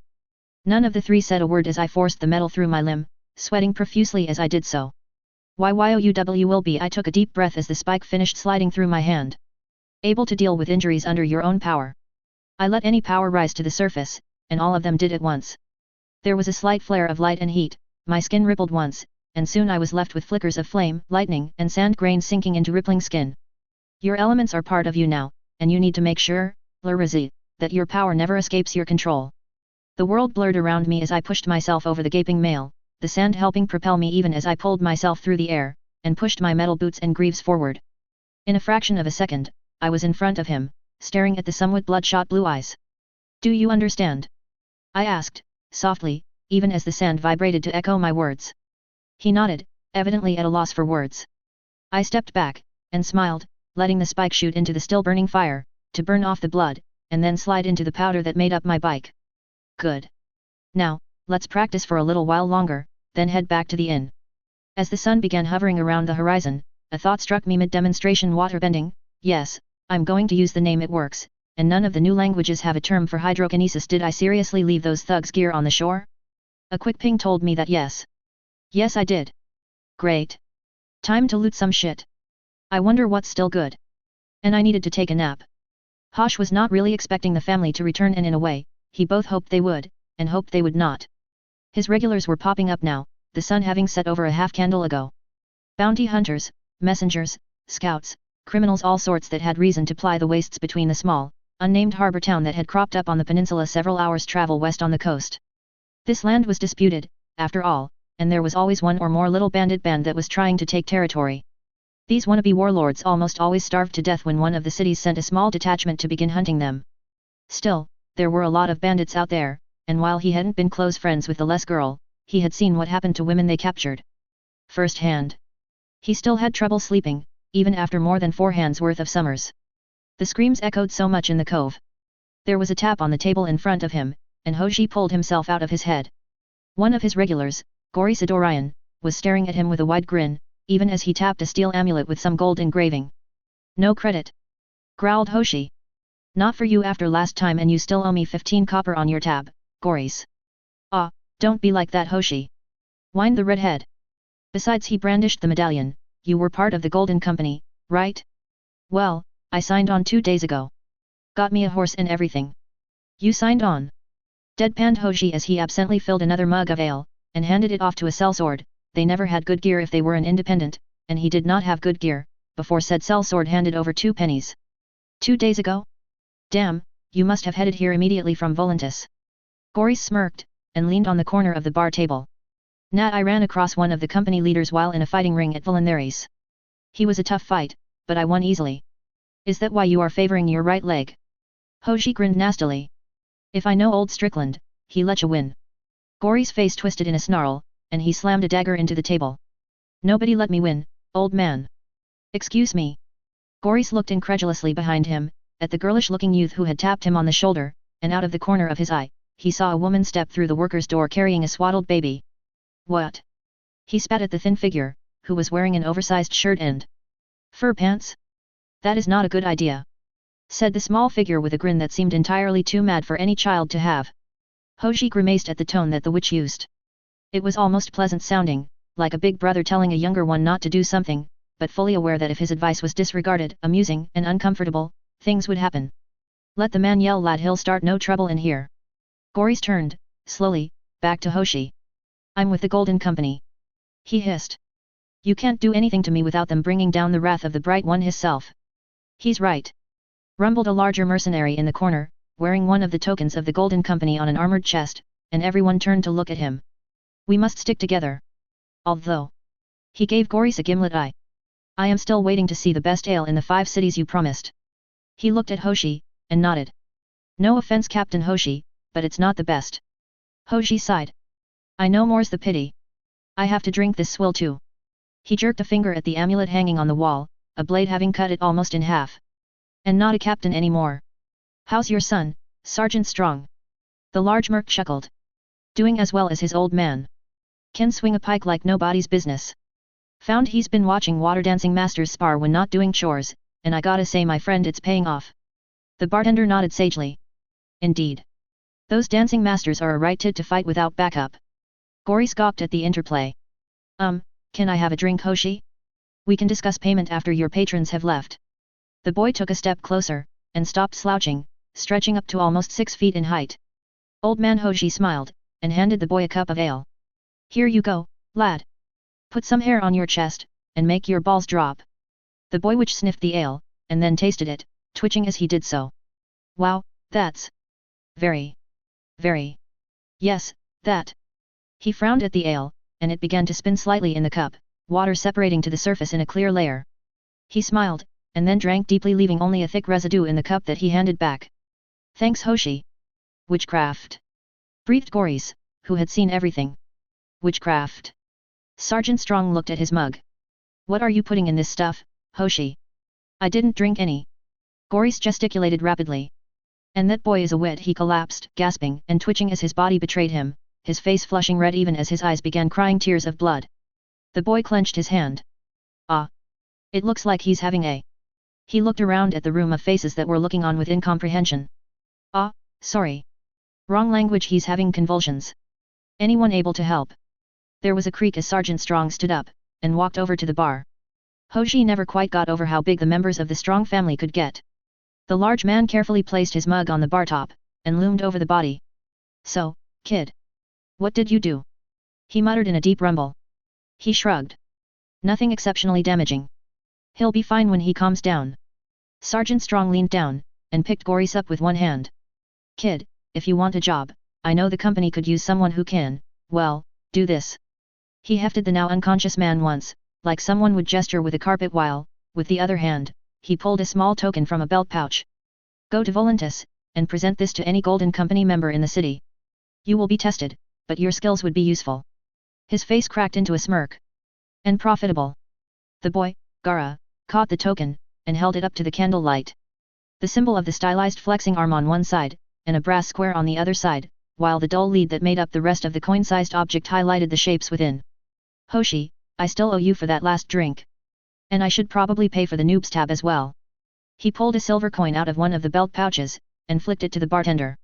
I'll be back. Your drinks are still crap, Hoshi, but they are strong and I never had any illnesses here. The drama over, and the boy having retreated to a back room, the bar quieted down, and a normal evening resumed, albeit with a bit less carousing than usual. No one knew what the boy had done, but they didn't want to disturb the peace and have that happen to them.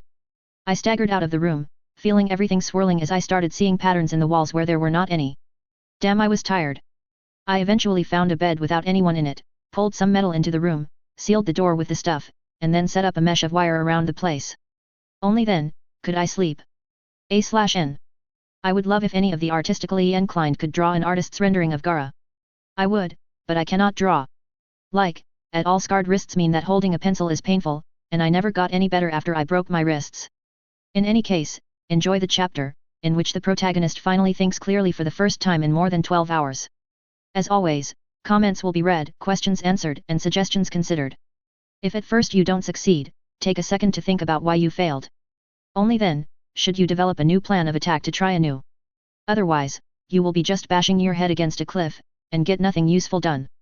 And I will have to clean off a brick wall. The next morning, I woke up with a cold sweat. Why did I talk about the ray sphere in broad daylight literally? I mean, I'm probably as close to immortal with my powers as you can get, and far from anything that has any semblance of home, and so far out of my depth that I am probably in shock. Oh, and more than 2 days of continuous consciousness never sat well with me before, so that might have had an impact. Haha.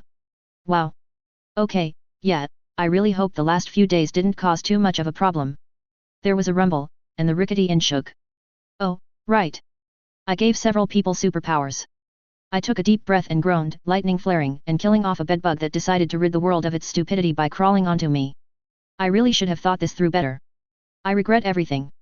The airborne baby was bouncing around the ceiling like a lethargic balloon, occasionally doing little twists and turns randomly, as one thing or another caught. His? Her? I think it's a him, but I'm not sure. Come down, baby. Lesia was desperately trying to get her baby down, while said baby was bobbing in the air around the bar tavern this morning. Several people were gawking at the spectacle, while Haralana was helping wait tables, darting back and forth, her footsteps occasionally causing Ra'ambly. Small earthquakes, while Larissa kept swearing as he had trouble dealing with the changing temperature of the cook fire because of his power. Oh, and the candles? They were flaring too. It was almost like a strobel light. FOOM tits. FOOM. Yup. I mentally reached out, and suppressed his effects on the local fires.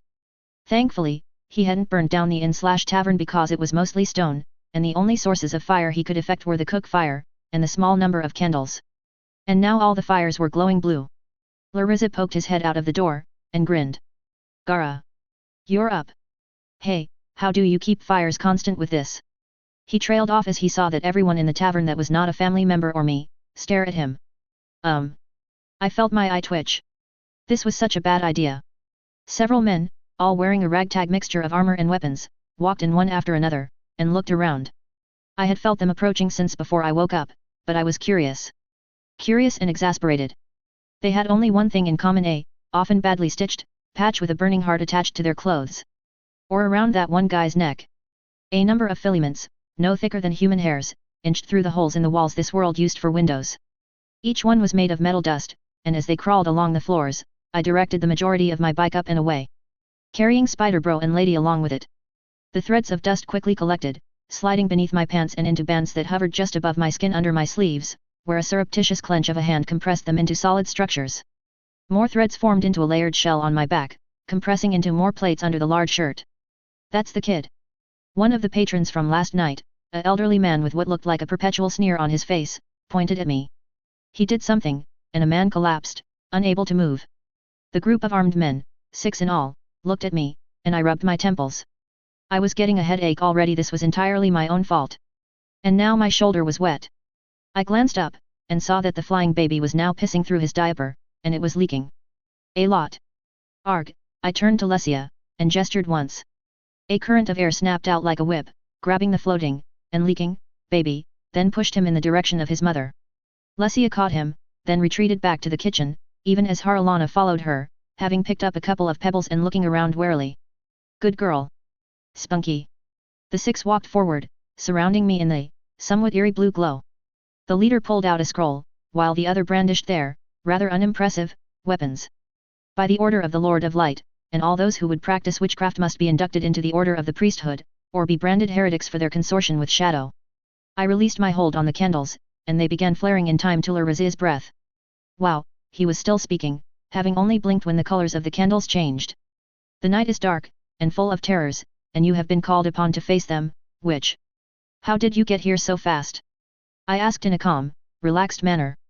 I haven't been here very long. The group of religious thugs looked perplexed, before one volunteered an answer. We are guarding a priest on one of their pilgrimages to the slumbering fire mountain near Lis, and we were just passing by. The leader stood straighter. And it is an honor to be selected for this journey. Now, will you come with us, or must we brand you? A young man walked in, blonde hair and black eyes at odds with his fine robe. Branding is a last resort of course, but no agents of the shadow or other may be suffered. His eyes hardened as he looked at my forehead. Ah, right. The weird-ass tattoo. Although in your case, for defiling your body, we may need to take more drastic measures. I leaned back in the chair, hearing it creak before using the metal plates now on my back to lift myself slightly off the chair. And how about no? No. The man laughed.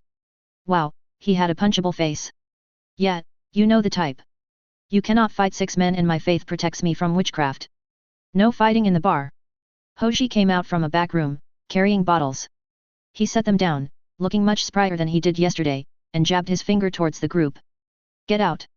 The priest flicked his arm, and a knife was shuddering in the countertop of the bar. Nice shot. You do not demand anything from me. All right, Hoshi. It's probably best that I leave anyway. Too many ears here. I spun the chair around, smoothly slipping to my feet and sliding out between a gap in the formation of men and weapons. Lesia, if you want, you and your kids can come with me. I have a few ideas of where we could go. You will be coming with me to Volantis. The priest was looking somewhat red-faced at the way I was dismissing him. Kids? Asked Lesia. I don't have any baby goats. I meant children. I nodded at her, and Haralana pulled on her mother's dress. Might be best to visit Volantis before we go anywhere else. I bent slightly to the side as a knife passed where my ear would have been. Although we should probably avoid any temples. A decently strong hand grabbed my shoulder, and the priest was there, hold a knife at my chin. You are coming with me. I'm going outside. I took a step inwards, pushing the knife arm's elbow and so his own arm blocked his vision, even as my foot set down on the floor, and I used my other hand to push him backwards, tripping over my foot, and landing on a chair which splintered. I winced. Sorry, Hoshi here. For the chair. I pulled out a small purse, one of the thugs from earlier had a decent one, and fished out a couple silver coins. He caught them, and nodded slightly. Safe travels, young witch boy. I grumbled for a second, as the priest was pulling himself up, and strode out into the late morning sunlight. It was a nice day, and there were several birds flying around the inn. I could still smell the place. The stink of unwashed humans is quite recognizable, and so I kept walking. Behind me, the priest, with his budget bodyguards, scrambled out of the building. Get him! Snapped the priest, as one of his bodyguards, the one with the axe on his belt, tried to help him through the door. The priest had a bleeding slice on his cheek, presumably from cutting himself with his fall, and pushed the helpful man away. Get the witch before he does anything. The larger, and possibly dumber, of the thugs ran at me with his club brandished, coming in for a swing from my right while my back was turned. His roar would have been intimidating, but even without looking, it would have told me something was wrong. Even if I hadn't been watching through my electrical sense. I took a step right, sliding to a knee to make sure he missed, and pivoted, snapping my left hand towards his club. A small band of metal snapped out, forming into a plate as I pressed it into the right shape, before lodging into the wood with a significant amount of impetus. Surprisingly, the large, and heavy, man did not let go of his weapon, and his grip strength was enough to hold on. Unsurprisingly, as my power was pushing the metal shard, and said weapon it was embedded in, the man ended up flying through the air, tumbling several times on landing. He got up groaning, but I was still in control of that metal shard, and used it to slam his own weapon into his head. Several times. There is something hilarious about hitting a person in the head with their own weapon, and this was no exception. He went down. Heavily concussed, but I could feel his heartbeat and breathing appeared peaceful enough, and I could perceive the continuous sparking in his brain, so he was probably not going to die anytime soon actually, why did I care? I shrugged to myself. It didn't really matter, but I have killed quite a few people in the last few days, so killing a little less is probably better. Oh wait. I face-palmed. This is the GOTS universe. Good here is not killing non-combatants, and taking prisoners/hostages. Restraint here means weakness. Now I remembered why this is a hell for Cs. Don't attack one at a time. Everyone, on me. The leader snapped, seeing his largest bruiser taken down without apparent effort. Priest, anything you can do to stop him would be nice right about now. The 5 remaining thugs charged, raising weapons to attack almost, but not quite, in unison. I could use some decent minions and these guys will do. Oh, and that priest looks like his shoes might fit. I swept around, settling into a hamney, then flicked individual panels of metal around in curved paths, letting my arm and body movements amplify the motion provided by my power. The first panel, sweep leg into position, flick right arm left to allow clear path out of sleeve, swept out, and, draw arm back and reverse hamney via backstep, curved in midair to slam into the side of the man with 2 extended knives at blistering speeds. I, and everyone else nearby, heard his ribs crack, and the man dropped like a stone, one of his shoddy knives breaking when it hit the rocky earth. A second panel was launched, left top back panel, directed through bottom of shirt by knife hand thrust forward via restricted uppercut, emerging from the bottom of my shirt and then flying up into the sky, before, crane beak strike from above, being shot down into the kneecap of the one carrying a short spear, shattering said kneecap with a loud crack. I pulled the arm that had been outstretched for the last strike back, stepping back with the hamney as I did so, sweeping the metal plates through the air into the backs of 2 of the last 3 fighters, while the leader, still carrying his axe, dodged the falling bodies and closed with me, swinging his weapon around and trying to stick his blade in my head. I had already sent a pulse through my metal power by the time he took the first step beyond his allies, and his axe was easy to influence. So I did so by slamming my forehead into the copper axe blade. It deformed like a piece of soggy bread, twisting and bending to fit the contours of my brow, and after a single, stretched moment, the leader let go of his axe, visibly sweating. "What are you doing?" proclaimed the priest zealously behind them. "Get him. Do you have a family?" I asked the leader quietly. He nodded, not saying a word, but sweating profusely. His heart rate had jumped again. I let the metal plates slide out of my clothes, orbiting around me like insects. "Answer, please." He swallowed, and looked up. "I have a son, Lord." Wow, that was a very, very fast heartbeat. Was he telling the truth? I'm not. I rubbed my forehead, trying to disperse the headache that flared. It didn't matter, and even if I could intimidate these people into being my minions, I wouldn't be able to maintain control without killing them one by one, assuming I was reading their interplay properly. "Will you go in peace, or do I need to make some widows and orphans?" The priest pulled out an amulet, and began muttering words in a language I didn't recognize, and began rubbing the stylized flaming heart in intricate patterns. Now, I know the GOTS universe has magic, so that was probably not good. None of that. I clenched a hand as if I was holding a cup and squeezing, causing several of the metal plates to sharpen and thin into blades, before thrusting it out towards the priest. Each plate was roughly triangular, and now had edges that could, and did, cleanly slice through cloth, skin, flesh, and bone with a quiet snick. The priest began shrilly screaming as his arms fell away, sliced cleanly at the bicep, and collapsed to his knees, sobbing as blood pooled around him. I frowned at this. For one, I didn't expect the blades to be that sharp, and for another, he was bleeding on the shoes I wanted. I activated the water power and used it to take control of the excess fluids, subtly directing them away from his shoes. I really don't like my fur boots.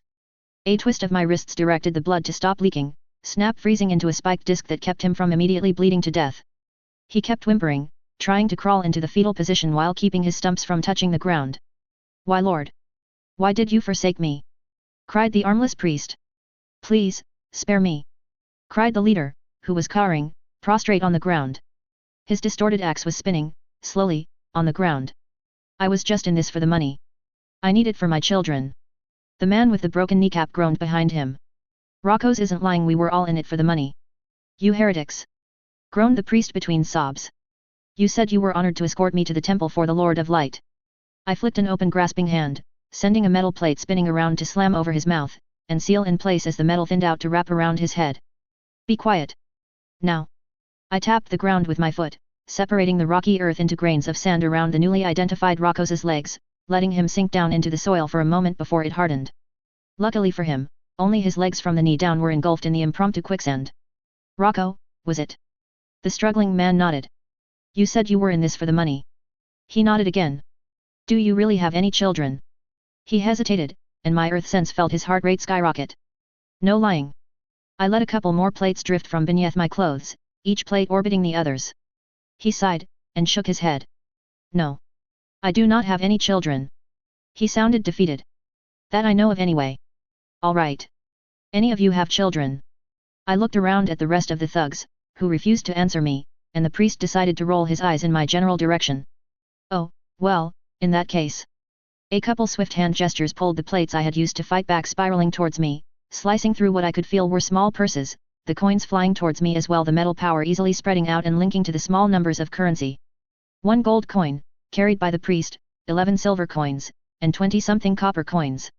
I directed them into a pocket, and slid the metal plates below my clothes.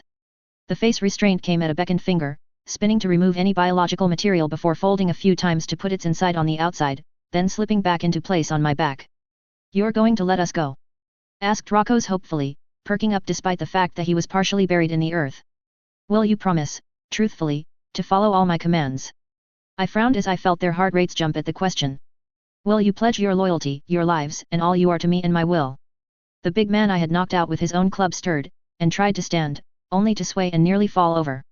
He staggered, then grabbed his club, and ran at me, yelling incoherent things about my lineage and the faithfulness of my mother. I took a step forward, and, reaching out with earth, snapped my arms apart. The ground he was walking on jumped, before steaming and then visibly glowing as it melted from below. Zahim. Rocco stretched out for him, even as the grode below the large man began to bubble and the sparse grasses around him burst into flames. Run. He didn't get a chance. The rocks and dirt melted, glowing red-orange in the morning light as they changed state, venting gases into the air as a thick cloud blossomed around the large man's feet. He began screaming, the sort of scream that crawls up your back and seemed to keep echoing in your ears for a long time after it stops, before falling back seemingly unable to jump, before landing with a muffled splush and sizzle.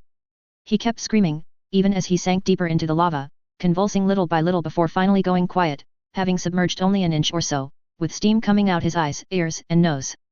Okay, note to self: don't drop humans into lava. That was. I grimaced at the smell of roasting human flesh, and with a few careful movements, cooled the lava and buried it, sinking the resulting gory mass several feet underground. Once the gory scene was out of sight, and a surreptitious wind got rid of the smell, I turned to the horrified remainder. What to do with you? I mused. Bury them alive. That phrase was especially chilling if a small girl was the one to say it. Oh, there were the rumbles of her power. It was a lot less significant out here. I blinked, and turned to look at Haralana. She and her family were standing on top of the small, but steep, hill to the north. Really? You want them to die, slowly choking to death in the dark as their air become more and more stale? Struggling to grow, unable to free themselves from the crushing earth. Haralana did not look very traumatized, even though I recently killed a man by dropping him into lava, and then described a very scary death. In fact, she looked adamant. I watched a woman used by men like him. She jabbed a finger at the leader, who paled. There are very few good men, my poor lazy Rose was one of them. Lesia was towing her baby behind her on a rope. It looked sort of like the rope that was being used to tie up horses in the stall behind the inn. He was a talented smith and he could shoe a horse in a few minutes, and it was calm through the whole time. But when he was commanded to shoe a horse within the Black City, he was put to death when the job was done and not allowed to even try to defend himself. She looked like she was about to cry, but I heard steel in her voice. I had to collect his broken head from the base of the wall where they let it fall, and his body had already been stripped by men like them. I nodded that fit with the Gods universe. Or, at least the bits I remembered. That makes things simple. Rocco's eyes widened. No, wait. I stomped once, and each man sank into the ground except the priest, who looked like he was in shock. One clap later, the ground closed over the men, and I let the chambers sink deeper and deeper into the earth. No one would hear them. I heard a faint screaming, and then sank the chambers deeper. It didn't seem to muffle the screaming, so I collapsed them, and when that didn't work, I looked around. The priest was petering out, in shock but also trying to scream, yet not having enough breath to continue doing so. You will kill them in the dark. He gasped. 2. Let their bodies become fodder for the other in your ignorance.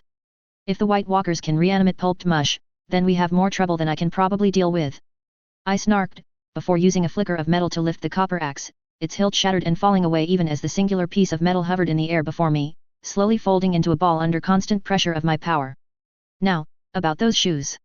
A/N, thanks in advance to Master G for offering to make a drawing of my main protagonist. I cannot draw, at all, so his efforts will make this story even better than it could have been on my work alone. I look forward to presenting his work, when he has completed it. Oh, and I watched Unlimited Rice Pudding. Watch it, it's worth it. Also, I covered most of these bases already, just out of curiosity, so. Anyone willing to co-op a time machine? I kinda need a lift. Ha ha ha ha ha ha. Oh, in other news, my little sister and I have been working on a card game based on the Tom's Gosket meanwhile.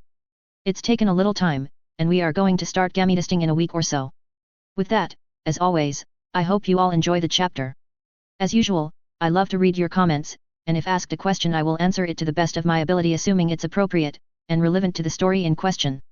Now, on with the show. Never turn your back on a potential enemy, ally, or unknown. This world is full of awful people, and I am surprised anyone lives to adulthood here under any circumstances. The priest's shoes fit snugly. Even more snugly when I began to work my metal on it. See, I hated Amory Locke's boots. I mean, they worked, but I needed to wear fur boots under them, and they had all this gilt on them, not even in gold the gilt was low-quality brass, and was rusting. It worked to lift me earlier, but now. No. I had better options. My metal power was able to easily separate the different materials, and let me tear the quarter-inch of layered steel literally like it was wet paper. The rest of the armor I had collected. It easily tore, the layers making it easier to separate as my power looked at each layer as a different piece of metal.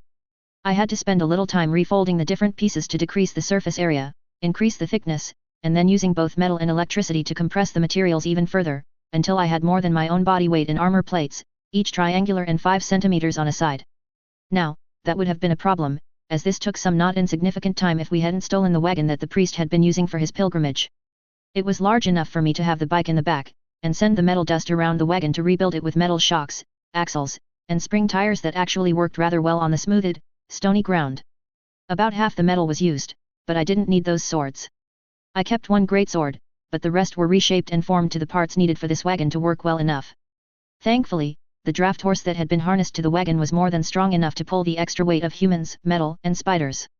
Once I had finished reconstructing the armor, I turned my attention to my non-human friends and started laughing as I saw what had happened. First off, it was not a good idea to give the spiders superpowers. Second, spiders with superpowers were hilarious.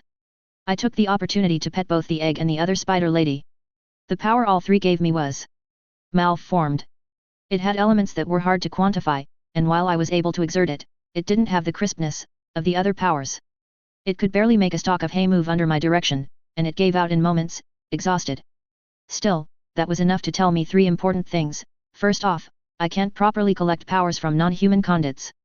Second, powers can break. The power I collected had snapped under the pressure of using it incompletely, and now I knew what it was. It wasn't as hard to feel the outline of the power, to understand it. Third, the spider family had the ability to control gravity.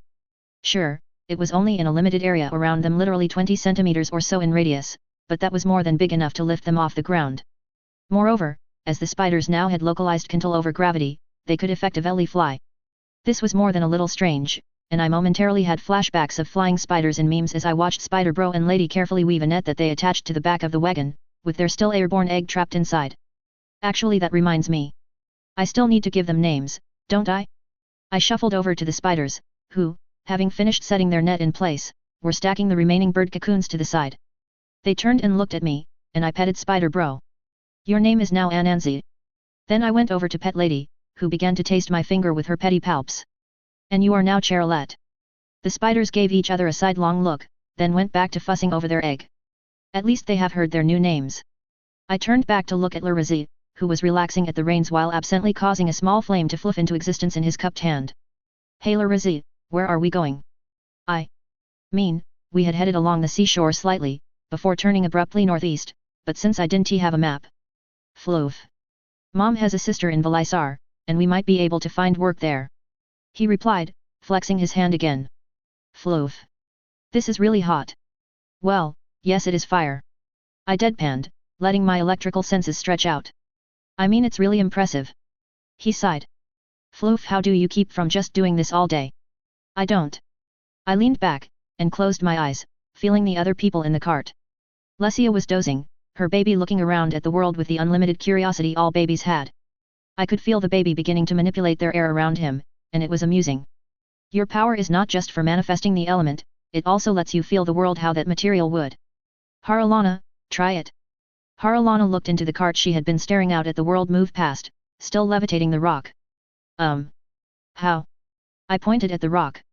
Your power. You know where the rock is. She blinked at it. It's here. Yes, but how? With earth. Earthbending, I may as well play with the Atla terms if I have the full power set. With the earthbending, I reached out, and began to slowly pull on her rock, even as my magnetic sense decreased in range by a fifth. As an earthbender, or one with the earth power, stone, dirt, and anything from the ground you may control. Can you feel this? I tugged. There was resistance, but I felt that she felt what I was doing. Yes. She smiled, even as the stone began to drift towards me. I can feel that. I kept pulling, until I tapped the stone. Her eyes widened. Oh, wow. That's pretty. I released the stone, tapping it a final time as it drifted over to the young girl. I can see it. But not with my eyes. It's your tremor sense. I muttered, eyes still closed. You should be able to feel anything that is touching the stone your power touches. I hope that, in the future, you will be able to feel the lies and truths of things with this power. Do I have a power like that? Urgently asked Larazi, who was only slightly paying attention to where we were going.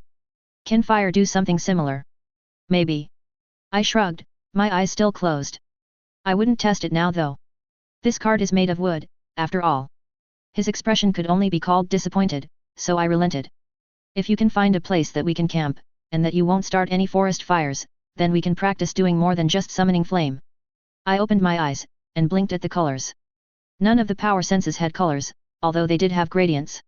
As a fire conduit, a firebender, you can do more than just shoot flames but not in the cart.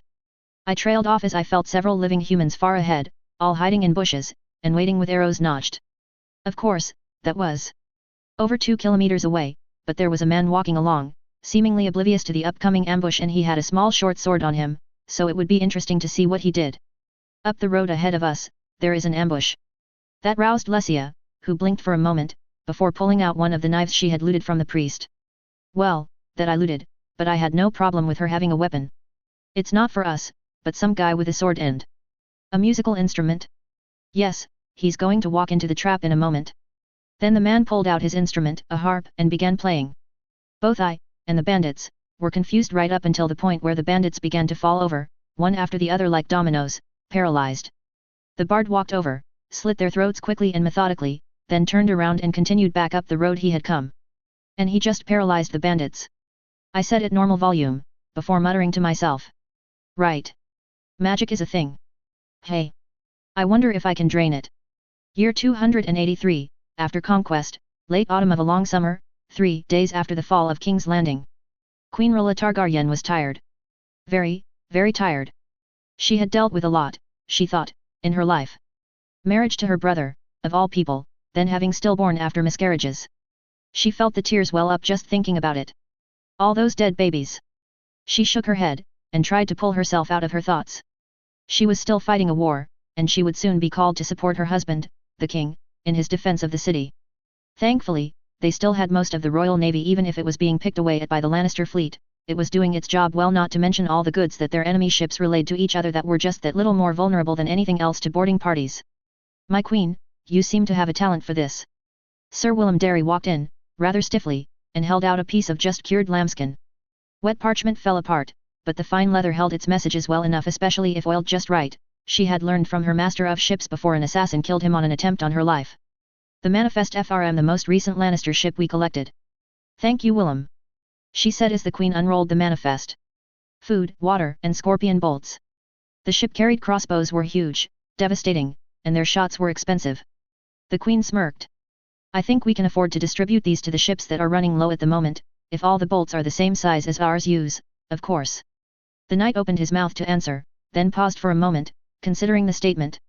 I am not sure, Your Grace. I will need to check with the captains. But there is one other thing. He hesitantly held out an oilskin pouch, with the royal seal on it. The men found this in the captain's quarters. According to the men, he seemed pleased about it. Rilla felt a sense of trepidation as she grasped the pouch, feeling the coins and letter within. The men left the coins within. She murmured. I thought they had more sense than that. The queen carefully opened the package, and pulled out the letter sealed with the royal seal. How did they get this? Her mood dropped even further when she read the letter, and the queen slumped in her chair.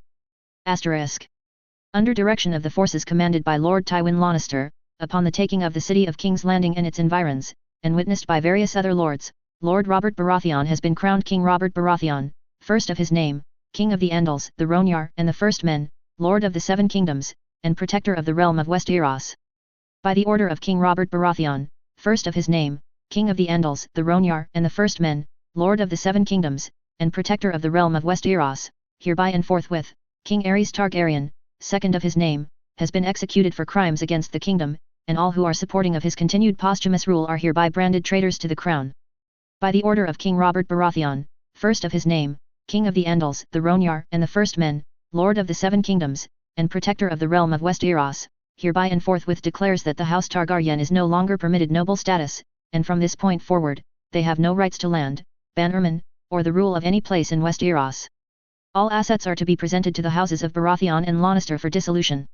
All loyal forces to the crown are hereby charged with establishing the stability of all seven kingdoms, to follow the instructions of Baratheon, Lannister, Arryn, and Stark forces on the fields of battle.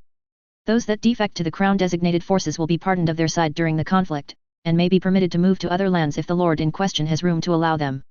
By the order of King Robert Baratheon, first of his name, King of the Andals, the Ronyar and the First Men, Lord of the Seven Kingdoms, and Protector of the realm of Westeros, hereby and forthwith has taken King's Landing, and has decreed that all of Targaryen seed must be collected, and presented to the king for judgment under the eyes of the Seven and the Old Gods. As signed and witnessed by the crown, on this the year 283 AC. Asterisk. My queen. The knight began hovering. What is wrong? The king is dead. She slowly stated, not quite believing it. Robert Baratheon has usurped the throne, and declared House Targaryen to be dissolved. I am no longer your queen, and I have no lands. Any who fight for me and my children are traitors to the crown, and my family is to be presented to the new king for judgment. Rilla let a few tears fall at that idea. She knew what judgment new kings gave old ones. The hatred that Robert Baratheon had for the Targaryens was never concealed, and he had sworn, before witnesses, that he would kill the Dragonspawn personally, if necessary. Sir Willem Darry began to gather up the maps. In that case, my lady, we should evacuate Dragonstone. That pulled the fallen queen out of her emotional torrent. Is that your professional opinion, Sir Darry? He nodded. This message has been delayed but, as you know from the last 2 weeks, the Lannisters have been using cutters for resupply. He looked pained to admit this. We could not catch all of them. Cutters were a type of cog, mainly sail-propelled ships, that the Lannisters had somehow acquired that managed to outpace most of their raiding galleys, and while they didn't have a lot of cargo space, because of the wind conditions around Dragonstone, they could move very, very fast. So fast that, by the time they were seen, the cutter in question was usually turning, and outpacing any pursuit, making their siege within the island very difficult. They had been preparing for a push these last few weeks, to break out of the Lannister blockade, and make the surge to take the docks at King's Landing, bringing reinforcements and heavy weapons to crush a besieging force. But now that wouldn't be feasible. The ex-queen began rifling through her papers, taking some time to do so before finding the required document. The latest accounting from the local treasury. We need to pay our soldiers. My queen. Sir Darry sounded completely lost. She began doing sums. We need to pay off the... There was a thudding sound, and an old, fat and balding man walked into the room, carrying a small message. Your Grace, news from King's Landing. Maester Cresson, the Maester of Dragonstone, waddled in, breathing hard. I have not read it, Your Grace, but I am personally hoping for... Is something wrong? Queen Rilla Targaryen straightened, suppressing a wince from her pregnant belly. Some news from our scouts. But first... She held out her hand. The message. Of course. The Maester happily presented the slip of paper to her, and then leaned forwards.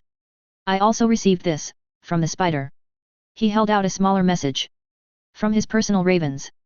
Someone used magic within the city, and spirited away Princess Elia and her children. Sir Darry and the Queen both blinked. Are you jesting, sir? Asked the knight, looking around warily. Magic. Unless you can explain an army's worth of swords and arrowheads trailing a metal object like the tail of a comet, then being fired into the ground like each sword was shot from an arrow, all being done without magic. The maester looked smug. The knights sent to collect the princess and her children were found, stripped of their armor, and tossed into the pit of spikes within the moat of the Red Keep. How one could strip the mountain and surlock of their armor and weapons, I don't know, but it all was done within half an hour according to the spider. He saw them fly away on. He checked the small paper, eyes squinting to read the minute writing. The metal comet. Yes, he saw it from his tower room. My daughter-in-law might be alive. The queen didn't notice the tear this time. We must find her, we must find them. Which way did they go? I think it went south. The old man held the roll close to a candle, and nodded. Yes. South. If they truly flew away, then south would take them to Dorne, right? They might be heading to Sunspear even, if they can clear the mountains, or follow the coast. That is what we shall do, then. She turned back to the knight, who snapped to attention. We shall head for Sunspear. We cannot hold Dragonstone eternally, we do not have enough food. Prep the fleet, we are breaking the siege, and get Viserys ready to go. We are leaving when the tide turns. The knight saluted, then ran out of the room, his armor clanking. Your Grace. The maester gestured at the other message. The message. The queen looked down at her clenched fist, and unrolled the message. Asterisk. Your Grace. King Aerys is dead. Your house is deposed. Surrender to my forces within the next fortnight, or there will be no mercy for any dragonspawn on Dragonstone. Or anywhere else. Asterisk. He didn't even sign his letter. Sighed the queen. Tywin was always abrupt. But it's not important, King's Landing has fallen. Your Grace.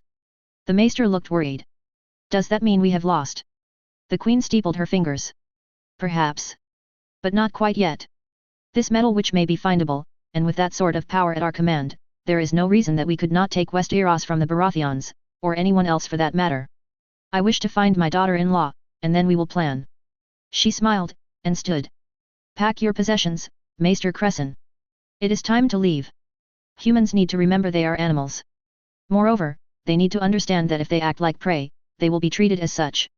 Being the most dangerous predator around means you are both well-fed, and relaxed, but willing to be respectful to the other predatory entities that may cross your path. Mainly because they are not worth your time.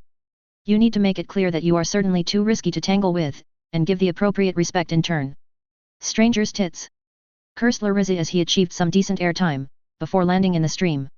Again. Does the stranger even have tits? I mused, before shrugging and spinning on the ball of my bare foot, fire flaring out to let me skate around, facing the soaked kid as he pulled himself out of the creek. Again. We had traveled for almost an entire day before finding a good place to stop. It was a large, exposed rock, next to a creek, and it was several kilometers past the bandit corpses.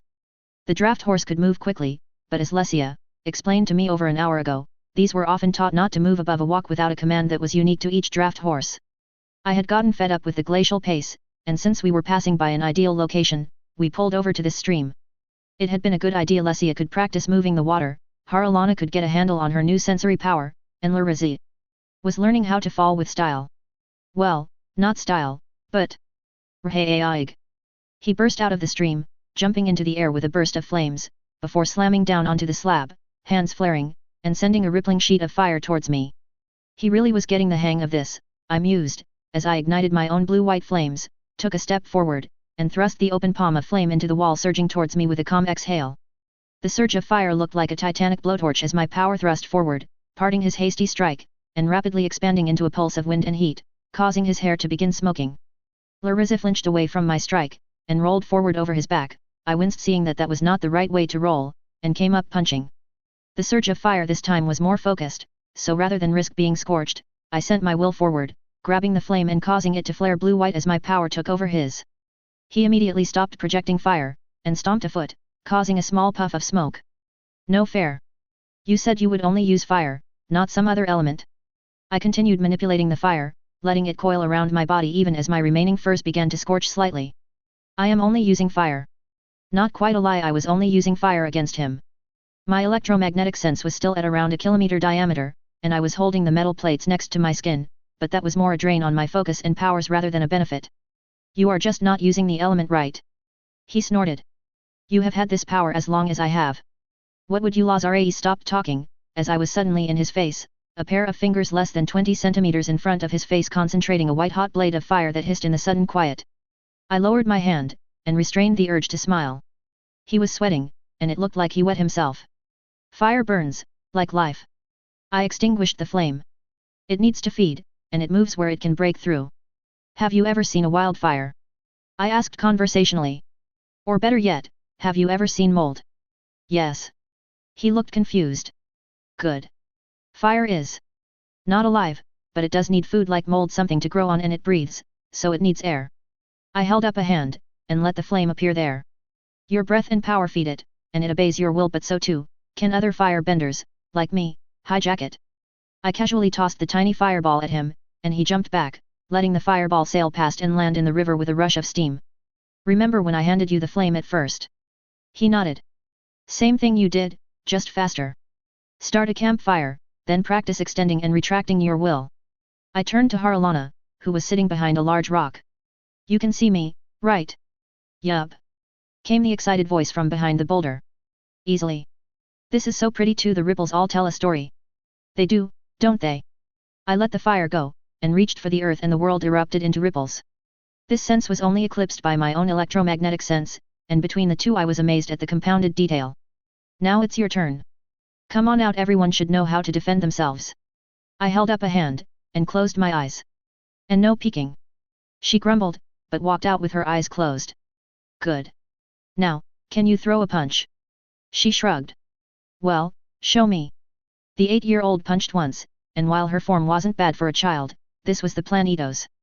Like this. I walked around her, and poked her outstretched wrist. This will break. I poked her fingers. And this will break if you punch anything at it. I held up my hand, palm up, and showed her how to fold in all the fingers before tucking in the thumb. Like this, if you punched me, you could or break your thumb. She nodded, and fixed her fingers. I ended up spending quite a bit of time showing her, without letting either of us open our eyes so we would be able to more easily use the tremor sense constantly, how to properly punch someone. Why not to overextend, how to angle the wrist depending on the strike, how to judge when and where to punch someone. We only covered the absolute basics, but she was a fast learner, and well adapted to learn this. Of course, as big brothers might be wont to do, he tried to pull a prank which, with our 360-degree vision, was rendered unusable as his prank. An attempt to firebend at my back, was foiled when I used earth to slip sideways, the ground under my feet propelling me in my anchored stance a meter right, before a pair of up-flicked fingers shot a column of stone into his wrist at blurring speeds, cracking it and forcing his arm to hang limp for a while until the joint fixed itself. No interrupting lessons. His curses were not too creative, but I did not appreciate interruptions, nor sneak attacks. He didn't try anything after that, although he did need to make another fire, as he drained the first one to heal his broken wrist. Once I had Haralana striking at air, tossing pebbles at a rock with each punch, I turned to the last member of the group. Lesia was standing in the stream, wearing only a set of cloth bands around her breasts, and some sort of simple garment to cover her groin, while she exercised her power to lift and direct a sphere of water. On the bank, her unnamed baby sat snoozing, causing ripples of light to I opened my eyes, having almost forgotten I had them closed, and released the earth. Frankly, she looked exhausted. Are you all right?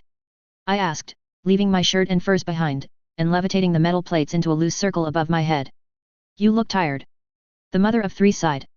I'm not sleepy, but so much has happened in the last day. She lifted the sphere into the air, then slid it towards her other hand. But I feel much better with this water around me. She looked at me sidelong. When you were talking about this power, you mentioned there was no price for it. Other than being one with your power? Yes. I don't know of any other downsides or price. I shrugged, and several spheres of water coalesced around me. There might be a price, but I haven't found it yet. I think I found one. Lesia confessed. When we left the sea, I was concerned. Very concerned. Like I was leaving behind a lifeline. Oh. You can feel your element easily, right? She nodded. Well, water is everywhere. Unless we get attacked by rock monsters, then you should be able to strike at the water within them. And now she looked horrified. What would that do? She hugged herself, and the sphere of water dropped. She looked up at me, and I saw a mix of disgust, horror, and resolute will. Show me. I blinked, then looked over to the bank of the stream. There were plants there, so I pointed. There. See the plant with the leaves that have 7 points. She nodded. Right. I reached out, grasping with an arm, even as I exerted my will on the water there. The plant began shivering, and bleeding sap. Everything alive has water in it. I yanked back, and the plant tore apart, turning into a green sludge ball that left behind desiccated remains on the bank. And you, and me, can touch it. I snapped the arm around, turning the water into a spike of compressed ice that whipped around me before slamming back into the bank, embedding 10 centimeters into the rough ground. See? She was pale, but resolved in her focus, and I felt her power probing the ball, as well as the other plants around us. I would not recommend it yet though. I saw her start. We can carry water with us, and make use of the large cart we have brought with us. Lesia pointed at the ice. With that? That stone water. I frowned, nodding. Yes. But does Valerian, this language, have a word for ice? Oh. I guess so. She reached out, touching the cool material with her will, sliding it out to bob gently towards her. This is ice? I have never seen it. I grinned widely. Well then, we can make a lot of money off that fact. Lesia blinked, and looked away from the floating spike of ice. How? And people would pay for this? Asked Larizi, who was looking rather skeptical. It's just solid water. He tapped it, twitching back. It's cold. I was using water to lift several times my own weight of water into the air, having already frozen into a sphere. Of course it's solid. Haralana tapped it with her knuckles. What does that have to do with the water being cold? It's... Okay, have you seen molten metal? They both nodded. Really? Lazy Rose was a smith. Lesia muttered, even as she reached out with her own water power, feeling the sphere of solid ice. Ah. Her dead husband. Well, as metal cools, it becomes solid, right? Water does the same thing. I lowered the sphere of ice onto the ground, and squeezed, causing the ambient temperature to jump as I crushed the ice to be a quarter smaller than it was at the start. My power actually protested, and I had to relax the compression starting as the ice exploded straight up as a storm of shards. Shit! Lesia screamed, and lunged for her baby, drawing a shield of water around them both in moments as the shards gracefully arched up in the light, a few hundred razor-sharp shards of ice glinting and promising laceratory death. I stepped forward, and reached out, pushing my power to envelop all the spikes, slowing them down as they rained down in a deadly hail that was decidedly not deadly to any of us. I forgot that water is. I muttered, half to myself. Sorry, but I won't be able to make the ice easy to carry at this weight. The shards, under my direction, remelted and reformed into a large sphere of water. We would probably need another cart, and I trailed off that would actually work perfectly. In fact, I dropped the ice at the side of the road, ignoring it for the moment, as I focused on my electromagnetic sense. There, a bit over 2 kilometers away, there were some decent-sized trees in a gully. I lifted into the air, as I directed the metal shoes and bracers to ascend via my electromagnetism. I'll be back in a few minutes. I gathered the glass triangles, and some metal, sealed the glass into a windshield around my head, and took off visibly creating a shockwave from my acceleration. It was like hitting the water from a high dive, but my healing factor dealt with the microfractures in my bones, and, since I was already in the air and I knew where my target was, I let my range shrink a bit as I began to work with my air power. I wonder if I can mimic flight with it. Or, at least, decrease the shockwave effects of jumping to near supersonic within 10 meters. I mean, the baby could fly without any other powers. Why can't I? After a moment to decelerate, I made sure to bring around 80 or so metal shards along if I wanted to carry cargo. I would need some way to hold it. 5 minutes later I was drifting back over to the campsite, with 10 huge, coiled tree trunks drifting behind me as I came down for a gentle landing. Haralana immediately darted in, now skating on the ground, her bare feet surfing on small lumps that even with my earth repressed, I could feel, before darting back out again as I brought the bits of wood down for a landing. Once I set all the pieces of wood down, I began to pull on water. Above me, 2 spinning discs of water formed from ribbons coming from the stream, and I could feel sweat begin to form as I pushed the speed of the water, keeping them contained. It was hard. Very hard. But I could do it, and I soon began cutting the wood I had collected into beams, poles, and slabs mimicking the pattern of the wagon that we had been using so far. It took several hours to get everything set properly, and work out how to form the joining between plates of wood so that they wouldn't slide apart, using a variant of ratchet or whatever that method of traditional joining that the Japanese used. I soon had a, fairly heavy, it must be said, cart with a smooth bottom, solid wheels, and shaped somewhat like a large bowl. Moreover, it had a pivoting front axle, with appropriate limiter to prevent the cart from overturning, and a nice, strong mount for the chain that I was now using some metal dust to form. Of the 10 trees I had collected, 8 had been used up to make this, which is fine. I am using to budgeting projects. The remains added up to another total tree trunk, and we would need it. I let the metal that sat along my limbs flow out along outstretched hands, each piece flattening and thinning, becoming razor-sharp serrated discs as they gathered above my head. Once I had 20 discs prepared, I used my water manipulation to pull another large sphere of ice out of the water, and hold above me. It was straining, to be manipulating 3 different powers, water, electricity, and metal, but at least I wasn't getting a nosebleed. I slowly began to pick up chunks of wood with the metal spikes, and began to grind the wood into sawdust with the metal buzzsaws. It took seconds to grind enough dust away to form a pile on the new wooden wagon, and the resulting creak when I placed the ball of ice in its new bed of sawdust was, while not too bad, the wood didn't bend, it wasn't super promising. After a few, very noisy, minutes of grinding, I had half a tree left, and a cart that was now resembling nothing more than a large wooden bowl filled with sawdust. It looked interesting. Thankfully, the large stone slab we had parked next to? Yeah, it was exposed marble. Seriously, I could see veins of copper thread, quartz, and other materials woven through it. A surge of earth and a stomp allowed me to toss millions of thin chips into the air, which drifted around like the world's deadliest and smallest blizzard before forming into a slight dome shape above the dish. Metal dust flew out of the other cart, sketching into the tiny spaces between the chips of stone, solidifying under the pressure of my will before the whole structure settled onto the bowl. As it was slightly smaller than the bowl, it sank down slightly, just compressing a little bit of sawdust before stopping. I brushed off my hands. 1 chunk of ice, ready for delivery. I don't like humans much by default. I mean, have you even seen us as a species? It's rather depressing. I like individuals, but they need to be very strange compared to the norm in order to be part of that group. Indeed, most of my closest friends may appear normal, but that's because they are better actors than I am. And better liars than most, to most. After getting the ice packed away, getting into Valisar was actually fairly easy the next day. Although, I did have to use my metal dust to carry it most of the way the second day, but it wasn't too hard. I didn't have to move things at supersonic velocity, and a struggling draft horse doesn't mean much to my power. I had to explain that yes, just because something is a solid, liquid, or gas, doesn't mean it's something different, in several different ways to persuade Lesia that she could use her power on ice, but it did eventually work. Of course, according to her, it felt completely different, but she was able to gain purchase over the material. She didn't quite grasp the concept of steam, or that water was in fact 2 different gases, but visualizing steam for the power to grasp was just a bit more abstract than I could expect out of people from a medieval mindset. Haralana was easily able to grasp magma with her power, after seeing her mom lift a fist-sized lump of ice without touching it, and while there was no equivalent for Larazi, he said he could feel something within the magma ball, so there might be some more power overlap there.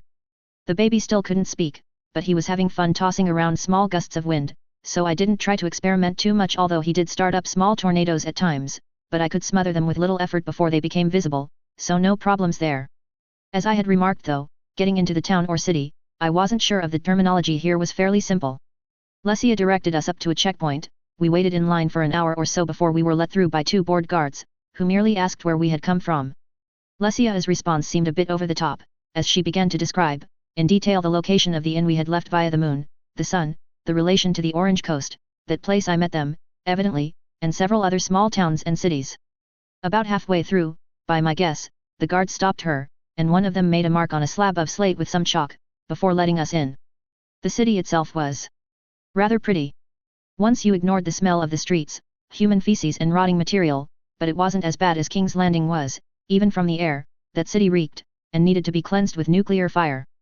Lesia led us through the city, passing through the central market where we had a beautiful view of the river that bisected the city, and the waterfall it had been built around. So? I asked as I walked alongside the rear wagon. Do you know where we are heading? Haralana, who was walking just alongside me with her eyes closed, good practice using her tremor sense, shook her head. Mother told us stories of her home before she met father, but not in much detail. Just that her parents also ran an inn, and her oldest sister was going to take over when they died. I rubbed my chin as I thought about it. How long ago would you say she left here? Larazi, who had been riding in the wagon ahead of me, turned to look back at us. I saw that he was holding the as unnamed baby, and that, from the unmoving darkness, Anatsi and Cherilette, Spider-Bro and his lady, were both hiding in their burrow. Evidently, giant spiders don't much like cities. Understandably. Before I was born. Larazi shrugged. I'm 2 hands and 4 summers, while Haralana is 1 hand to 3. So at least. I blinked. What do you call a cycle of winter, spring, summer, fall? I don't seem to know the word for it. There is a word for that. Now we were getting strange looks from passers-by. Thanks Haralana. Where I come from, it's called a. I did my best to ignore the fact that others were paying attention to us now, and immediately people began going back to whatever they were doing. Being able to act like nothing is wrong or off is a great way to get people to act like you are part of the background. Although, I wouldn't worry about that much right now. I stopped talking as something disrupted my electromagnetic sense, and Haralana inhaled abruptly. You felt that too? I asked her, and she nodded quickly. The sensation was not that severe, but it gave the feeling of blurriness, something my sense had never shown before. I touched earth, and felt the anomalous area persist, feeling. Was that music? It felt like a beat at least. Not sure which instrument, it just felt like repeating patterns. The important part was that it blurred our senses, and that was new. Not good new then. I nodded to Haralana, and sent her a reassuring tremor of power that highlighted everything around us for a moment. Don't worry about it. I know you and the others are not ready to fight yet, that's fine. If you feel the blurry area, tell me or your mother. I patted her shoulder. Even with her closed eyes, she looked worried. What do you see? Larizzi asked, as Lesia began to turn the carts as we went around a bend between two buildings. Nothing. I trailed off as we were now pointed straight at the blurry spot, and I shunted half my power to earth, to get better resolution. A couple subtly amplified steps, by using the metal that I had pressing over my shoes to lift myself a bit faster than humanly possible, brought me to the front of the cart, and a surprised Lesia. There is something wrong up ahead. Lesia glanced back up at the bar she was aiming at. It's just where I remembered it. She muttered, before looking back at me. What's wrong? That's my family's tavern. Haralana and I both can feel something strange there. It's making things blurry when we try to look there. I made sure to stress the words both emphasize. Haralana had described the senses to her, and she thought it was strange, but understood. A bit. It's interfering with our looking, and that might mean something is trying to affect the patrons of that tavern. I pointed at the tavern with the... Was that a grinning cat carved into the sign? No, carved through the sign? I pressed on. Or the owners. Lesia's face froze, and I felt her power reach out to the water in the waterskin I had provided her. Are you certain, Gara? I am certain something is there. I clarified. Something is happening, but that's about it. I raised a hand, and let the metal peek out from below my clothing on my arm. I will end it if there is. I am just keeping you in the loop. Now she just looked confused. What loop? I suppressed the urge to rub the bridge of my nose. It's an expression from my homeland. It means that I want to make sure you are aware of what is going on. The mother of three nodded, and let the draft horse resume its stride. In that case, Larizzi. She called back to her son, who popped forward, still holding the baby. Yes, mother. When we get there, give me the baby. Lesia looked slightly enraged. Let Gara go first, then follow him in. Hara and I will go in last. I held up a hand as the blur abruptly stopped affecting me. From Haralana's twitch, she saw the same thing. A man, holding a harp, was getting down off a stool. He had been in the almost exact center of the blurry patch, and I would bet that he was the original source of the blur. I think I found the source. Some man with a harp. Be careful. Being in the slightly more wealthy part of the town, this tavern was the bottom floor of a two-story structure, with the next door building having been retrofitted into a stable, the stable also having a second story, forming into a nice, homey-looking building made out of hewn stone bricks that the weathering of countless days and hands has smoothed to an almost mirror sheen. Once the carts and draft horse had been placed away properly, I decided to bring the spiders along. Working carefully, I began to manipulate the metal dust, so that, hidden within the car, a shape began to form. It took a few seconds to compress most of the metal into shape, but I soon had a gourd that was big enough to carry the spiders within, having formed the gourd around their burrow, and a flex of earth let me cover the surface in a layer of sandstone dust, which my active powers compressed into shape, pressing each grain so that, while it wasn't molten, the grains were sticky, and stuck to each other to form a single, cohesive shell. A slight twist of metal dust to form the cork, bits of wood shavings being held in place with metal to give the illusion of a wooden cork. I had a gourd of deadliness that the original owner would have been pleased with. Yup. He would be pleased. I felt the slight shudder through the earth, and saw Haralana collecting bits of sand from the earth only to arrest her gathering. Her technique was fine, but... Haralana, stop gathering. You are reaching too far. She opened her eyes, and blushed, as she noticed that some people walking in the street had tripped as the cobblestones moved beneath their feet. Sorry. I patted her shoulder, and while she flinched slightly, she did not move away. It's all right. Just be aware of it. Larizzi. I turned to her brother. You're with me. I pulled the gourd out of the back of the forward wagon, and, with a piece of spare cloth that was in the vehicle, I tied it over my shoulder like, well, the character I had pulled the name from. Now. Look out for a man with a harp. I wish I could say that we strode in like we owned the place, but the gourd was large. Even if it was weightless, and it was, with my electromagnetic power holding it in denial of gravity, it was large enough to be awkward. I was thankfully that I had made sure to leave some air holes for the spiders, as I felt them scrabble around then freeze as I maneuvered through the door. This was, well, a tavern. There wasn't much here during the day, but it was now around sunset, the day after we left the previous inn, and while it was in a, probably, better part of town, it wasn't that impressive in its clientele. Still, it had a homey feel to it, and that would be enough. The barmaid glanced at me as I walked in, and then her eyes widened when she saw the rest of the party enter. I felt Lesia's eyes widen as well, and she broke formation to run over to the buxom woman, who expertly shifted a platter of steins over to a wall between two tables incidentally, smacking the back of the head of a man who was groping her bottom at just the right angle with the heavy wooden slab to knock him out.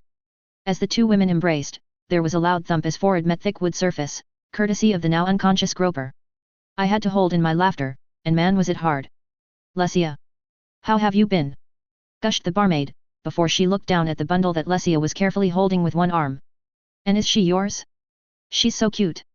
She glanced over at the rest of us, and then looked at Lesia, one eyebrow raised. Looks like you have been busy, sister. Where is that scoundrel you ran off with? Charlander. The word sounded unused, but happily, from Lesia once her sister was no longer trying to squeeze her or her baby. He is mine, yes. Haralana and Larazu, her children, perked up, and rushed over to her, are both mine. Gara, I nodded at them, having moved over to a wall so I could give the family some space, is a companion that we picked up on the way here. Her face fell.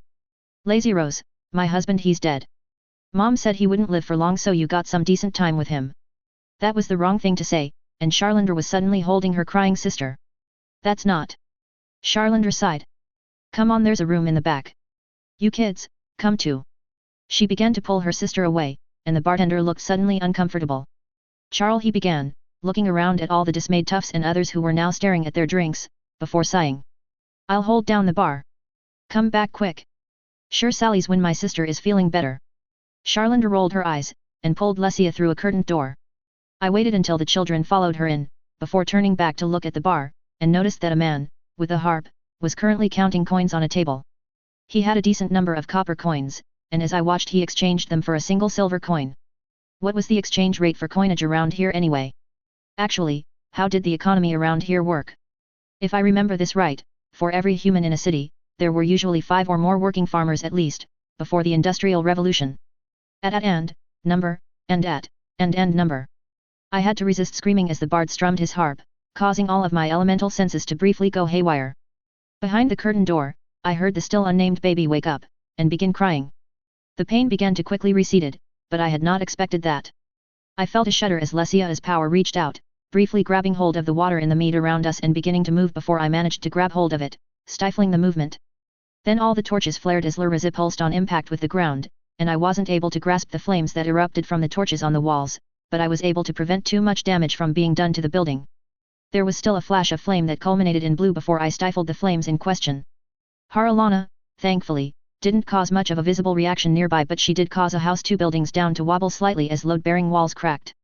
She had been the one I was expecting to have a flare-up, but I was already using earth, so it wasn't much of a problem.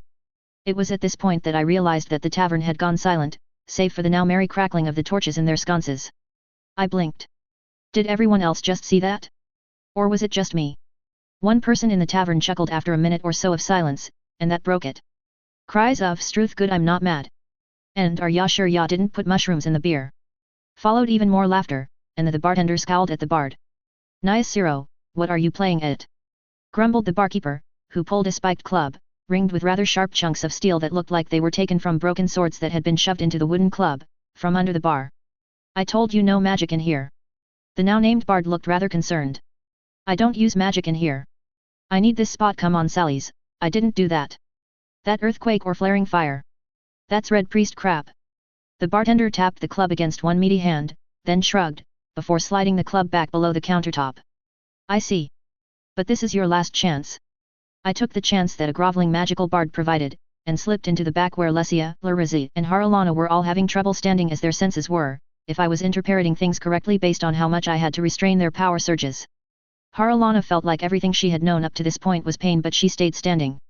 It had been interesting to see her, and was that the word? She didn't know, but then the pain hit.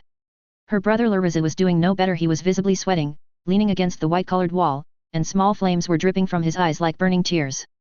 Then she had to resist the impulse to vomit as she suddenly felt a massive sense of distance, feeling like she was impossibly small on a spinning ball, and she experienced so many just directions of movement that it was all she could do to hold her mouth closed. Gara burst through the door, and she felt her power, writhing without her control, suddenly stop moving. Pull back. Stop looking through your power, otherwise, this will get worse. Haralana, despite the pain, really did not want to stop looking at the world through her power. Every movement, of anything that touched the ground for hundreds and hundreds of yards, and everything that touched those things, all showed up as lit by her power as she touched the earth. Even now, with a wooden floor between her and the stone and dirt, she had no issues with her senses, and felt the shapes of all the buildings in her range as the ripples of light moved over everything. But her and everything was rippling sideways to their normal patterns, and on top of the physical pain, she was getting a splitting headache. She let go of her power, and both pain and headache ceased. The world abruptly felt much bigger than before, and Haralana grabbed for her power after a few desperate breaths. The world rushed back into focus, every person, every object within her range that touched the ground beneath them lit up to her side again, and she felt at peace. You need to believe? I can understand why you think that. Most humans do.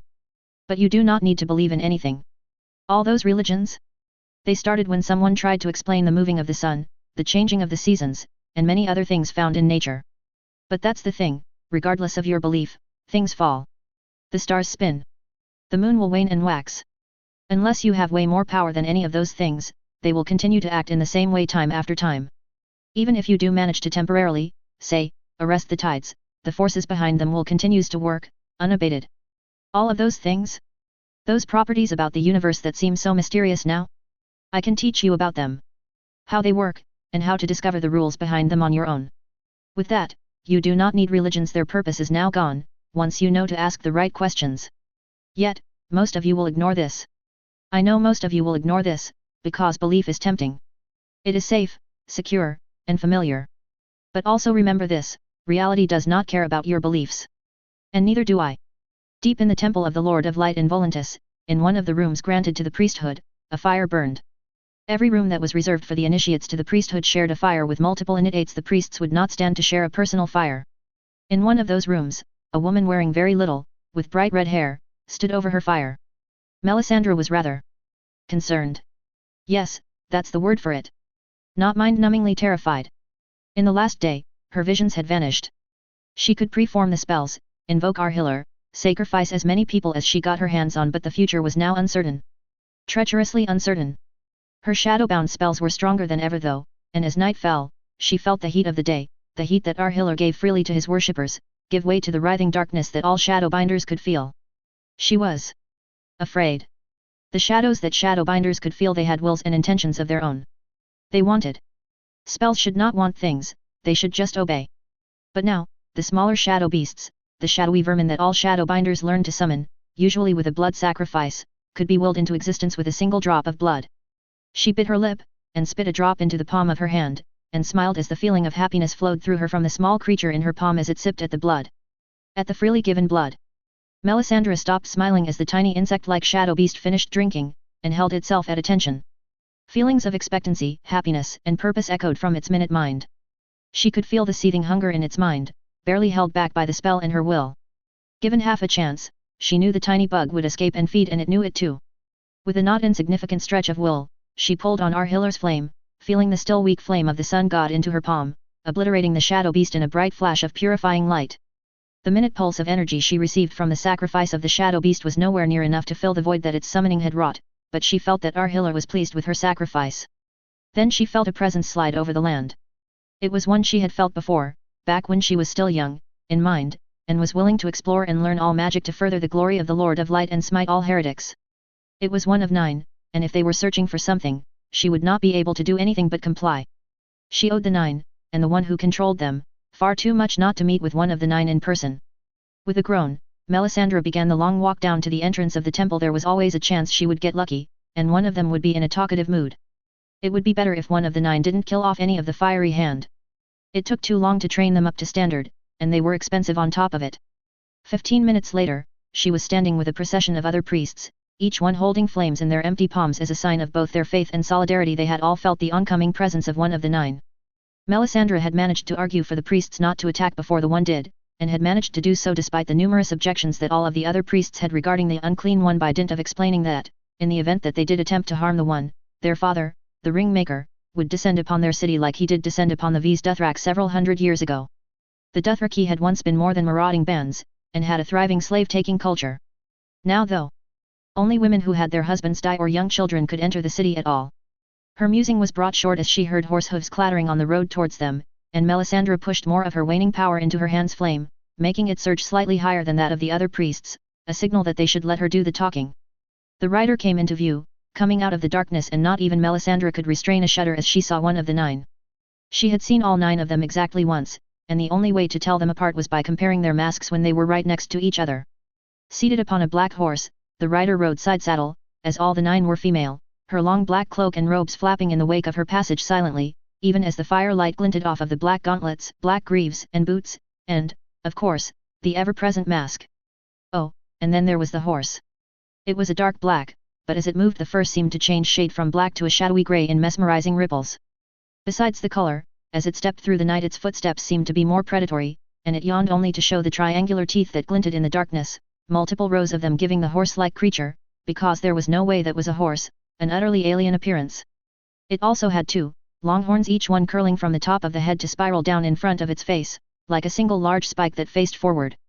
If Melisandre or any of the priests had been familiar with sharks, they would have been impressed at the resemblance to one of the aquatic predators, but as they were not particularly familiar with the animal kingdom, the group of priests and priestesses only could see the equine predator as unnatural.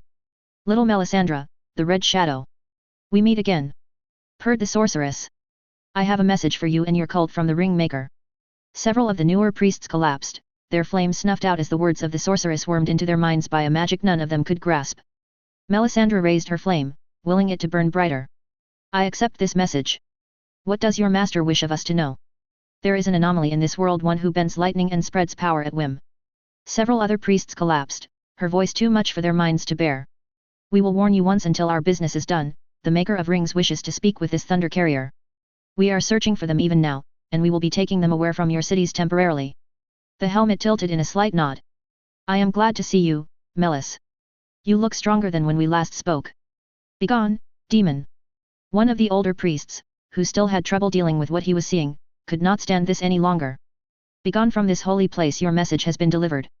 The ring bearer shook one gauntlet finger, and they could see the glint of gold on it, even as the priests and priestesses felt the push of magic make their bodies heavier than before. "Make sure to spread it to the other temples. We would not wish to have to kill your followers because our request was not heeded." Her message delivered, the ring bearer turned, and her horse made a snorting noise, before they began running, traveling faster than any horse the priesthood had ever seen out of the small ring of light that the torches illuminated around the temple of the Lord of Light. "For the night is dark, and full of terrors," murmured one of the priests behind Melisandre. "We should have tried to strike at that wraith. A creature such as that does not belong in the world of light that Arhilla rules. Perhaps one of the servants of the many-faced demon may be contracted to deal with these creatures," one of the older priests murmured.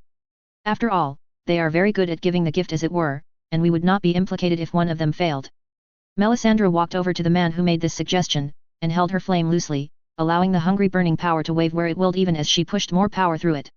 The surge of light was both a powerful statement of intimidation and one of intent. She was powerful, and would be heard. Considering she had only flared her power in such a display rarely, the old priest who held primacy over the rest of the priesthood decided to move from his vigil, and discuss this with her directly. First Ember, his name forgotten with his adoption of the post, limped over to the young-seeming priestess who had captured the attention of all the other priests with her funneling of Arhilla's power. "Well then, why such discord at night? We must prepare for the dawn." He tapped his walking stick once, sending out a ripple that disconnected the flames from Melisandre's hand and directed it to perch on the top of his stave. "Walk with me, Melisandre. We must discuss your reasons for disagreeing with my decision." Melisandre scowled, but followed dutifully. What did Arhilla want her to do? Behind her, the aide and successor of the First Ember, Bonero followed, dutifully carrying the wood that would be needed to restoke the fire in the First Ember's quarters. The last 2 days in the tavern were interesting. For many reasons too. First, currency. I actually got to see the exchange rate working between different cultures. And there was no exchange rate. Or, rather, there was, but it was at a 1-to-1 ratio. Gold coins were made to a standard that was impressive for the technological level, but it was why there were so few coin makers. According to the conversations I eavesdropped on, the Iron Bank of Bravus had a standing reward for anyone that made coins with too much or too little gold, and enough people were used as examples, dangled by their scrotums between the legs of the Titan of Bravus to scream in the wind as they were picked clean by seagulls with the word fraud carved into their chests, from both the free cities as well as Westeros that noon wanted to try creating different coins save the people of Bravus themselves, who had iron coins with a blob of precious metal in the middle representing the value of the coin, according to the Sallys, who had Charlandra as his wife and acted as both the bartender and bouncer. The Bravasi iron coins never left their city. But everywhere else, golden dragons were the same, generally anyway, silver stags, copper stars, pennies, less than pennies, and groats. Second, the ice sold really well. Especially when I introduced Charlandra and Sally's to the concept of cold beverages, they had enough extra coin in the first 2 hours to buy more tables and stools. Chairs were a bit expensive. Third, I was able to finally pull in a good image of how well magic users were treated. In short, not well, and nobody treated them well. I knew that my powers were not magic, one thing I was pretty convinced of, although I did not know what it was, but to most it would seem like magic. And magic users were rather prosecuted. For instance, the musician that played in the tavern only did so because he had no other choice. If he didn't have an alibi, not that any of the languages I had absorbed had a similar word to that concept, of where he was, then he could be accused of putting curses on people at any time, as he had been outed as a witch. The cult of Arhillar, I'm not going to call them a church, took in, by force if they wanted, anyone that could use magic and would teach them in exchange for becoming a priest. You were either a witch, or you were a priest in their eyes. Sally's mentioned tales of a Dothraki city, one carved into the stone itself of the Mother of Mountains, hidden from mortal eyes in the stone above the other Dothraki city viz Dothrak, where only those brought could find it. But the terrifying Black Riders were the only ones who knew the secret ways in or out. So that seemed promising. Or, if not promising, at least if it was a trap, I could always just blow up some chunk of the mountain and escape. Fourth, Charlandra was amazed to find that her sister could now do magic, and immediately wanted to learn herself. That was the first day we arrived, and while Lesia did ask me to gift her power from the Ray Sphere, I refused. I had no reason to create any more empowered. Note to self, empowered is not a better name than conduit, with the Ray Sphere, as we were in the middle of the city. They didn't quite understand what I was trying to get across, but after an hour or so, I managed to convince them that it might be a bad idea for their baby to be empowered like the unnamed Tyke who liked flying, and, as I pointed this out, said Tyke was zooming around the room like a hyperactive hummingbird, while within her womb. That made her stop asking for powers, then break down crying. Apparently, Charlandra and her husband, mate, what was the convention here? Probably husband though. Sally's had been trying to have a baby for more than 10 years only to have every attempt die far before birth. Her words, not mine. She had been somehow aborting the baby or her body hadn't been able to take the strain, and the double heartbeat I could feel with my tremor sense from her was somewhat erratic. After getting permission to heal her, a good strat that I had shamelessly taken from Worm, I flipped on my electrical ability and scanned her. I had no idea where to even start, so I told her to eat as much of a whole chicken, bones, several eggs, and eat a few vegetables. Then, and only then would I heal her. And like many other problems, when she finished eating, quite a bit, I focused on healing her. See, she hadn't felt like there was anything wrong with her. The prostitutes, wow, that felt like a long time ago, and I still had the cooking pot, although it was folded into something the size of a cell phone and slid up against my back, were injured and sick enough that my power could easily point out where things were inured. As arcs of lightning swarmed over her body, banishing everything not human, or her child into the embrace of plasma, she looked like she was having a religious moment. That stopped after a few seconds, but after blinking, and taking a deep breath, she knelt down and began prostrating herself. As did her, I'm just going to call her attempted baby daddy her husband. Wow, that was embarrassing. As was her deceleration to follow the Lord of Skyfire wherever I went. Ha ha ha ha ha no. Nope. Nopity no. Fuck that. I know if someone asks if you are a god, you say yes and all that from Ghostbusters. But no way in any sort of hell, on any sort of planet, am I going to claim to be one where there are already a multitude of gods that demand everything from burning people alive, to human sacrifice, to drowning people and preventing anyone from developing anything new. Nope. I tried to pick them back up, but the abject prayers and declarations of servitude made this hard. Although I did reinforce the air stillness effect, I have no idea for a better name. Do I look like an anime character to you, to make sure none of the sound escaped? It took a while to get them to stop trying to declare me a god. My arguments against being a god, gods don't bleed, I do, among others indicating mortality, which, in retrospect could have been done better as I was unable to restrict my self-repair, were countered with examples from other gods. The mother bled, the stranger dies every time someone else does, and your healing is not convincing us medieval level tavern keepers that any injuries can kill you. I eventually, in a fit of exasperation, told them that gods want worship and followers, I don't, therefore, a word that they did not have by the way. I was not a god. They told me that they would work to be better deserving of my attention, and be worthy of worshipping me. At which point, I was visibly twitching, and I was having trouble restraining my electrical power. I pointed at her husband, and restrained a wince as a hair-thin bolt traveled over to him, and struck him on the middle of his still bowed back. He involuntarily writhed for a moment, before I was able to redirect the bolt. Get up, and stop worshipping me, or I will make you. Yet, not the best decision. Neither was healing him afterward, probably. Or apologizing for accidentally hitting him with a thread of lightning. Still it got them to stop. Well, Lucia promising to share her power with her sister got them to promise to stop. Which meant I had until the baby was born to figure out how the hell I could create lesser conduits. I had no idea where to start, but by then the evening rush had started, so the Charlander and Sallys both went to work. And I went to get some sleep. Then someone stabbed me while I slept. Waking up, for me, is never pleasant. It isn't that I'm a heavy sleeper, I just liked being asleep. A lot. Usually, when I wake up, I have to debate with myself whether or not I should get out of my nice, comfy cocoon of fluffiness. Now, I was waking up as various senses were screaming at me that there was something just above me, moving very, very fast, towards my chest. I wasn't able to rouse myself in time to stop it, and felt the cold blade slide into my chest as I finally woke up enough to reach for my power. There are few things that can properly describe being stabbed in the chest. It was agonizingly painful, obviously, but there was more to it. My power snapped on as the blade parted muscle and bone, and I began desperately flipping through my powers. Metal didn't work on the knife, despite it feeling like metal, and it buzzed. I didn't want to explode my own chest cavity, even if I would survive it, probably, so I didn't reach for air, water, or fire. I grasped my electricity, and the knife stopped dead. Rippling lightning cascaded over and through me, turning the magical dagger into an electromagnet, which my own powers could then manipulate. Of course, the man holding the dagger tried to scream, but other than a faint ee noise, he couldn't move. I was electrocuting him as he tried to kill me. And he was still alive. The fuck is this guy made of? Not a guy, a girl. At least, a female until her more delicate organs ruptured as they were overcooked. Damn smoky pork smell. I reached out with my electrical sense, scanning the building, and saw another strange, fuzzy-ish man standing over the crib with the still sleeping unnamed baby, dagger raised. Yet, nope. I directed a little bit of power into water, gripped the water within the assassin farthest from me, despite the fact that it felt slippery, and stopped all of it from moving. At all. He froze solid near instantly. Now I just needed to get this damned dagger out of my own chest.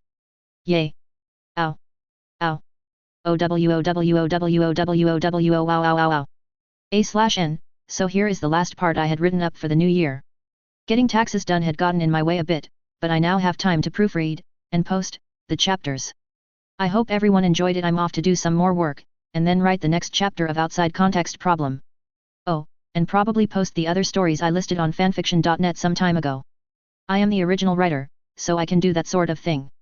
As always, I hope y'all enjoyed, and I hope everyone takes a moment to leave a comment, thought, or question. It helps ever so much. Happy 12,019. Mr. Cloak. A/N, end. You don't like being punched in the face? Well then, why did you ask for powers? Getting powers indicates you will be punched in the face. Mostly by me, as I teach you how to use them without ripping normal people in half. In fact, you will be punched repeatedly in the face. Starting now. You can probably guess who this is. Every city has an underside. Valisar was no exception. None of Vihassis moved through the depths of these streets with the ease of constant practice. The sewer network that, many centuries ago, the Valyrian Empire had installed in the partially cliff-set city, was a highway for those who knew them. Over the years, more and more of the criminal side of the city, from the slave freers and rogue magic users to deacons, those religions that were not in fashion at the time, anyone could be down here. Including faceless men. Lainana, freed slave turned messenger, had many services that anyone on the streets above could barter for. Delivery of packages, messages, or payments, with an appropriate charge associated with each one. Her numerous scars spoke for her when she was questioned on the safety of any package or message. Standing nearly 2 meters tall, she was very recognizable. A horribly sadistic noble, her first and only owner, had taken great pride in doing damage, but leaving just enough functionality that his slaves could remain working. The cleft lip, removed nose, lack of ear, destroyed nipple, as well as numerous other scars had been better than any tattoo. Her owner hadn't freed her by choice. He had forgotten to lock up all his tools, and she had taken a blade to her own flesh in order to remove the tear tattoo that marked her as a slave. Of course, the noble had been angered that his favorite toy managed to escape him, and sent men to chase her down and beat her to death. Thing was, she wasn't a slave any longer, no tattoo, and so the city guard had, for once, come to her aid. They learned that one of the nobles had overstepped, by ordering the public beating/rape of a random non-slave. Another noble was able to leverage that into getting her ex-owner to be banished. A few weeks running with the packs of urchins that lived in every city, she proved her strength and mettle at least enough to carry packages. Eventually, mail and payments were brought to her, and she needed to hire the urchin gangs for protection and assistance. All in all, Lainana became known to many as the messenger priestess, for the way she had taught others to treat the packages in their care. Now though, Lainana was carrying a message and payment to the underside of the city, to the hidden alcove where a faceless man would be waiting for a job to give the gift. She strode up, secure in the knowledge that, like all other jobs, this would be over soon, and she would be on her way to the next delivery. Can this one help a woman? Hissed out from behind her. Lainana almost jumped into the air. She had expected it, but the faceless always managed to surprise her. After a short time to slow her breathing, she turned around to see the current shape that the assassin wore. It was nondescript, and just slightly wrong, but unless you were looking for it, he looked normal. Show me the trick. Lainana demanded. After the 8th time she had been sent to the shrine to the faceless god for an errand, the assassin there had given her a passphrase, so that she could drop off the package, get a signature, or stamp. Many of her customers were merchants after all, and be on her way. The counterpiece to her passphrase was a gesture. One the faceless man preformed. He pulled off his current face, and he became a she in the blink of an eye. Now. The faceless woman purred. The message. More like package really. Lainana pulled her messenger pack around, and pulled out a thin piece of vellum. The stamp. The faceless woman raised an eyebrow, before her arm blurred, and there, on the vellum, was the stylized symbol of a hooded figure. The package. Lainana placed the pouch on the ground, and took a couple steps back as the assassin stepped forward, and picked up the package in a smooth, practiced motion. Once the assassin was holding the package, Lainana waited until she opened it, before turning away from the creepy assassin with a shudder. Every time. She muttered, starting to jog back up to the surface streets. Every fucking time. A woman stood, holding the package with its queer contents. With surety, she closed the package, and ducked into a shadow. Even in the underbelly of the city of Valisar, there were hidden ways. Well, more hidden ways. Some careful movement in the dark brought the woman to a hidden chamber, where 3 faces, on stands sat. In front of them, a man sat, with another man sitting next to him. The woman pulled off her face, and placed it on the stand, becoming no one, just like the other members of the Guild of Faceless Men in the room. The candles sputtered in the brief silence.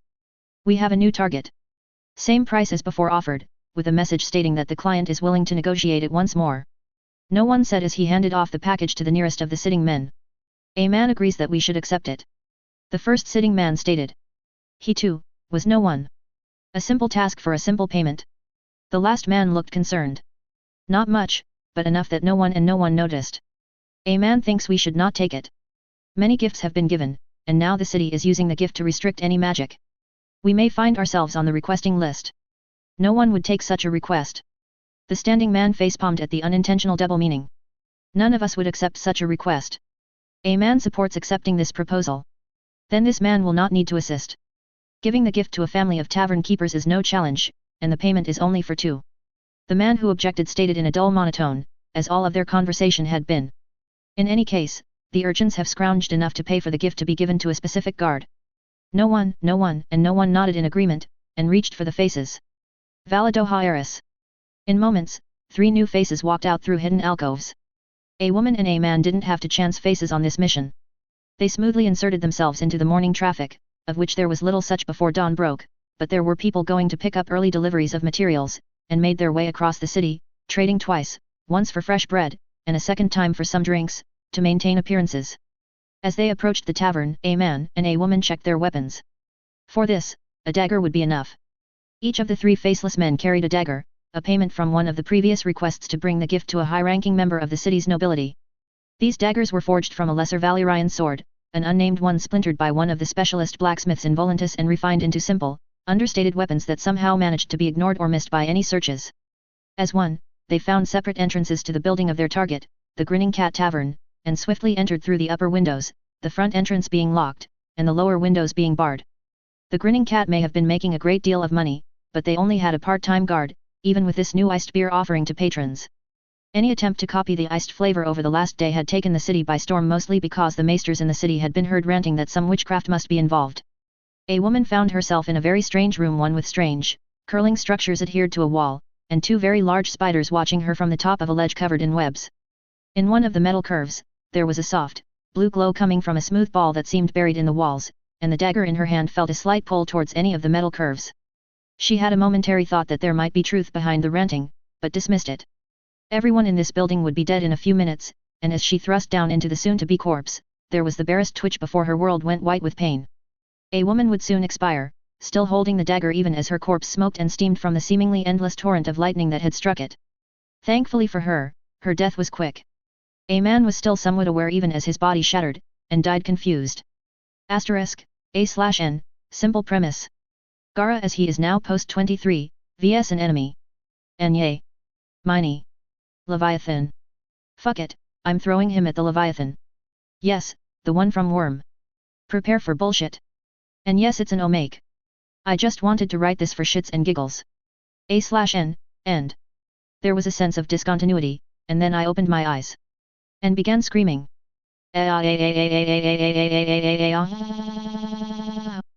Mostly, because I was falling, with the rain, above a city that looked like it had seen better days. But I didn't have any time to consider it. I was falling. From rather close to the ground too. I stopped screaming as I felt my powers, electricity/earth/metal/fire/air/lava/water/combustion/drain, come online, electricity sparking out and giving me a wide map view of the city. No, even to my powers, it was a shithole. I switched away from electricity, and empowered air abruptly beginning to slow down as an orb of air around me began to spin with astonishing rapidity, eventually stopping me some height above the buildings. I took a few seconds to get my breath back as I was held up by my power, and wow, that was a big wave. I slowly began to drift down, partitioning between air, electricity, and fire, mostly to dry myself with the last one, and got a decent picture of the city, with a focus on the direction of the wave. Oh shit! City on an aquifer, flying people trying to overlay magical shields to protect it, tidal wave incoming, large concentration of human nerve signatures moving around in strange ways. I was in Worm. And Leviathan was coming. I reached out with my electrical power, grabbing a car from the ground, pulling a little metal to compress the structure into a single massive spike, and then dropped the metal to redirect almost everything into electricity. I immediately dropped like a stone as the pressure difference holding me up dispersed, the rain soaking into my skin as electricity cracked around me, and I kept pulling from my internal reserve to form the right structures for my current move. A series of magnets in a line in front of me, going nearly half my maximum range, all formed by tiny visible balls of rapidly spinning electrons, formed the first half of the path. With a moment's concentration, I forced the spheres into rings, rotating to form the most severe magnetic field outside a star, and made sure all the magnetic field lines were in the right places. The ground was still approaching. I compressed the distance between the rings, turning what was a half-kilometer-long barrel into a 10-meter-long barrel, the rings glowing bright blue as the electrons exceeded light speed, Cherenkov radiation, within any water droplet that was unfortunate enough to touch the rings. Around me, excess power sparked in static lines of lightning that arced from limb to limb, probably getting everyone's attention within 100 miles as the city below me began to ripple as electrical pulses escaped my control in tiny bursts. I could smell the distinct iron-white tang of blood as I seriously overreached my power. It was the work of a moment to direct the compressed car spike into the tube, and then sent the massive thunderbolt through it. The electricity blazed out of me, a bolt thicker than my leg erupting from my skin as a single cohesive finger into the projectile, which to my sped-up senses shot forward through the rings with a fine cone of air-turned plasma forming in front of it before the accelerated senses faded, and the spike just vanished. Boom! The shockwave shattered the glass below me, and the vacuum in front of me sucked me forward, tumbling, before I could regrasp air, and right myself. Then I saw the impact site. I had been aiming towards the wave, a part that wasn't covered in the shield, and it had punched clean through. The tsunami wave looked like it had been punched, the hole slowly expanding as titanic amounts of kinetic energy had been shoved into the whole thing, culminating in the wave mostly spreading to the sides, and hitting the shields that had been erected in its path, but greatly reduced. I leaned forward, and extended my electrical sense. Something very dense was approaching at speed. High speed. Hello, Leviathan. Or should I say, hello, convenient stress toy. I began accelerating, ignoring the bloody nose, which quickly stopped as air absorbed more of its element and healed me. He slammed into the defending line, and I accelerated even faster, pulling air from behind me, and shoving it behind me. It was strange seeing the massive number of different abilities try to hold off the juggernaut with only a minimal number of them performing efficiently. A wave of steel rippled through the area, carrying 2 titanic humans and several smaller ones toward the Leviathan, and I diverted around a building to get a better approach angle. The Leviathan looked strange to my electrical sense. Like a dark stick figure on grey paper, with one very dark spot just before its tail. Well, I was seeing the world in terms of electrical conductivity, and his core was supposed to be super dense. At least, if what I remembered from the last time I read anything related to Worm was accurate. It had been over a week. Was Eidolon responsible for the Endbringers in this universe, or was it something else? Probably best not to jump to conclusions. I finally had a straight view on the fight, just as a woman wearing an interesting mask and cape in grey slammed into the Leviathan as he was standing over a fallen blue-suited figure. The resulting sonic boom slammed into my bubble, which distorted momentarily as I slowed down and saw the figure with my own eyes. Leviathan was rather impressive from a scale point, as he towered over the potential victim who was bleeding from the fact that his leg had been severed. That's Arms Master, I think. Or 3/4S Arms Master. Act now, think later. I grabbed all my primary elements, and immediately felt the nosebleed begin. Then I dispelled my air-formed bubble, using the excess water around us to direct his leg back to his stump, and I knelt next to him, still bleeding profusely from my nose and eyes, as the world gained a red tint when I blinked. Shit. I began pulling in water, my power healing me even as I channeled more than I was feasibly able to, drawing the excess liquid away from the wound as my other hand grabbed his leg. Wah. Wow, English sounds weird after not hearing it for weeks.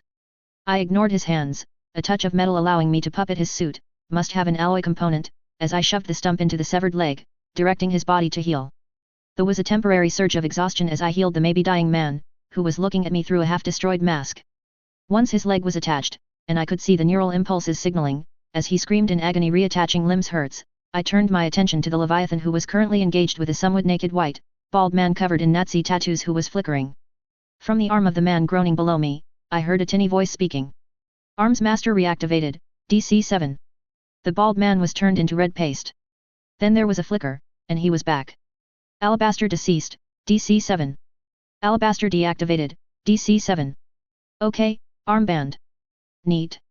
I refocused on the world around me, grabbed some water, and shoved it into the world around me, trying to be careful and not hold the bald dude or Arms Master's water. The rain stopped. Leviathan stopped. The blood flow from my nose increased massively. It was like trying to hold the ocean. I had my limits, and I was approaching them. A flex of my will shot me through the water, my body barely moving as I glided through the rain, each drop pushing me like a tiny hand as I reached the straining Leviathan, its skin blasting water that was bending into a sheath around me as I kept having to hold more and more water. Then I began absorbing it en masse. I was now right in front of Leviathan, drinking everything he threw at me, and slowly, feeling my reserve strain as more and more water fell into my ability, I reached out with a hand and touched the twitching arm. My power jumped, and I almost felt like I was touching a lightning bolt again as my arm sank into his flesh. Metal, water, and earth all began filling, electricity collecting the excess as more and more material blasted through my perception. My arm passed through the Leviathan like he was made of air, his arm falling into my foot as I yanked my own arm sideways and sliced through his fucking arm. Everything went white, and I could feel my powers adapting. It was very strange. I could do something to water. I pulled.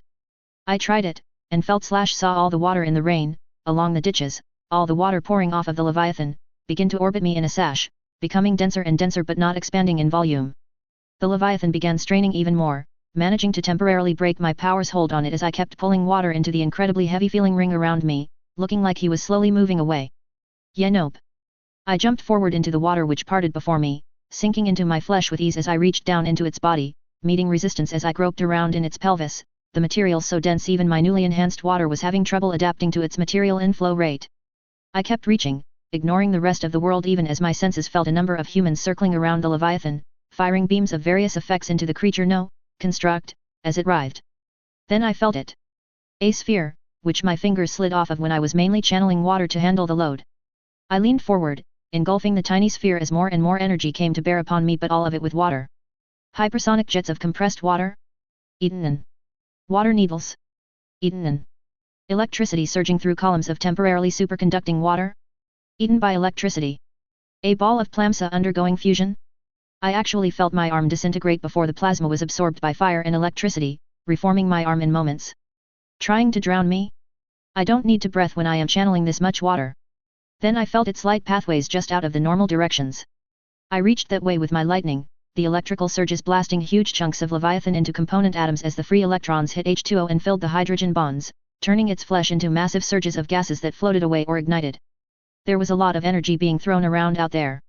But I was focused on absorbing the Leviathan, and eventually after a second, minute, hour, day, I did not know, I reached the living thing that was living enough for Drain to get to work.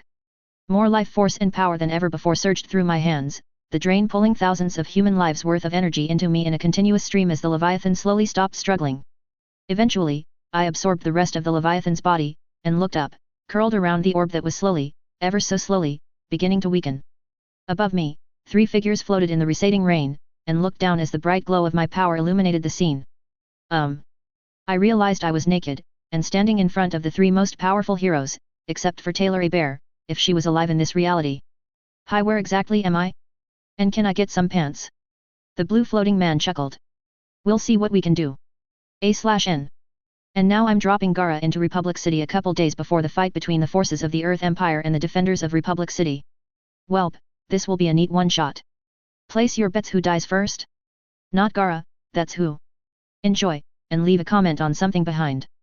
I love your thoughts, ideas, theories, and other comments. It makes it easier to write. Also, this took forever to write properly. Seriously, not one, but several fight scenes? Yeah, not doing that again. If this ever continues, it's going to be its own story after Azola's is over. A/N, end. There was a brief feeling of discontinuity as I groaned, awakening from my slumber like I always, well, almost always, did, slowly. All limbs intact? Check. Phenomenal cosmic powers? Check. Noise of wind and feeling of weightlessness? Check. My eyes snapped open, and I finally realized I was falling. Falling towards a bay, with the city glimmering on the horizon. It was rather pretty, but I was still falling. I hate falling. Still, it looked rather higher tech than anywhere in Essos or West Eros could be, so I had no major problems with this. Other than the fact that I was naked again. Seriously, who just tosses someone between universes without their clothes? Crazy Robs, that's who. For a brief moment, I thought I heard an echoing laugh of eldritch proportions, but then the moment faded, and I had to deal with my current predicament. Falling. I was a conduit. If I had power left over in my batteries, which I had in spades, I wouldn't have a problem.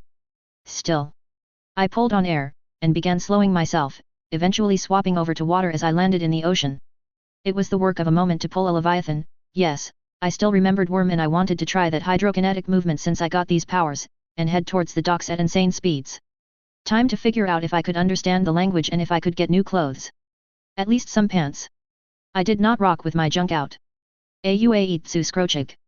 Spat a green-suited thug as he looked at me, standing in the shadowy alleyway without any clothes. Behind him, 2 other men were arguing in that strange language, gesturing at me, and I was grateful that I had learned how to read tones and body language directly.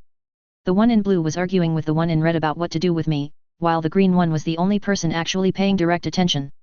Evidently, coming across a wet, completely naked human in an alley had surprised them, and the sirens in the background were increasing in intensity even as they argued what to do with me. The color-coded suits were hints, but from where? The green-suited one stepped into a martial arts stance, modified Hamnu with imbalanced foot placement, toes were pointed 7 degrees off, and punched up, causing a small rock to jump out of the ground and hover in the air before me in a way that should have been menacing, but really wasn't. I was probably in Avatar, TLOK. Republic City then? I began to look around, more interested in the surroundings. Obviously Asian architecture, pre-computers and pre-incandescent street lighting, cobbled roads. It was nice. An angry bark from the green one brought my attention back to this guy. Right, he was trying to be intimidating. Or menacing. I could never remember if there was a difference. I perked up. I could make a reference here.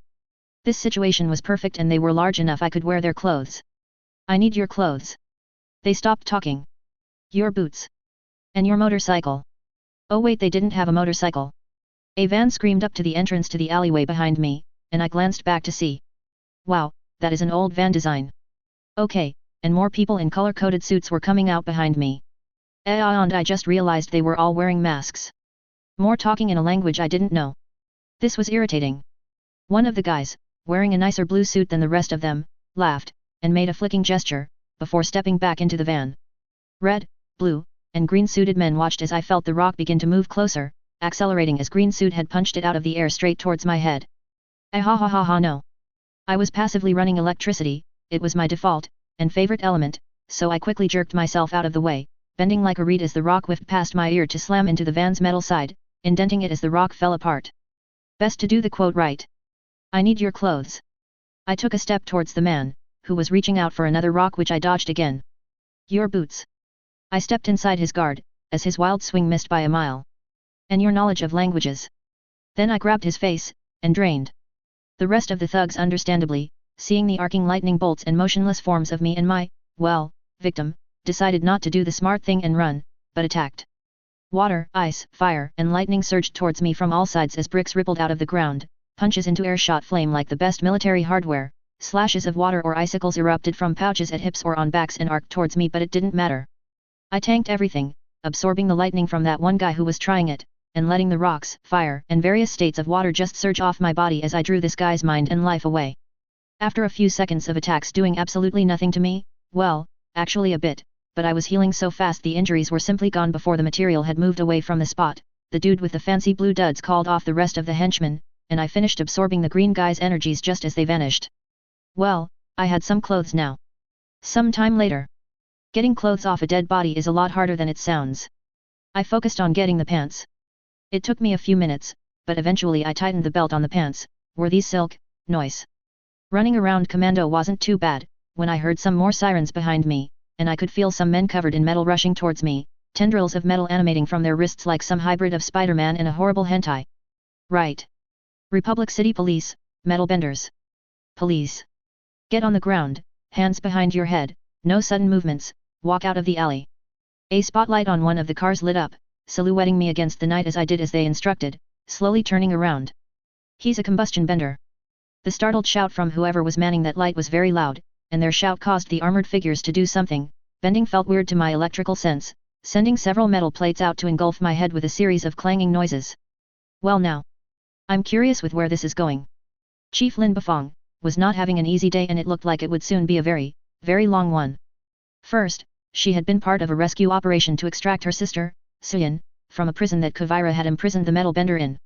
Then, right as she had returned to the city and got out of the meeting with the Avatar, the Earth King in exile, Tenzin, and the mayor of the city, some armored officers had told her they had captured a combustion bender who knew some form of lightning bending, judging from the crispy quality of his victim. And now she was standing, in a rubber-armored suit, in a room her underlings had modified to hold lightning benders. And then further modified to hold a combustion bender. It looked like overkill, but she knew it probably wasn't. He had a metal helmet over the top of his head, and was in the closest thing she could describe as a metal straitjacket, one which had cables restricting him from getting up or sitting down completely, the cables having been threaded to the floor and ceiling like a spider's web, and the rest of the room was covered in metal panels, which from what she could see, had been quickly bent into place when they started holding this new criminal in place. Lin couldn't see the figure's face, his mouth having been left free, but as he was a firebender there was a good chance he could exhale and torch her if inclined. That's what criminals can do. She reminded herself, even as she wondered at the small figure restrained far more than would normally be feasible. The figure twitched, and the helmeted face turned slightly towards her only a few degrees, but he was seriously restrained. Hello. I do not believe I have met you before, officer. But considering I said that I wouldn't answer questions until either I got a lawyer or met with the Avatar. I have some questions for Rava, was it? The voice was completely calm, and seemed unconcerned that he was completely restrained by cables, or had a helmet on that would cause any combustion blasts to blow up his head. I expect you are another high-ranking police metal bender who wants to cut me a deal of some kind. The voice laughed derisively. What even is a triad boss? Sounds like a bad B-list villain. Which officer was this? Lin was rather irritated now. Just the idea one of her officers being corrupt. Best to investigate first. Who was it? Damn lady, I don't know. The figure turned back away. I never heard his voice before. Sounded fat though. Anyway, where's my lawyer? Do you have a lawyer? She asked, smirking slightly. No, I literally fell into the bay earlier last night. After swimming to shore. Yes, I read the story you told the officers at the scene. It was very interesting. Interesting wasn't the only word she could have used. Which is why you have a charge of murder currently outstanding. Defending yourself is fine here, but holding someone down and electrocuting him. She sighed. That's murder right there. Lin clapped, and the cables pulled a little tighter, restraining the madman a little more. Well, you're in luck. General Iroh will be in the city tomorrow. As the representative of the Fire Nation, he will be able to take custody of you, and you will be their problem. Interesting. He didn't seem very concerned. There's an army coming? Asking for volunteers to evacuate? That never works unless the threat is close enough to be seen, or the population is used to evacuating. Oh, and I bet that the army is not taking a normal path to your city. It's going to be here way sooner than you think. She could hear his smirk. Am I right? So. Who am I talking to? No reason not to tell him and no reason to tell him. You will not know until tomorrow or never. The next day, Lin was concerned. What do you mean you can't take him? She was in one of the conference rooms within the mayor's residence, in her private meeting with the general. The general was fiddling with some tiny figurines as he walked around the table, placing them in various locations towards the mountains and facing inland on the carefully sculpted map of the city and its environs. Because I do not have the men, and we cannot afford it if this murderer of yours decides to just start blowing up ships. I have 5 battalions, most of which are now in defensive positions outside the city. Our ships are at minimal staffing levels, and our scout flyers were shot down yesterday. He tapped the table as he sat down. Your men have him secured, keep him secured. Although, if he is a combustion bender, he would be an asset in a battle. He would, but he's not one of mine. She snapped. I can command earth benders and metal benders. Not. Whatever he is. Iroh smirked. Then give him to the Avatar. You said he's not put up a struggle? He probably wants something else. Lin grimaced. He wants either a lawyer, or he wants to talk with the Avatar. 3 other good/bad cop groups tried to get info out of him, and he gave the same story. He landed in the harbor, from where he didn't say, and swam to shore, where he ran into a triad robbery. The one outside the Water Tribe facilities. Iroh had been spinning a piece between his fingers, and now had stopped. I heard about that one. Some guy was found crispy. Lin's grimace increased. That's the one. The general stood up, pocketing the figures as he did so. Then let him remain in solitary. You have him in a secure cell. Insulated, capped, and bound. Lin opened the door. She had other appointments too. Good. Best to. Let him sweat? Yes. General Iroh started walking down the hall. Leave it until just before the invasion. The Avatar isn't very skilled at manipulating people, so some pressure would help get her to aim this new pet. Lin would forget to mention it with all the other issues they had to deal with until the last minute. 6 days later. I was bored. I mean, these last few days had been restful, but I had some cramps. Air let me heal and remain healthy. They fed me a sort of watery gruel, and there was a shower-like bathroom over a large grate that functioned as a combination shower and toilet. One that I was escorted to once per day like clockwork. I amused myself using my electrical and tremor senses to watch the city, and evacuations had picked up even as crime skyrocketed, but they had locked me up. I wasn't going to help unless I was set free. Or got any more bored. I mean, there was only so many office romances I could discover before getting bored, and that number was 3. It didn't help that these people had not deigned to talk with me.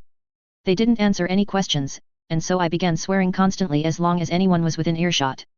That seemed to get people annoyed. Oh look, someone was coming again. Ahem. I cleared my throat. Shit. Piss. Fuck. See you. There was a bang on the wall of my prison, and a small window opened. Sure, it was behind me, but I had near omniscience within a kilometer or so. Yet. Can you stop that? This was one of the firebenders that worked here. He practiced 23 meters up, on the roof often over the last few days. Geez. Look, I'm here to make you an offer. Sure, cockbite. I grinned. What's the deal? Is this a game to you? He growled at me from behind the door. I could feel him getting angry. Well, sure it is, Officer Dick Waffle. I mean, it's not like this place could hold me if I didn't want it to. I shrugged beyond that which the cables would allow. Metal was such a flexible power. I mean, what could you even do to stop me? This guy is nuts. He thumbed on a radio on his belt, and spoke into it. This is Officer Mako. The prisoner is still nuts. I am not nuts. I have all my marbles. I protested loudly. Not with me, but if you could get me a bag. And some marbles. Then I would have all my marbles. TSH, tell him he can talk to the Avatar. TSH, went the radio. TSH, if. TSH, and only if. TSH. He helps take down the giant mech tank. Did you hear them? Officer Mako snapped. You can talk. I heard them, shark bait. I pondered, how to do this. Okay, time to scare some people shitless. Actually, all I wanted to know from the Avatar was when the army was approaching. And maybe ask Rava if she ever used her tentacles in bed with Juan. That aside, I'm bored. What? He was nonplussed. I think I'll go for a walk. Do you have any idea what's going on right now? I think I broke Officer Sharkbait. There is an army coming to destroy Republic City. A city that you are in. What do you think Empress Kavira will do to you when she arrives if she doesn't just blow up the building along with all the others? An enthusiastic walk. RRRRRHHHHH. He exhaled. You know what, fine. You can live out the rest of your days here. He closed the window, and left me back in the dark again. I smiled widely, and reached out with metal. Mako groaned. That crazy combustion bender, who could lightning bend too, I mean, seriously, was utterly insane. Clicking on the radio, he began speaking. Command, the prisoner has not accepted. I am heading back to base now. ETA on the assault. There was a shuddering thum as a purple beam lanced between the buildings across the street, and they exploded, knocking him to the ground and scattering the radio. Once his head's ringing had gone from bank alarm to alarm clock, he was able to look up and saw that his radio was dead. Shit. Mako muttered.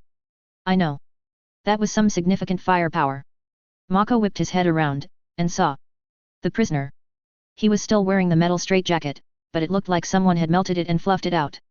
As he watched, the metal from the room, all of it, began shattering and turning into what looked like a suit and tie, all made of glimmering flakes of metal. Oh, hey my pants! The prisoner saw the evidence box of material that had been part of the Crispy Duck robbery case, and pulled out his pants, somehow putting them on over the metal pants, which scrolled out of the bottom and formed circuit-like lines on his clothes. That's better. What is up with me and always losing pants? Muttered the crazy man. How? Mako managed to wheeze out. The prisoner's attention focused on him, and Mako flinched as he saw the combustion bender tattoo. Oh, because fuck you, that's how. The crazy man grinned. Now I get to go punch a giant robot. Talk to you later, shark bait. His skin crackled with lightning, and the metal dust fluffed out into a spiraling drill that went straight through the window and into the open air, shooting in the direction of the invasion. Mako decided now would be a good time for him to get out of this building if only he could stop his head spinning. Finally! I shouted to the heavens as I flew through the city, the swarm of metal holding me up with ease. While it had been boring, this was now so worth it. My musing was cut short a moment as the giant robot, which had seen me, turned its attention away from the flying metal cloud and began pointing that big arm thing towards a building in the harbor. While I didn't remember a lot of the specifics of the story, I did remember each season's final battles. And Kuvira was about to destroy the burgeoning air force that the defenders were trying to field. Nah. I want her attention. I'd never fought a giant robot before. I pulled fire, then the combustion, opened the shroud of metal, and pulsed my power. A line, maybe an inch in radius, soaked in all of my fire's battery, shot out from the now tingly pattern on my forehead as a sun-bright line of fusing plasma. It was the single most power-intensive move I had used, and the drain of the shot made me abruptly drop a few stories, but I kept my eyes on the target, and that robot felt the shot. In the TV show, combustion bender shots are nearly invisible.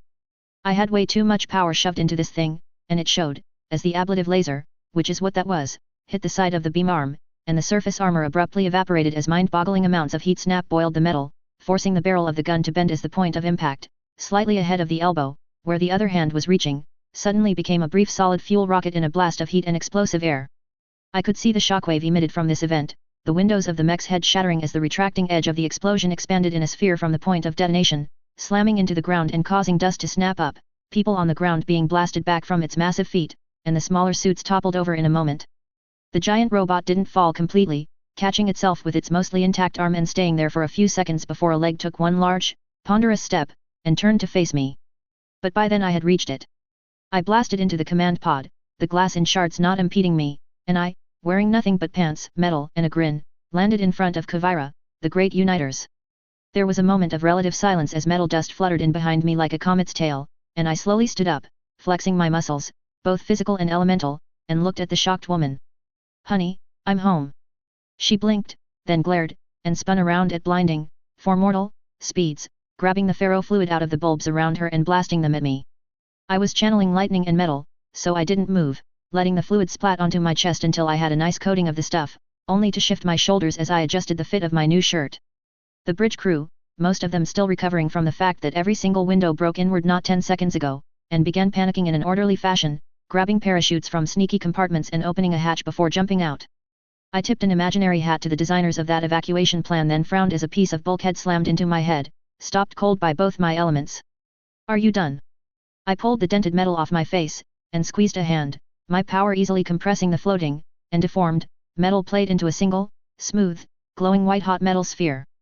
Kuvira looked positively distraught, her hands flying every which way as more and more plates came off of the control surfaces to orbit around her. You. What are you? A flex of electricity and metal just stopped her ability to bend by the simple expediency of my power grasping every piece of metal within 50 meters and just holding it there, regardless of any other forces upon it. Her maelstrom of metal fragments froze in place around her as did her armor. You know, this is somewhat disappointing. I was rather disappointed. I mean, I knew she could only manipulate earth and some forms of metal, but this. She felt like an animal backed into a corner. I was expecting a bit more. Something. I don't know, maybe you trump my ability to manipulate the elements, or there would be some other benders in this thing other than earth and metal benders. I mean, hasn't the no-leg of different terms of engagement for different elemental militaries shown how the different styles can be used for a variety of soldiers? But I'm rambling. I smiled sadly at the straining woman, and raised a hand. Only to stop, as a new thought passed through my head. Or. The monster wearing human skin lowered his hand. Or. I can make you a deal, Kuvira. Whatever force was stopping her from moving, made her metal plates feel like they were embedded in several feet of ice. It stopped, and she quickly sank into a guard stance, pulling the plates into an overlapping scale-like shield. What kind of deal? Kuvira replied cautiously. While she was afraid, but unwilling to show it beyond a few involuntary drops of sweat, she had not gotten to this point without being willing to make bargains. Even once to unscrupulous beings. The monster seemed pleased. Nothing complicated, I'll take us back to your main forces, you take a few minutes to rest, and when you feel ready, you can pick an element that I will use, and the two of us will fight. He held up a finger. Some conditions would be extrapolated upon when we land, but I would limit myself to only a single element, and you would not be allowed any assistance prior to setting up the field. In return, if I am impressed, I will either leave you to your little conflict, or join on your side. Your choice. He held out a hand. Now, do we have a deal, great uniters? Kuvira glared, but this deal was better than she could expect. To be fair, this monstrous being, spirit, whatever it was unfathomably powerful. One shot, one massive explosion, and her largest mech. Maybe she could wrangle it into using an element that was weaker. She nodded, and grasped his hand. We do. He grinned widely. Great. I'll just move this thing back to your main army. His hair began sparking, and Kuvira could feel her gargantuan mecha suit rising beneath her, even as his expression shifted. I could do that, but the machine would begin falling apart. Oh, I know. He squatted, grabbed into the metal like he was grasping putty, and twisted. As a metal bender, Kuvira had spent a great deal of time cultivating her bending senses. She could feel the hardened steel superstructure that held up her mecha, feel it bend, twist, and shear in ways metal could not do without exceptionally high amounts of force being applied. The head of the mecha suit snapped off of the torso, severed cleanly, and lifted into the air, buoying Kuvira and the strange monstrously powerful being into the sky and back to the battle lines.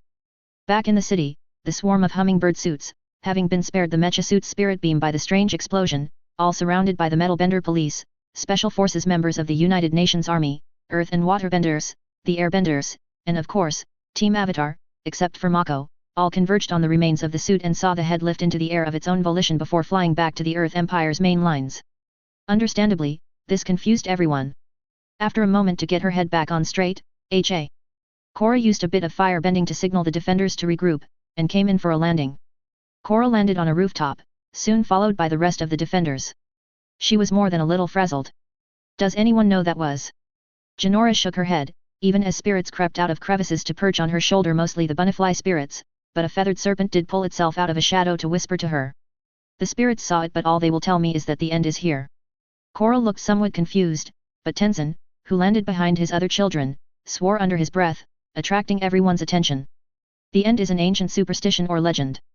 A being who bends the elements without bending, can call forth storms and volcanoes on a whim. So long as the end is anywhere on the world, on any world, it will cause chaos and change. It is the end of any balance that came before, and will be the end of any that try to face it. Everyone looked at him strangely. Oh come on, you all know I have been obsessed with Air Normand culture. They have stories about what might happen if the end arrives. And none of it's good. Korra nodded, even as Bolin spoke up. Hell yeah. Then we can take out their army, a tornado, a few waves of lava. Korra does her whole, he wiggled his fingers in front of his eyes. Glowy avatar thing, and we can be done before dinner. At this point, the hummingbird mecha are overkill. We can do a flyover.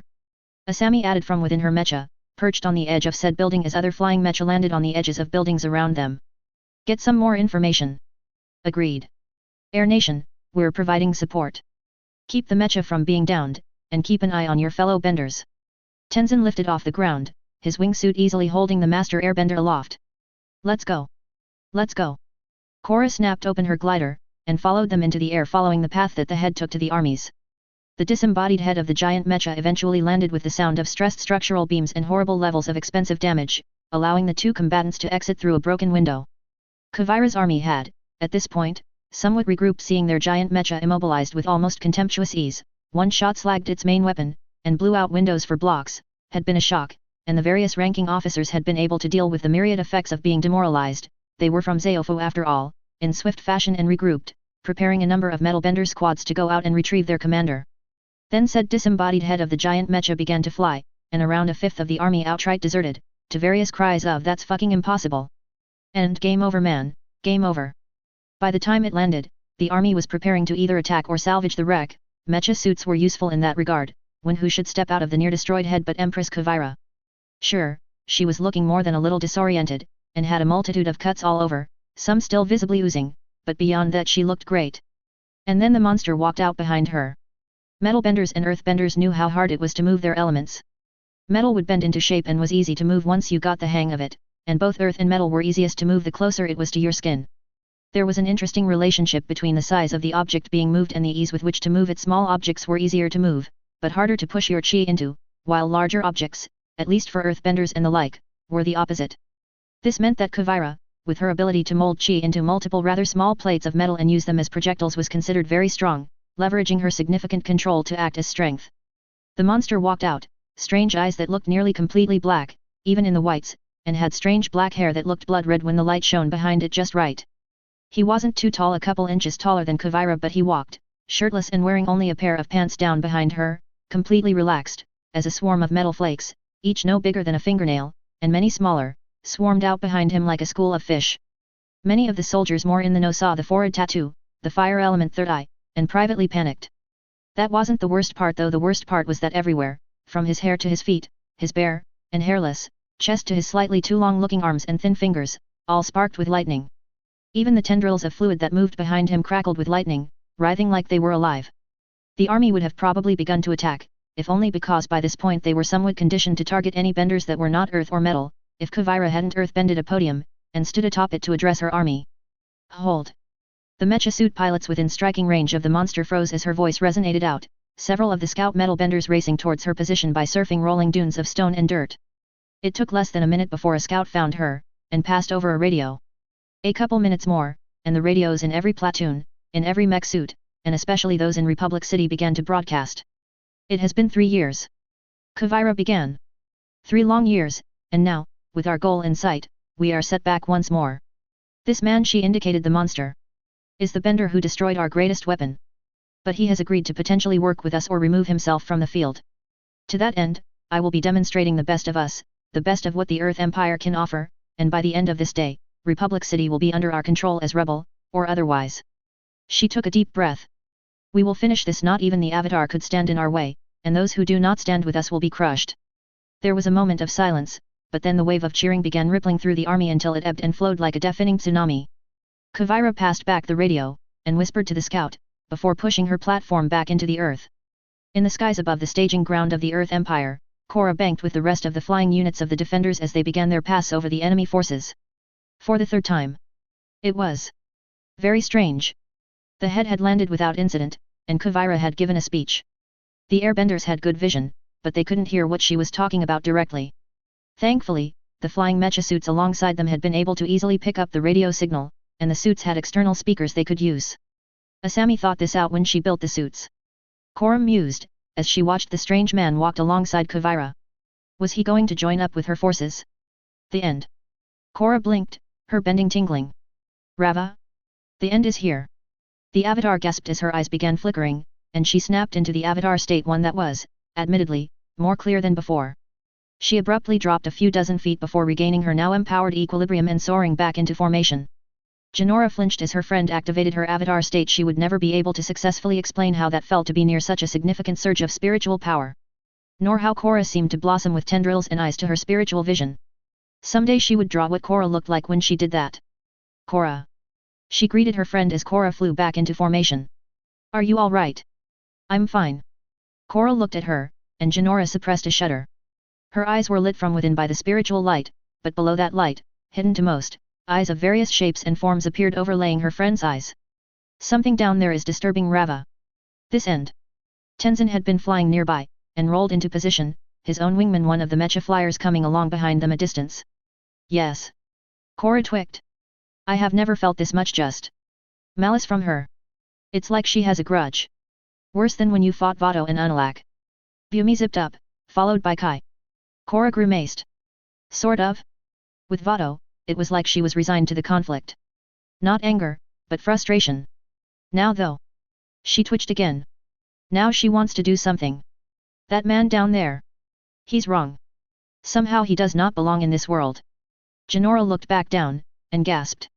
The spirits were flocking from the spirit wilds in the city, and everywhere else in the city. Bunny flies, feathered serpents, creatures she didn't have names for but gave impressions of fruits, flowers, and worse. All of them were flying up to meet them. The spirits are coming to follow us. She whispered.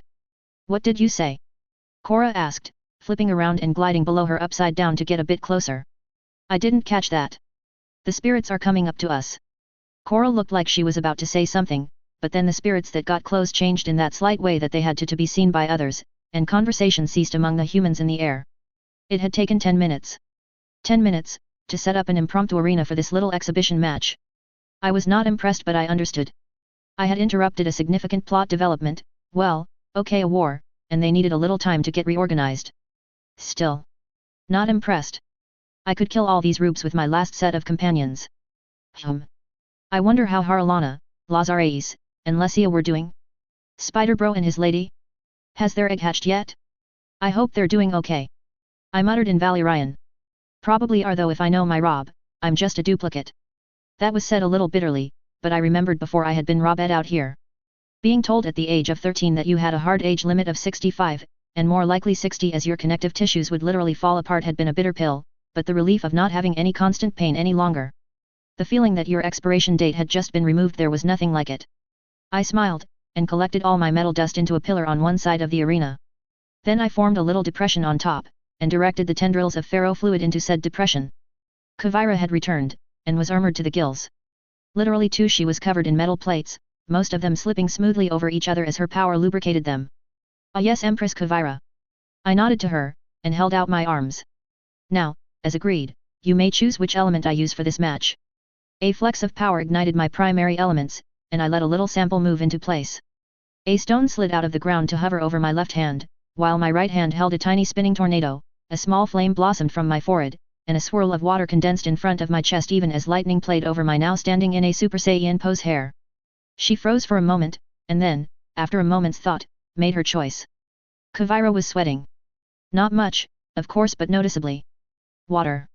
It was a good strategic choice. She had seen him using fire, he had the combustion bender tattoo, he could and did throw around metal and lightning both. And if he could control air on the same level as the airbenders, the resulting collateral damage to her forces might be significant if only in morale. She had seen firsthand how unpleasant a death by airbender could be, and her forces had been very interested in keeping Zahir from causing trouble after his last escape attempt. Criminals like him were very, very dangerous. On top of all of this, her forces were very good at dealing with waterbenders. Like now, this position had been picked specifically in order to make sure that if this man's abilities were anything like their known waterbenders, he would be too far from the ocean to pull off the bigger moves, and with her armor, she would kill this man. Before we begin, what is your name? Kuvira asked, the other elemental exertion dissipating from the young man's form. Now that she could actually see him without the cloud of metal around him, he looked young. Like a child who hadn't finished puberty yet, despite his height. He was still a little taller than her. My name is Gara. He cracked his neck, and passed the floating water ball from one hand to the other. So other conditions of this fight, I will do my best not to kill you, and remain within the bounds of this arena. He indicated the boundary of hastily erected platinum shield panels that surrounded the two of them. How's that sound? You do not have to keep to the same restrictions. Kuvira's eyes narrowed behind her plated armor. It sounded like he was handicapping himself significantly, but he did point out that this bout was to see if she could impress him. And didn't that just sound like he was absolutely confident? Agreed. He smirked. Great. You may strike first to begin. He turned his back to her, and brought his hands together, waiting for her to start. Kuvira wasted no time. She cocked her chi, and snapped her hands out while dropping into a modified earthbending stance, arcing and modifying two of the plates around her into blades to take off the man Gara's ankles and neck. Gara, without looking back, took a step towards her with his left foot, backwards for him, and bent slightly while lifting up his right foot, allowing both strikes to miss by centimeters. Then he pivoted, and Kuvira saw he was grinning while water seemed to drip off his skin and float into the air. I always wanted to do a Leviathan impression. His arms swirled out, and the grass around them all through, and beyond, the area turned dark and dry, the water filling the air like a fog.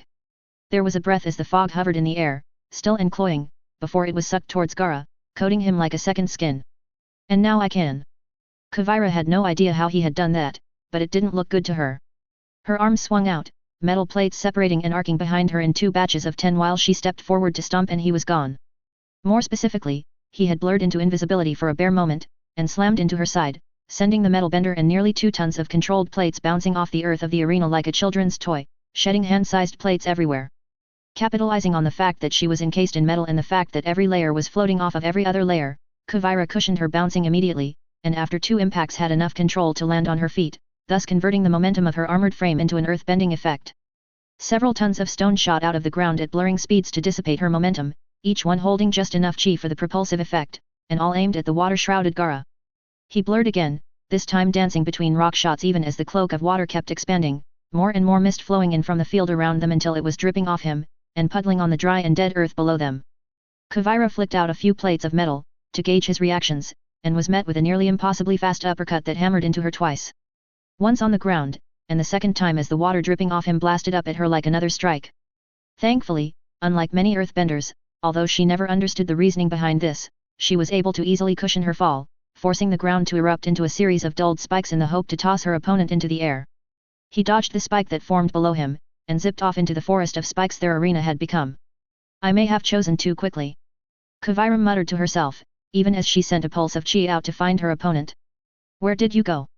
Korra was struggling in midair, and had to be plucked by Asami's mecha suit out of the air. She was gasping and writhing, which did things to Asami that she promised to revisit later, in private, her eyes glowing and flaring as tattoos randomly glowed under her skin. Jinora, one of the pubescent airbender, having perched on the cockpit of Asami's mecha, was flinching every so often, even as spirit after spirit flashed past them, glowing with an internal light. Asami toggled the exterior speaker.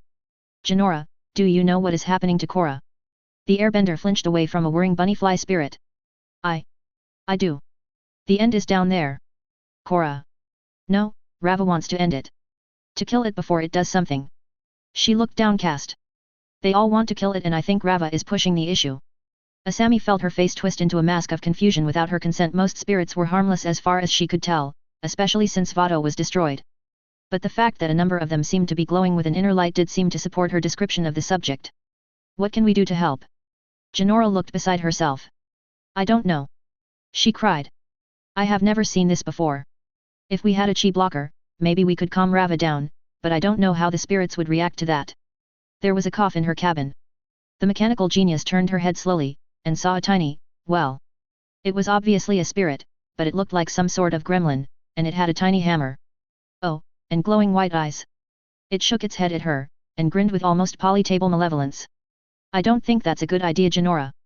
Asami said carefully, flinching as the tiny apparition disappeared in a blink. Maybe we can just let her fight it. I mean, together. She stopped speaking as something sliced past her in the sky, cutting the wing off a nearby humming fly mecha. Water strikes from the ground. Tenzin yelled, having become well aware of the various flavors of bending over the years, and having the air power to make his voice heard to the entire flight. Scatter and regroup back at the temple. No, screamed Korra and every single spirit surrounding them simultaneously. WEWILLNOTSTANDBYASTHENDPREPARESTODESTROYALLWEHAVEBUILT. There was a surge of spiritual power that everyone in the flight felt, and tendrils, blazing white tendrils snapped out from the still uncertain glowing tattoos that were on her skin.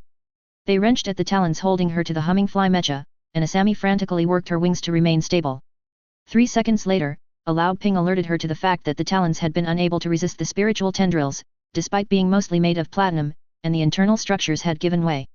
Asami glanced down in time to see Korra, now almost visibly possessed by the spirit of Rava, blasting off towards the arena below them with rippling wings of fire tendrils in addition to the rocket-like blasts she had been able to use before. It wasn't even a question. Asami directed her mecha down to follow her friend. Jinora and the other airbenders followed suit just behind the mecha. Their world would not end this time.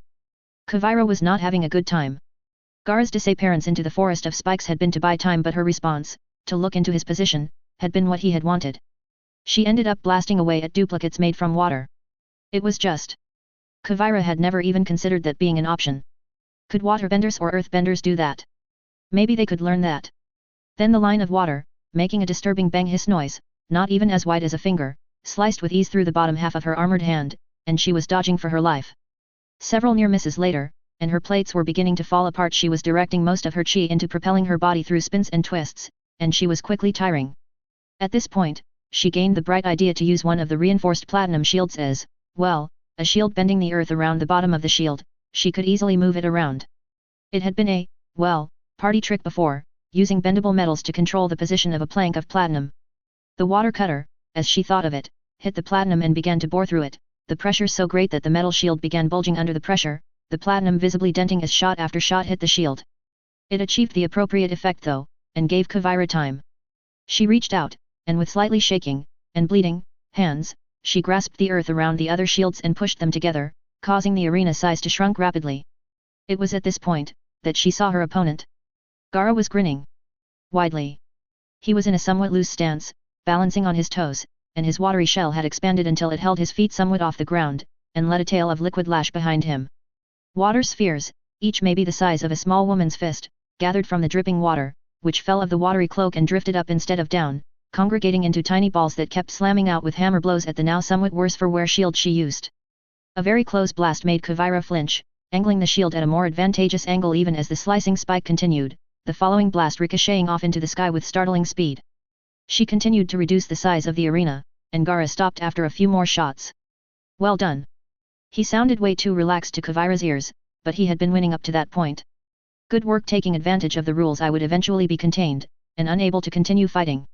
Normally anyway unless I wanted to take part in the whole reshape the arena game. Several spheres of water shot out, each adhering to the plates of platinum as a way too solid looking splatter, before the plates, shaking, rose out of the ground. There was a tense moment of silence, and the plates dropped to the ground as Gaara's watery shell disappeared into his skin. In any case, I admit I am impressed. Now. He took a step forward, and the metal swarm covered him once more. Even platinum didn't seem raised, but he snorted when he touched it, and dismissively flicked the material away. A gimmick. A poor one too, some mystical element just to restrict the potential of a bending style? It's lazy writing. He muttered. Where was I? Oh right. He cleared his throat. So. Am I staying, or going? Kavira pushed herself out of the pile of metal plates she had armored herself with, and glanced down barely restraining a gasp. Evidently she had been hit more than she thought, as several slices across the torso and leg plates were visible. Taking a few seconds to establish her composure, she looked dead in Gaara's eyes. I want you to, and then she felt it. The surge of power, the indignity, the rage. All of it, tempered by the feeling of being lit from within, and the urge to kill the boy monster before her. Then the avatar landed between them, and everything went to shit. Rava did not see the world as her host did. She could see through the avatar as she did, yes, but only when in the imaginatively named avatar state. The rest of the time, she saw the world as other spirits did, and few beings other than herself could compare the way things were seen by a spirit and how the world was seen by a human. The world as a human seemed flat. Looking out at the world through only two eyes, the world covered in colors, distance perceivable by resolution and parallax. Rava was not fond of this perspective of the world. As a spirit, she saw everything in two ways. The first gave the world shape. As the light spirit, she knew she saw the world in layers of how light interacted with it, or could interact with it, and as a spirit, the world had depth. The past of every object, and its path through the world were seen with ease, save spirits, who appeared to have the same depth but only internally, where the connections to all other spirits went. Humans without bending looked like tubes continuously growing and changing at the front edge, while bending holding humans had a core of element writhing in their bodies, always ready to be used even if their element wasn't present in the world around them. All spirits saw the tube view of the world, and they could see the bending. Precious humans like Janora glittered to their sight, the internal spirit, or soul as one of her previous reincarnation insisted, leaking out somewhat. In Rava's professional opinion, a few reincarnations later, and Janora's spirit might have the strength to illuminate her own tattoos one day, assuming it preserved the spiritual strength it had gained in this world. Such a possibility was not unknown, but even Rava hadn't heard of more than a few instances of that happening. But all humans had a visible past, and if they could use bending, that too was visible. The end was named because neither of these things were true. Sure, there was a past, but it disappeared off in a direction that made her eyes hurt, and instead of an element of bending, there was a vortex of darkness. It was hungry, deep, and very dangerous looking, as all spirits not clad in flesh could see how little flicks of their essence and self were pulled towards the hole within this being. Rava resisted easily. She was anchored in her host, but to all the other spirits? Touching such a being would result in either death or worse. And that would not be allowed to happen. While she hated to do it, Rava could, and did, arrest control of her host when the time came. The end would die, and nothing would stop this from happening. Cora had no mouth, but she must scream. Over the years, Cora had survived a lot of, let's be generous and say, stressful situations. Okay, traumatic situations, but that was still very generous on the subject. Having her bending taken away, being puppeteered from the inside out by a bloodbender, having to deal with everything that was the living nightmare of Vado, then the entire thing with the Red Lotus and being poisoned with mercury. Cora has seen some shit. And yet, there was one being she could always rely on: Rava. Rava, literally her spiritual half, the part of her soul with the power of the elements, and the part of her that was a constant in the world of light and life, good and justice. Rava, who supported and maintained the avatar cycle. Rava, the spirit of peace and light, had hijacked her body and was controlling her like a puppet. Cora screamed inside an unresponsive body as Rava wrenched her out of the claws of Asami's mecha suit and dropped towards the earth, tendrils of light both fire bending and air bending her down to facilitate moving faster and faster as earth bending reached out to prepare the earth ahead. No. Rava, we don't need to fight him. Cora screamed in her head. I don't want to kill him. We must. Rava's voice was like a hammer in her skull. It must not eat the world. Her voice had a disturbing level of suppressed rage, and it felt like two voices were speaking in concert. All we have worked to, all we have worked for, all those lives we have lived, we must protect and defend this world. Couldn't we try to talk with him? Cora shouted. He looks human, and might be willing to not destroy the world. After all, he just wanted to speak with me earlier. He even fulfilled the conditions we set. He took down the giant mecha tank. Does that not deserve a conversation before being attacked? No. Rava twisted Cora's body, landing feet first on the earth like a meteor, the earth and rock spikes shattering and blowing out under her feet into a giant crater. You are the spirit of light and peace. This is neither. Rava sent out a pulse of air bending to clear out the dust that surrounded their entrance, and Cora felt a tiny spark of elation as she finally managed to break through Rava's rage. If he willingly surrenders, maybe. Out of the corner of her eye, Cora saw a metal figure get blasted back by the impact. But most of Rava's attention, was on the shirtless nearly grown man standing, unfazed, at the edge of the crater, a swirling cloud of metal dust illuminated by the descending sun and arcs of lightning. Okay. What? They. Fuck. The irritated owner of the voice did not look particularly awed by their entrance. I was in a cell for 6 days, and now I meet the avatar? Cora, right. The cloud of metal writhed for a moment before snapping into a shirt of some form, metal boots, and a gourd? He held out a hand. Hello Avatar Cora. And Rava. I am Gara. Rava shuddered as he reached out, and she struck with blinding speed. A set of 4 scissoring tentacles, each wreathed in air or fire, striking from opposing directions with their respective elements edged like blades to end this being who was suddenly no longer there as the strikes all missed. Cora, now somewhat wary, managed to get a hold of her eyes to look for this Gara. Well, that was rude. Cora and Rava became aware of a set of metal fingers reaching around from behind their head, and spun around and out of the way with a blast of air. Surrender or die. Gara, now covered in a skin-tight metal plating, glared. What did I do to earn your ire? Rava did something, and in the blink of an eye had blasted into close range, slamming a fist covered in thickened air into Gara's stomach, blasting him backwards into the air towards the bay. Exist. She deadpanned to the space where Gara had been. Oh, snarky. Cora clapped in her mind, the sarcasm so thick you could cut it with a knife. He's gonna surrender now, I just know it. That's sarcasm, isn't it? Oh, you fucking think. He was greeting us. Cora shouted. And he just handed Kavira her ass with water. The element you just punched him into. Oh. Yes oh. Ow. I lay in the warm water of the bay, my ribs and internal organs resetting as the water around me was greedily slurped into my body to fix my injuries, staring at the evening sky. Hey. This is a new feeling. The water around me was forming a strange depression, as I sucked in more and more water. But still floated, and I would have bet it looked very strange. Nice sky though. Pride in someone else cough. I hawked up a bloody chunk of ripped lung, and flicked it away. Then I clenched a fist. Unfortunately it's overshadowed by all this unyielding rage. I chuckled. Not really, I just wanted to use that quote. Then I pulled on water, and the sea rose with me. Kavira wasted no time after getting back to her feet and working out which way was down. Fall back. One of the mecha suits pulled up to her, even as she began land skating to the rest of her forces. Empress. I said fall back. She ditched most of her armor, and leapt onto the platinum-armored mech, using a few scraps to provide handholds she could manipulate. Get your captain on the radio, soldier, right now. He struggled with doing so, even as he motored back to the main lines. Kuvira took a second to look back at what had been their arena and grimaced.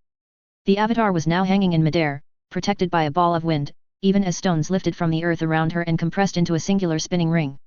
Moments later, there was a deafening roar as 5 titanic bursts of flame erupted the next second, to form into a ring around the ball of wind. 3 seconds after that, a similar ring of air had been formed, and the avatar had begun pulling up a stream of water from the beach before one of those insanely fast water strikes lanced out from the ocean. It hit the sphere of air before the sound reached them, and Kuvira looked on in shock as a split-off segment of the water beam cut through one of the buildings in the city. Then the thunderous bang hammered into her head, and everything went woozy for a moment or two.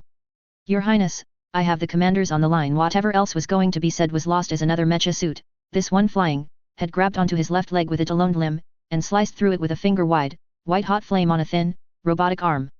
Kuvira went tumbling, only to be intercepted midair by a pair of the child airbenders, who abruptly pulled up.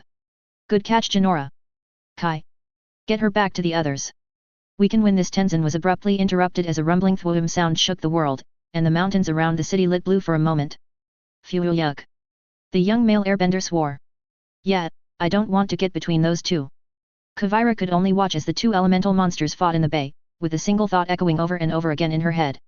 How did I win against Korra if she could do this? I was having fun. Since I woke up with these powers, I had used, well, a light touch. Killing people, healing people, all on a personal scale. Now if anyone from my original world had seen this, I would have been classified as a WMD. My powers just synergized so well. I was running water, air, and electricity simultaneously, and I felt like a living god. After pulling myself up out of the ocean, or pulling the bay part up to me in any case, I was able to see Korra. Or Rava. Their voice sounded weird. More importantly than that though, Korra Rava was preparing to attack me. Airbender ball? Yup. Crushed rock orbitals? Yup. Fire and air orbitals? Ditto. Yeah, something fishy is going on here. I grabbed a building-sized chunk of water, and clenched, forcing the normally incompressible material to compress, extra power coming from electricity helping to drive the compression farther than I could have just done so without it. The bay water looked like it was getting sucked into a sphere, maybe the size of my head, but more and more water just kept compressing into the now volatile orb. A flicker of will formed a spiraling spin throughout the entire superdense object, the fluids taking any energy I added and giving it a hefty weight. Then I felt the avatars bending. Thing is, conduits manipulate the elements through, well, a process I was not familiar with. But I did know that when my companions back on the planetos pulled on any element I was manipulating, it felt like that pulling. The avatars bending. Felt like the element had things wrapping around it. It felt slimy, slick, and some other form of magic. It itched, damn it. So magic confirmed, I guess? I spent a second to suck the air out of the pathway between the orb and the avatar, then released the pressure along a tiny hole in the middle of the spiral. It looked like a particle beam of water, thick as my leg, and hit the rings she had formed at their overlap point, scattering potential ammo and refracting through the orb along multiple paths for a couple seconds until the orb had been exhausted. There was a moment of silence as the top half of a building several kilometers away fell over. And Korra just looked madder. Her white tentacles, each one writhing with an element around her, snapped out, and began moving through various motions as a blue-white light began pulsing out of her eyes, and a high-pitched whining sound made itself heard. Fuck. I dove, straight down into the bay, directing my power entirely to electricity and water, forcing layers and layers of water away from me as I shot through it like a supercavitating torpedo. And then I felt it. It was like everything was in slow motion. My electrical sense picked it up clearly, the beam parting everything in its path. It didn't feel like anything to my electrical sense, just a cessation of things that the sense had been passing through. I did not want to get hit. I snapped around on an evasive pattern, and the damn beam followed, parting stone and sea with contemptuous ease as I accelerated, rapidly changed direction, and blasted through the water as fast as I could push myself. Oh. My leg's gone.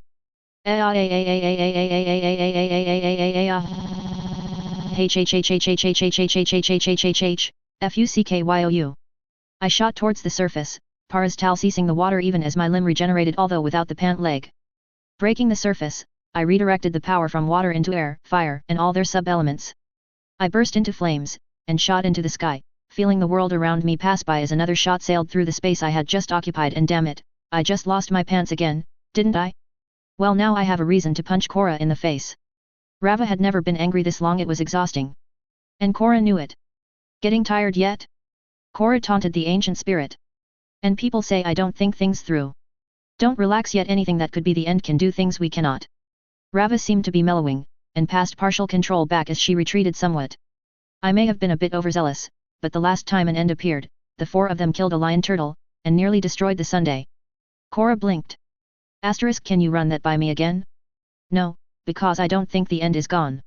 Rava directed their attention towards a rapidly ascending shadow in the water that burst into flame as soon as it left the fluid, which she shot at again, and missed. Somewhat. You owe me a pair of fucking pants, you bitch. Korra and Rava, still ensconced in their airborne sphere, stared at the, now naked, very angry boy. Man? He looked like he was wreathed in blue-white flames, and was now very, very naked. And pissed. Korra swallowed. Any chance we can talk about this? She cursed mentally, the avatar state making her sound like some demonic entity. Probably not. He snapped from nearly 100 meters away to 10 meters above them, arm reared back, and punched. What happened next, Korra could only relate to airbending for the proper reference frame. That one punch turned a wall of air in front of them into a merciless hammer that slammed them straight down into the earth. Korra felt her eardrums rupture, as well as many other sensitive feeling parts in her body, and nearly passed out with that one strike. Worse, the strike kept going, the overpressure continuing for several seconds as the hurricane's worth of air was shoved straight at her at greater speeds than she had seen for anything other than a spirit beam. Then her was behind her, in the crater she formed, still blazing like a living star, and punching. Rava had to drive the body for a while after that, barely able to keep up with the air blasts that tossed them around like a toy. Eventually, even her strength failed, and she felt something else begin writhing in the both of them. Korra awoke screaming. Rava could not stop screaming. Vado erupted from the glowing tattoos on the current avatar as they both shuddered in a spiritual seizure. Asterisk, I live again. Roared the spirit of darkness and conflict as it spiraled into the air. Rava, my old enemy, I shall destroy thee. He was cut off by a high-speed flying segment of the giant mecha suit, which had been ripped off a few seconds previously as ammunition. Spirits do not like platinum. It grounds chi, defusing it, and is impossible to bend through normal means. Since spirits are mostly chi and a filler element, Vado shattered instantly. Several tons of platinum, moving at just under the speed of sound, passed through the middle of his body like a spear through a church's stained glass window, displacing multiple pieces of his body into the air where they floated in all defiance of gravity, leaving an oily-looking smoke behind as it did so. Vado screamed the whole time, and eventually petered out as the last little bit of him evaporated with the sound of a chipmunk fart. Korra and Rava slowly pulled themselves together, sitting up and taking deep breaths of air as they tried to keep from screaming again. And mostly succeeding when a hand dropped on her shoulder, water spreading along her body like a shield against the pain. Now that, well, that's over. Have you gotten it out of your system? Korra began turning to look but then was stopped by said hand clenching. Don't. I'm still not wearing pants. What is with these places and me losing pants? Gaara sighed. Hang on, can you water magic yourself better? I need to go find some pants. Lesia, mother of 3 and now empowered with water, shot awake as she felt a ripple pass through her newly bestowed power.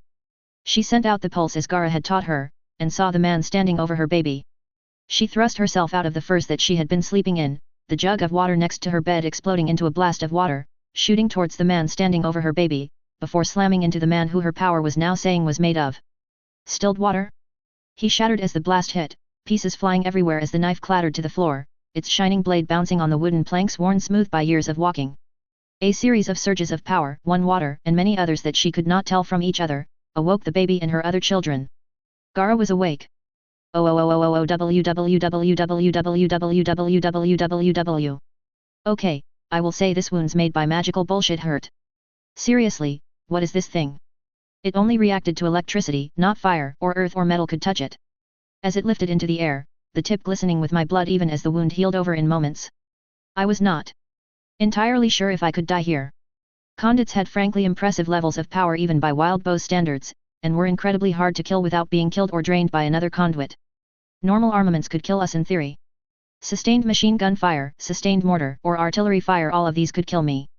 Most of them would be very hard to kill me if I had the right powers active, but I was not fooling myself. I understood how my immortality worked. It was actually really simple, so long as I could regenerate from the injury, I could survive it. It was a basic concept, but I could feel it. That dagger in my chest had gone through the bone, and was touching my still beating heart, giving a minute cut every time it beat. It was unsettling, and scary, not to mention painful. But it was informative, and I know how we can die. Well. Another way. Magic weapons are scary effective. It was weird really, the dagger had an area, a volume around it where my powers became somewhat fuzzy. All of the elements were affected: fire, earth, air, and water all saw a blurry area within about a handspan of the blade, as did electricity. The pommel actually poked out of this area, and there my resolution was normal. Electricity, while unable to get better than normal resolution over the same area, moved normally within the blurry area, and could pass through the metal as I willed it. Whatever magic was on these blades, they prevented the weapon from melting, being shattered, being frozen, cut by high-pressure water. All of the thrice boiled and filtered water I had kept in a bowl on the floor near my bed compressed down into a hair-thin spinning disc, or being crushed. Didn't stop electricity, or magnetism from affecting it though. It even conducted the same amount as normal steel. I mean, sure it was damascened and very pretty, but other than the magical indestructible knife bit, it was just a nice dagger. Albeit one that could go through elemental gained resistance. I'ma call you my +1 dagger of stabbiness. A thought collected the metal dust around the room, and my spider friends, who had been watching the whole get stabbed thing, and were now poking at the body on the floor, into the gourd shape I now liked for travel. The +1 dagger was placed in a dedicated slot, and my magnetic abilities held it there. Only then, did I decide to down at the smoldering corpse, and wow! Its face had layers. Layers. What was this, an ogre? Or an onion? I didn't want to touch the body and neither did my spiders, both of which hissed at the corpse before jumping back into the gourd. Their control was getting better, they seemed to jump in perfectly straight lines now. Then, working together, they created a silk covering, then closed the hatch on top of the gourd, one which I soon covered in metal sand. I needed more defenses to deal with this crap. I reached out, to the wealth of arrowheads I had stored in the wagon's undercarriage unlocked themselves, sliding out of the groves they embedded themselves into, and flitting like a swarm of flies along the edge of the building, before sliding up the wall silently, and zipping into my room. A handful of them touched down on my hand, dissolving into motes of dust when touched with my metal power, before refusing into a handle around other arrowheads. In moments, I had a sword as big as I was, made entirely out of metal arrowheads, and shivering as my power animated the new sword Sharkskin. I could not spell Samehemeta to save my life, and the reference would probably be lost here anyway. But the design of the sword will dissuade others. This was, of course, the moment where one of the people who ran this tavern entered the room, the bartender Sally's I think his name was, barging in through the door. "What's happenin'?" He trailed off through the word, and stared at the extra crispy corpse on the ground. A faceless man. Oh. The glove partnership, they are the only ones that could, and would buy the services of the faceless men against humble folk like us. He looked a little wild-eyed, but he turned to the doorway. The man on the floor in good Sister Lesia's room must be one of them. I found a Valyrian steel dagger there. It's better than calling it the +1 dagger of stabbiness. I muttered, and flicked the dagger out into the air for a moment. Like this one. It hovered in the air, and Sally's backed away, before his eyes widened and he knelt. Lord of Thunderbolts, I forgot to whom I was speaking for a moment. I couldn't help it, I face-palmed. No. Not this again. Get up. I snapped. I will not be knelt to. He shook his head, and stood back up. I understand. But. He sighed. I do not understand as well. How can you have such power and not want people to kneel to you? I groaned. I was not raised with people kneeling to me. The only reason anyone would ever bow to me, would be if I was teaching them. Then it is with respect, and in turn I would bow, to show I acknowledged their respect, and would meet their expectations as their teacher.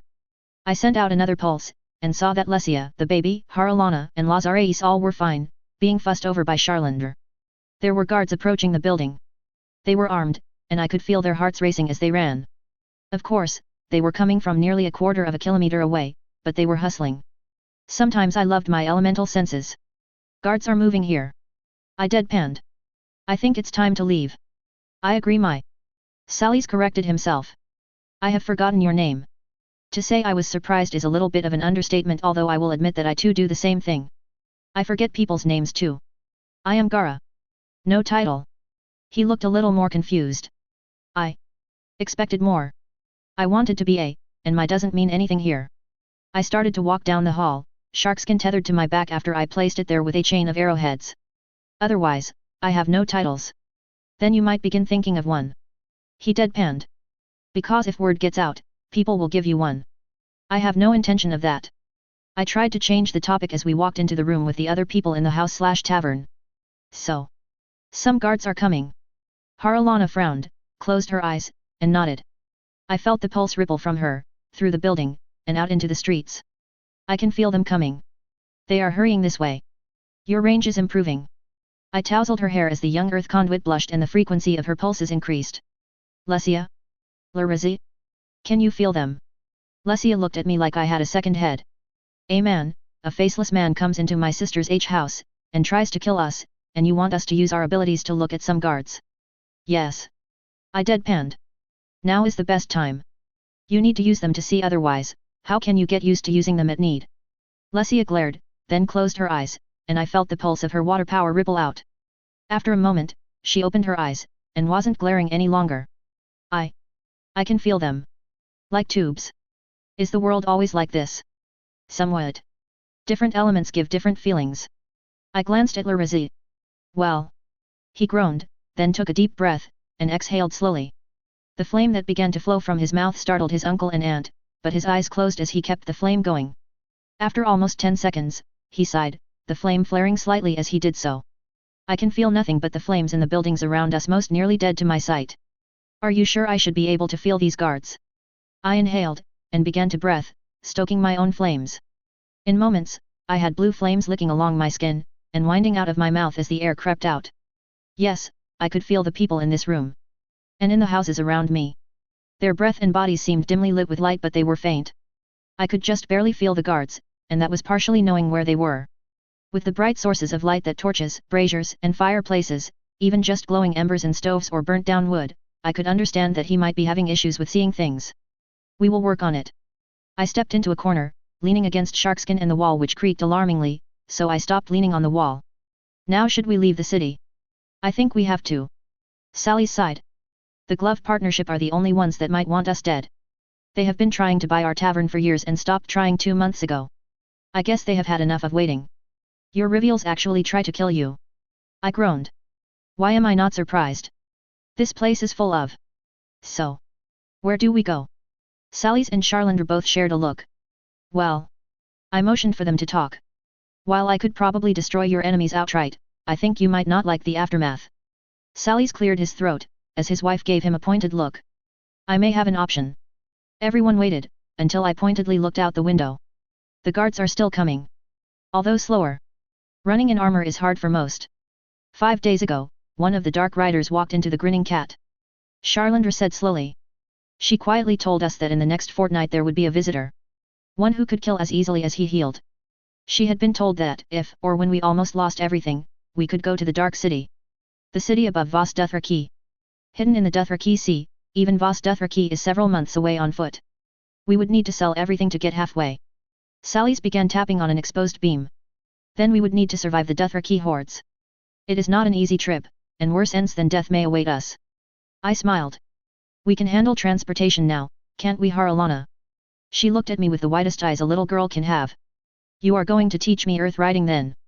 She was really excited. Yup. I only had the vaguest idea of what I wanted to do, but it was enough for the other powers, so why the hell not? Sally's looked at Charlander, and the two had the sort of silent conversation that few couple have.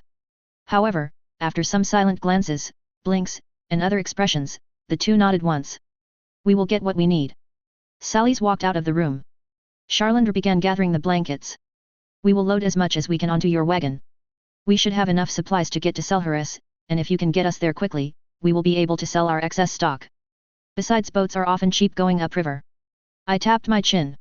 If it's a boat, I think we might be able to encourage them to pay us to take us upriver. For free. Charlander and Lesia both looked askance at me. I sighed. Lesia, we can control water. We can just move the boat upriver. The dawning look of clarity managed to show me that yes, people even here can learn. Wow, that thought was cynical. I need a nap. Warning, somewhat graphic violence. Getting a ship was actually really easy. Boats on this river, at least at the top of the waterfall, usually needed to be pulled by teams of oxen against the current, and only usually had cargoes of salt and salted fish in addition to some cheaper goods. They were not exactly super lucrative trips. Salt was lucrative, but they had to carry the salt in such a way that it wouldn't get wet, which took up a lot of the cargo hold. There were also decent quality tools, in various metals, mostly cheaper iron and copper, arrows, and some other small good. But, as an hour of watching the dock workers' activity showed, most of the towns upriver provided food that was distributed around Essos. The only really valuable part of the cargo, besides the salt, was in a type of lime and something that the locals called water glass, both of which were used to preserve eggs and seal cans, as well as wax. Most of the boats in Valisar above the waterfall were docked in a dedicated fjord that had been dug out along the side of the river around 100 meters before the falls, and they were mostly sitting in lock-like dry docks. Sally's chartered the boat, having sold a great deal of their possessions within the last couple hours, and their tavern to the people he expected had sent the faceless men after them, and thus having quite a bit of money to burn.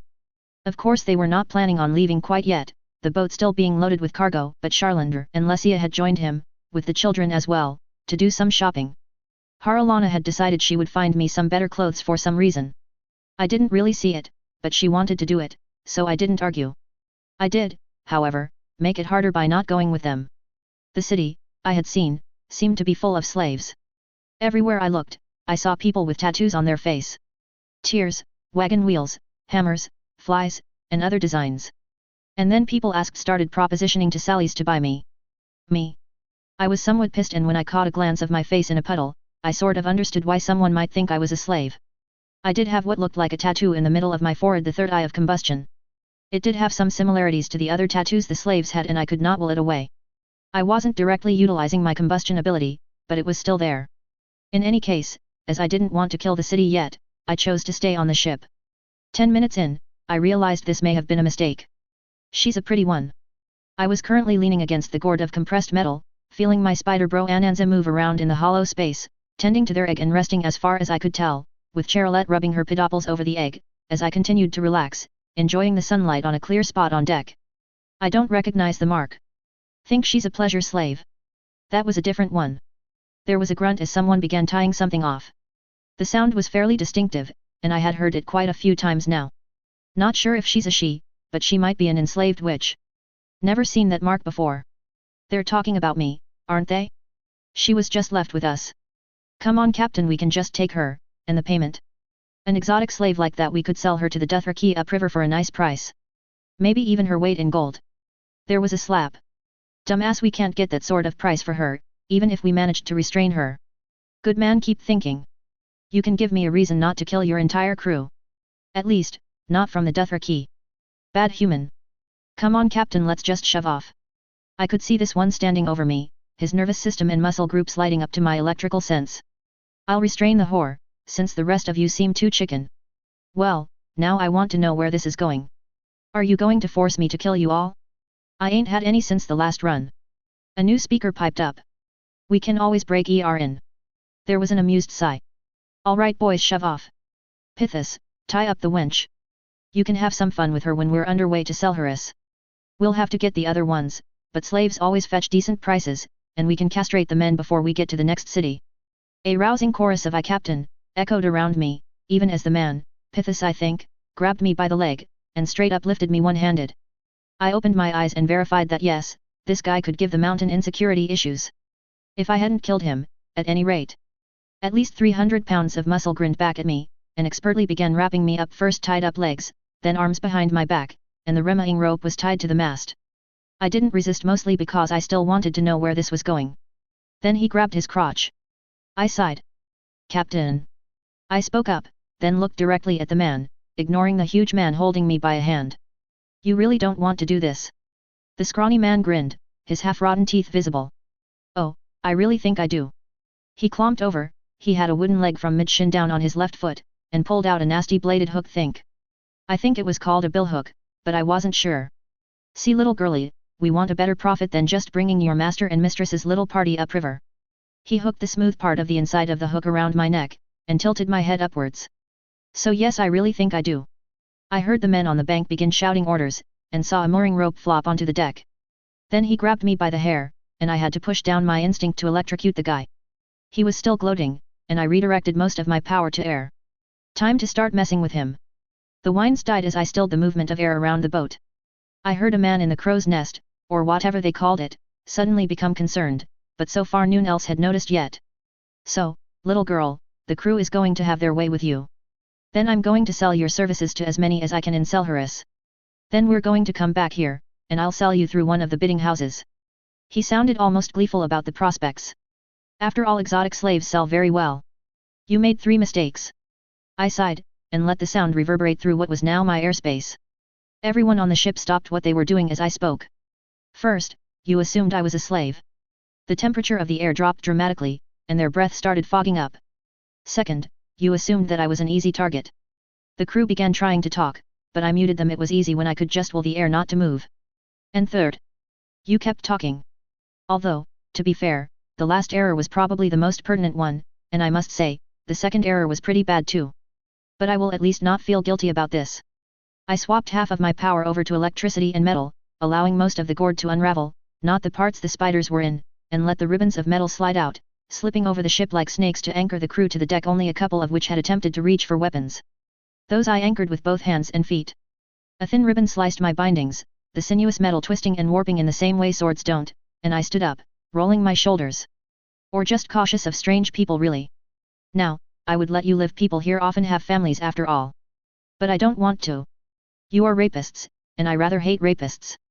I shrugged. So I guess I will just have to see what I can do to change that. Then I whistled, letting the sound bounce off of my wall of stillness around the ship, the sound growing tones and patterns that exceeded human hearing, getting louder with each moment. 5 seconds in, if I hadn't been shielding the spiders and myself, it would have been uncomfortable. 10 seconds in, the mast and floor panels were vibrating.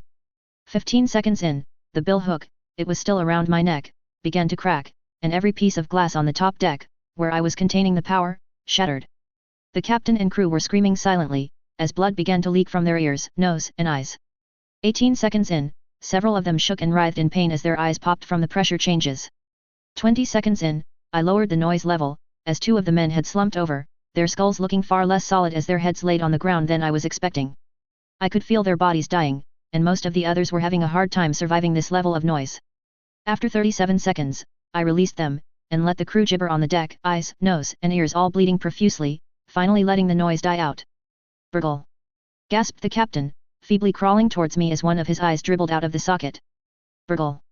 I turned to face him, and recoiled. How did you survive? Never mind. Dropping the air, I pulled up water, and with a flick, I froze the water around the boat, the ice anchoring to the bank in moments as it loudly cracked in the snap freeze. Then I reached out, and pulled, the water in each pleading crew member suddenly, and irrevocably, under my control. I closed my hands. There was a snap, and each of them froze. Now I just needed to get rid of the bodies somehow. A cracking noise reminded me that I needed to put the boat back in the dock, and my metal tendrils began moving the appropriate ropes around. Wait, was I supposed to put that rope there? A cracking sound of splintering wood told me that no, that probably wasn't supposed to go there. Crap! After hiding the corpses, that wasn't too hard actually. I tossed them into the river, sliced them into tiny chunks with water, and then floated the still relatively clean clothes, calling this shit clothing is being really generous, back up to myself. I also had to scrub the ocular fluid and blood off the decks, but some controlled water power was more than enough for pressure washing out human body fluids. Of course, once that was done, I had to deal with the fact that there was one surviving crew member. He was sleeping, in the cargo hold, and since I had silenced the exciting events, he had remained sleeping for the entire time. I decided that he needed a wake-up call. Tychon was not a deep sleeper. It was why he had always volunteered to guard the cargo bay while in port. He could nap, and was a light enough sleeper that anyone trying to sneak in through the crew door would wake him up immediately. So when the sounds from above had stopped, Tychon took it as a good sign. After all, he could still hear the sea, and the city, so he though the crew were currently planning to get some more cargo, or just getting some food from one of the vendors on the dock. In short, he took the opportunity to have a quick nap. Some time later, he woke up as his hands and legs suddenly felt damp then cold. Tychon snapped awake, and saw a girl. Or very girly man-child, with the weirdest tattoo he had seen on his/her forehead. And his arms and legs had been anchored to his seat by glass. It was very cold, and his skin was beginning to hurt where he touched it. There has been a disagreement, purred the man/woman in front of him. Your captain intended to leave without the rest of our party, and sell me as a slave. Tychon struggled against his cold bindings on his seat, and glared at her. When the captain comes back here, he's going to do what? He already threatened to rape me.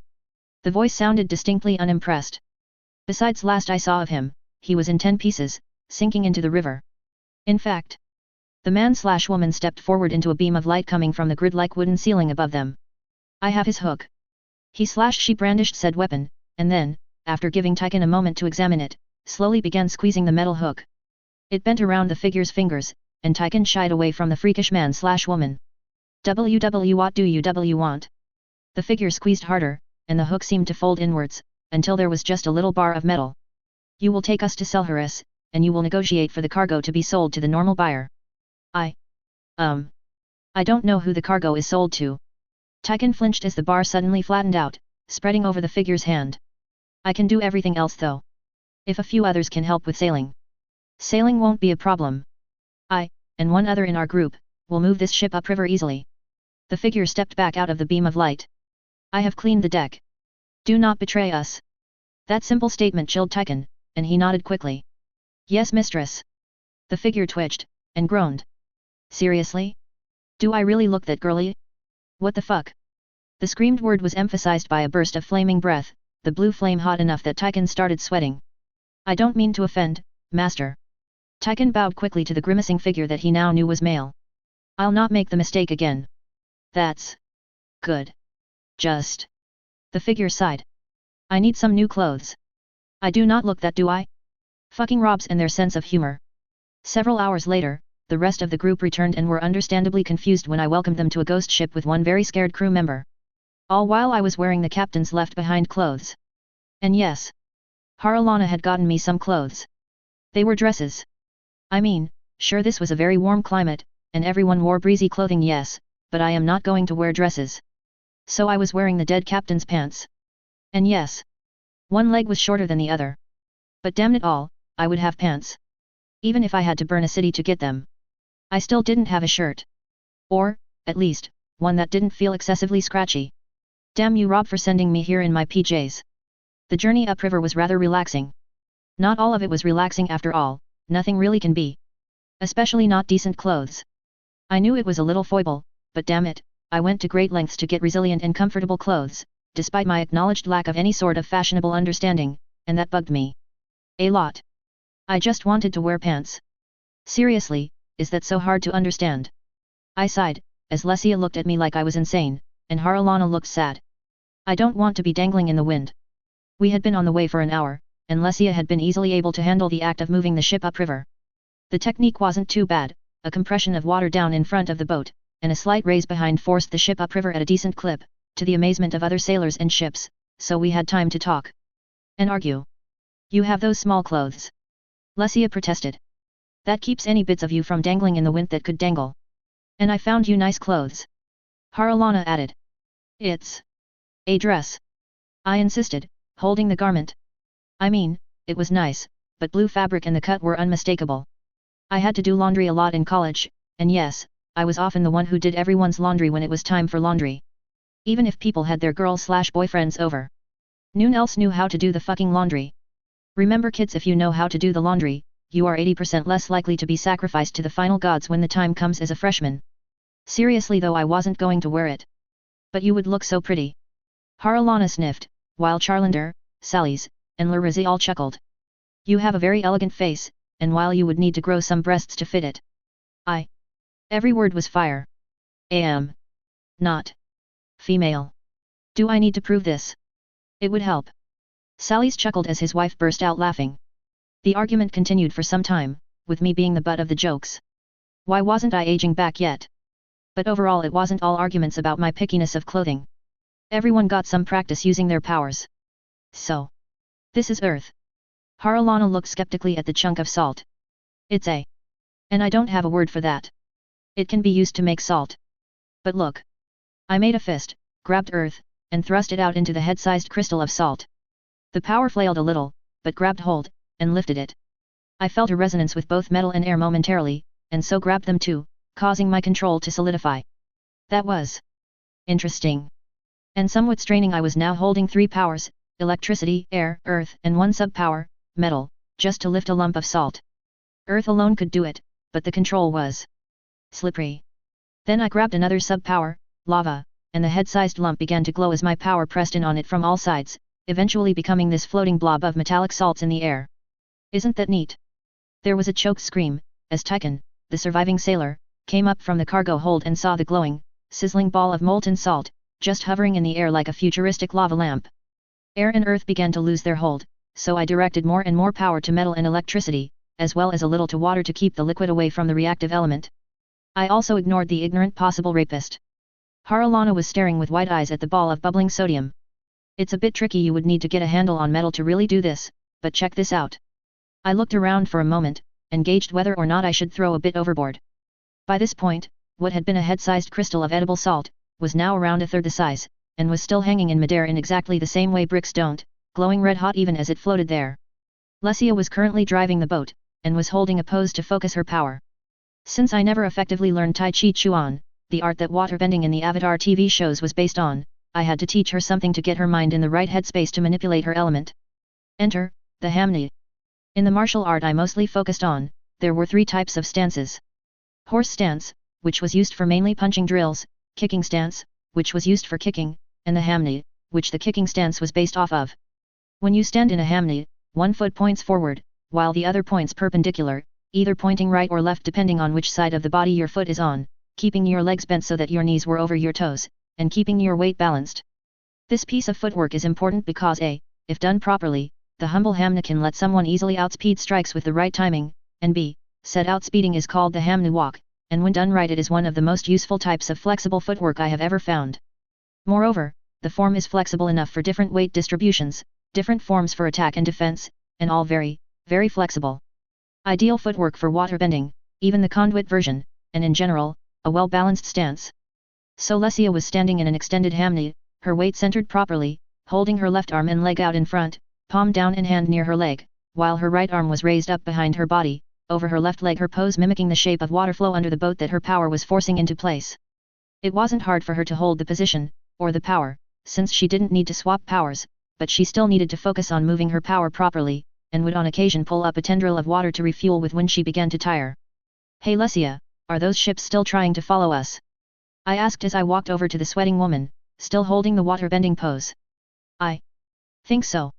She ground out, twitching a finger to summon a snake-like tendril of water that was absorbed into her skin, rejuvenating her. This is difficult.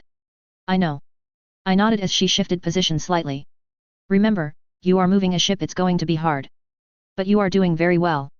The mother beamed tiredly, and settled a bit more into the stance. I turned back to the daughter. Now, do you remember what we talked about earlier? How different reacted with the world? Haralana nodded. Yes. And the table. How all things are made up of smaller and smaller things until they become unable to be cut smaller. Exactly. I gestured with the liquid sodium blob. Now, this is pretty much pure. One of 2 parts in salt, the other is a gas called. Now, is very energetic, and likes to react to things. Specifically, water. I took aim, and with a pulse of electricity and metal, shot the white-hot blob at the waterline of the boat behind us. There was a moment of anticipation as it whistled through the air, and then I flexed open both hands, still manipulating the blob with metal. The liquid mass suddenly split apart into a hail of red-hot droplets right before they hit the water and exploded.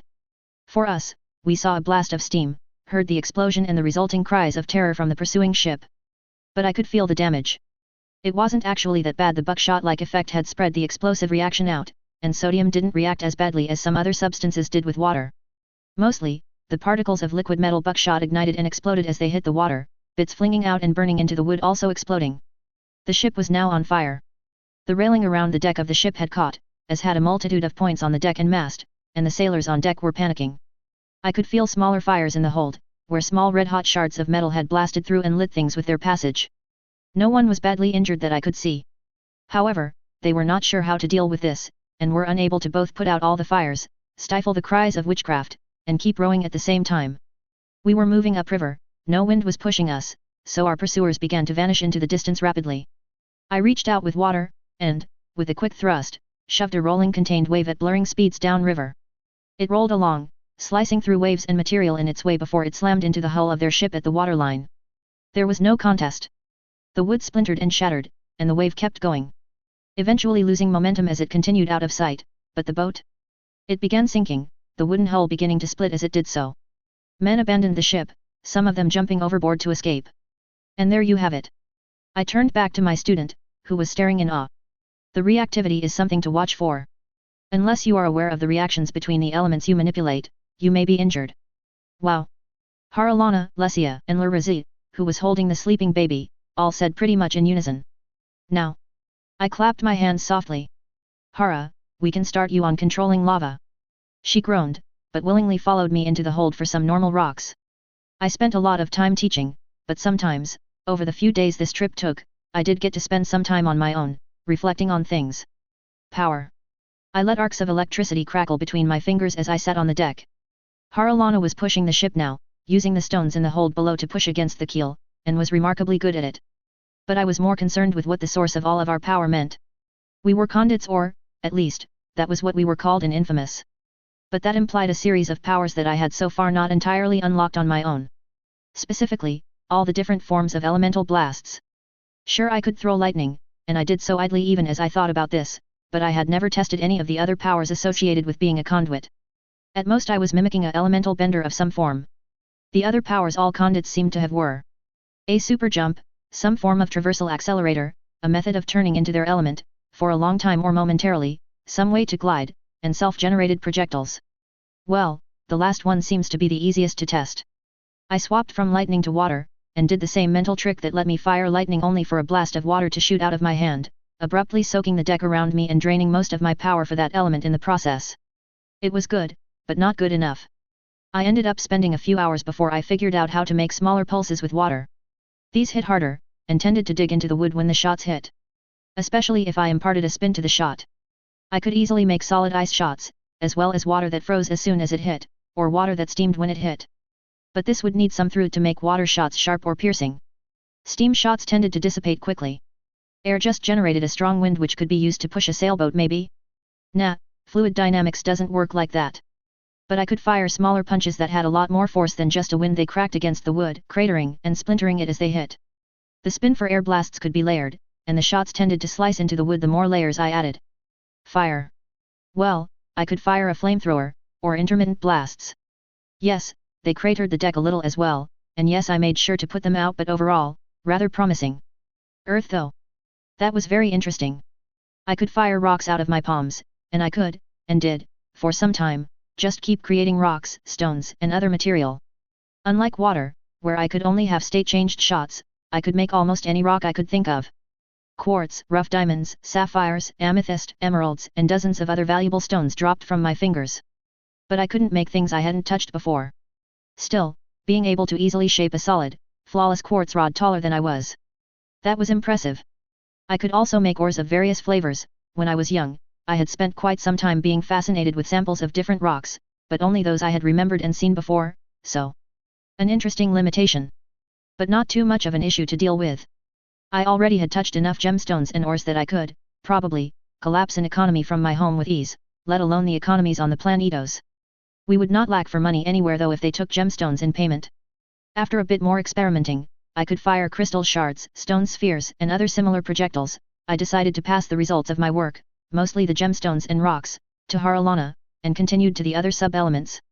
A moment with a sharp piece of crystal and water showed that yes, I could manipulate blood. It wasn't as hard as expected, but it was harder than manipulating water. If I remembered right, blood was around 90 to 92% water, so there wasn't much resistance. Moreover, after finding the facet? Yes, the facet of water that seemed to resonate with blood, I could create water blasts that seemed to be made of blood. From the smell, they were actually blood. Maybe mine. You.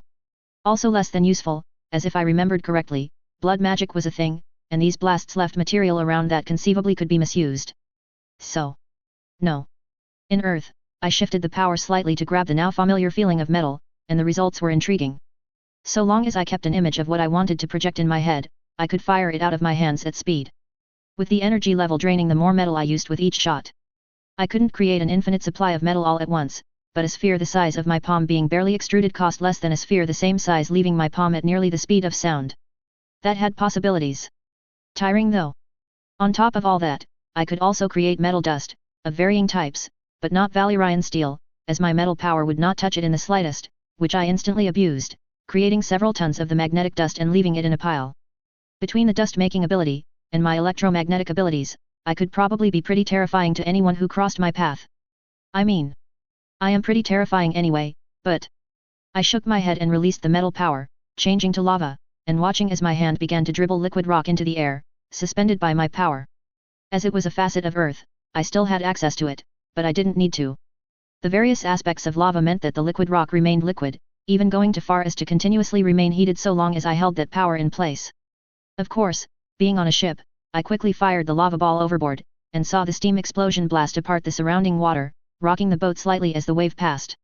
I would need to spend some more time on this, but lava felt much easier to shape than other forms of Earth, and I would need to work on getting Haralana to grasp lava completely. Not literally on a boat, perhaps, but enough that she could accept lava without much trouble. I was wondering if I could apply other facets my power highlighted to them, and she would be the perfect candidate. They all would, really.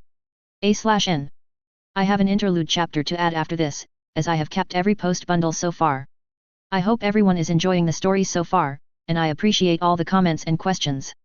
Feel free to ask more if there is anything unclear. And be aware, there are possible trigger warnings in all chapters. It's a Game of Thrones FIC. Enjoy. A/N end. But eventually, we did make port, and we had to make a decision on how to proceed. We had many options, but the question was mainly this: how could we travel most effectively? Between me and Haralana, we could easily move a boulder across the grasslands I had seen stretching out beyond this port city of Selharis. It was more of a sprawl than an ordered city, and as we approached the horizon seemed to fill with buildings. And it stank. Even just before dawn, when everything was coldest and the smells were dampened, it smelled horrible. I do not like the cities here. They smelled of sewage, rot, and death. No place to raise children, and no place to live for any length of time. Some proper sewers would fix that, and I already had ideas on how to do so, but they would take both time and manpower. I shook my head to clear it, thoughts for later. Now, as the dockmaster walked away with the requisite payment, several gemstones of sapphire, extruded as a blast, then cut with a few moments' thought and manipulation of earth or water, the question once more loomed. How could we travel most effectively?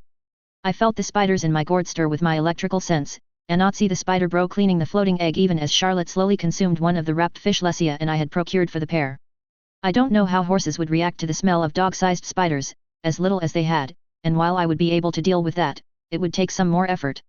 I miss cars. Actually, I missed everything about my home. I mean, sure, some weird crap was happening in the political realm, but I tried to stay out of politics as much as possible after I voted. Other than the gun thing. I wondered how my client's project was going. I pulled my head out of my navel, figuratively, and returned to the waking world. Does he usually stare off into the distance like that? Charlander, Lesia's sister whispered as we stood in the docks, waiting for the boy. What was his name? Tyrone? Tycat? Something like that. We were waiting for him to finish up negotiating with his captain's contact for the material in the ship. He does. Often. I don't know why, and when he tries to explain it, I usually can't get sleep afterwards. Lesia sighed. I had been keeping an eye on Ty, something. Yes, Ty something, as he went to negotiate for the ship's cargo. Now he was returning, with a crowd of muscular humans. Damn, I loved having a magnetic sense. In any case, the group would be moving around the corner of the nearest warehouse, and be in conventional view, about. Now. There. Kill the witches. For the Lord of Light. Screamed Tychon. Each of them men raised their clubs, and lit them from a torch that the dumbass that I now regretted not killing held. Well, not clubs exactly, these clubs were long enough to pretend to be staves. They began menacingly walking down the dock towards the ship. Curse your sudden and inevitable betrayal. I muttered, getting up and stretching. Lesia. Lesia was hugging her children, while her sister pulled out a hand axe from her belt. The mother looked up, somewhat concerned, but not as much as she used to be a few days ago. Gaining superpowers really did help out one's confidence. Yes. I think you can deal with them. I will do it. Larissa shakily said as he pulled away from his mother. I will do it. That made me blink, and Lesia looked sad, but Haralana looked up admiringly at her brother, while Sally's, his uncle I think, nodded approvingly. Somehow, the uncle had found the ship's armory, and was now holding a sword. Good. How old are you, boy? 14 summers. He shuffled in place. Past time you should have killed a man. Sally's grunted. I killed a man back when I was just 10 summers old. He never saw the rock coming. I killed a man already. Lazare seemed to find a bit of a spine. I drove a knife into his eye. Guys. Well, good for you then.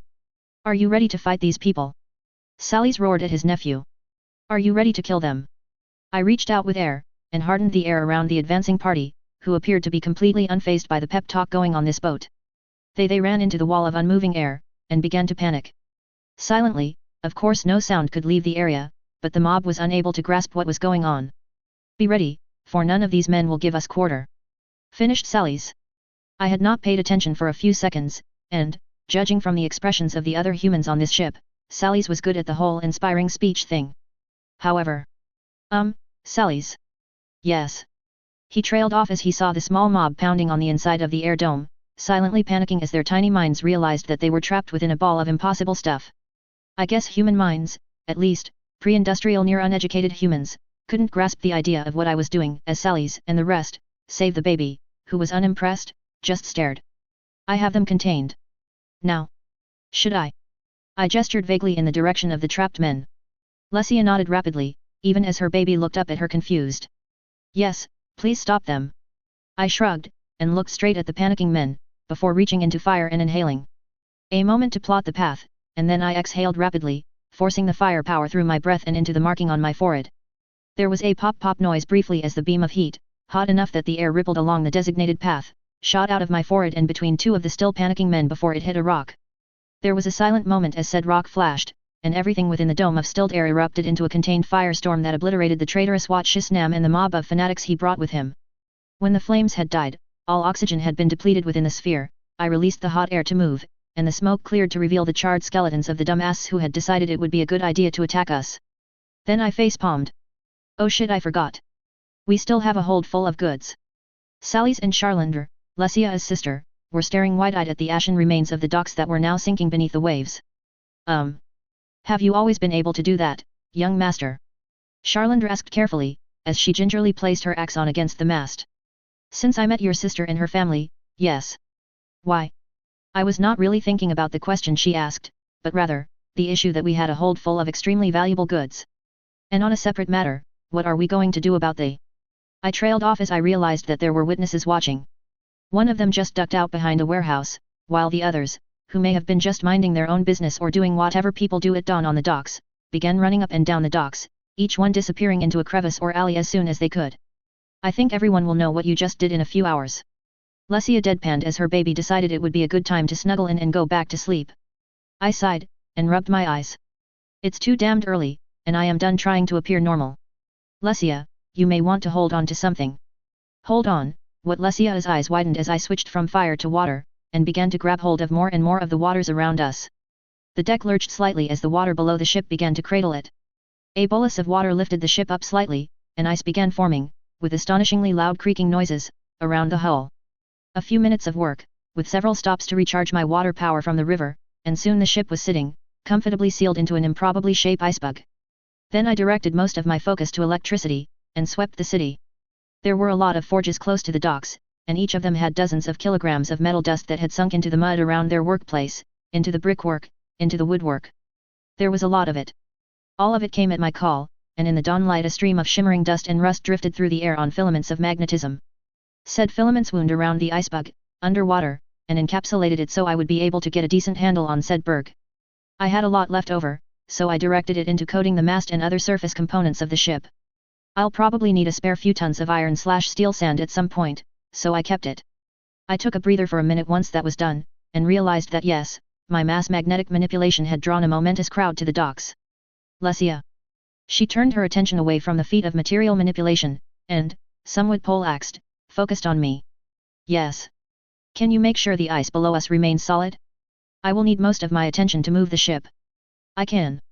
The water conduit nodded jerkily, and I felt the berg under us shudder as she took over the task of cooling it. Well done. You didn't even need to take any of the stances for that one. I grinned as she smiled slightly, before I focused all my power into electricity, and lifted. Everyone might want to hold on, because we are taking off now. The ship, an icebug, began to drift into the air in exactly the same way bricks don't, and we began to fly over the city as the sun fully crested the horizon in front of us. It was probably a remarkable sight, but the only thing I could think about as we cleared the air of the city was thank fuck it doesn't smell so bad anymore.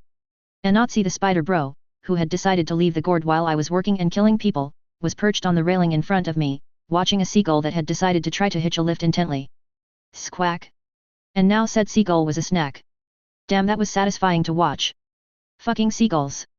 A/N. Hey everyone. Sorry this took a day or so longer than I planned. I realized that I didn't have any of this written properly.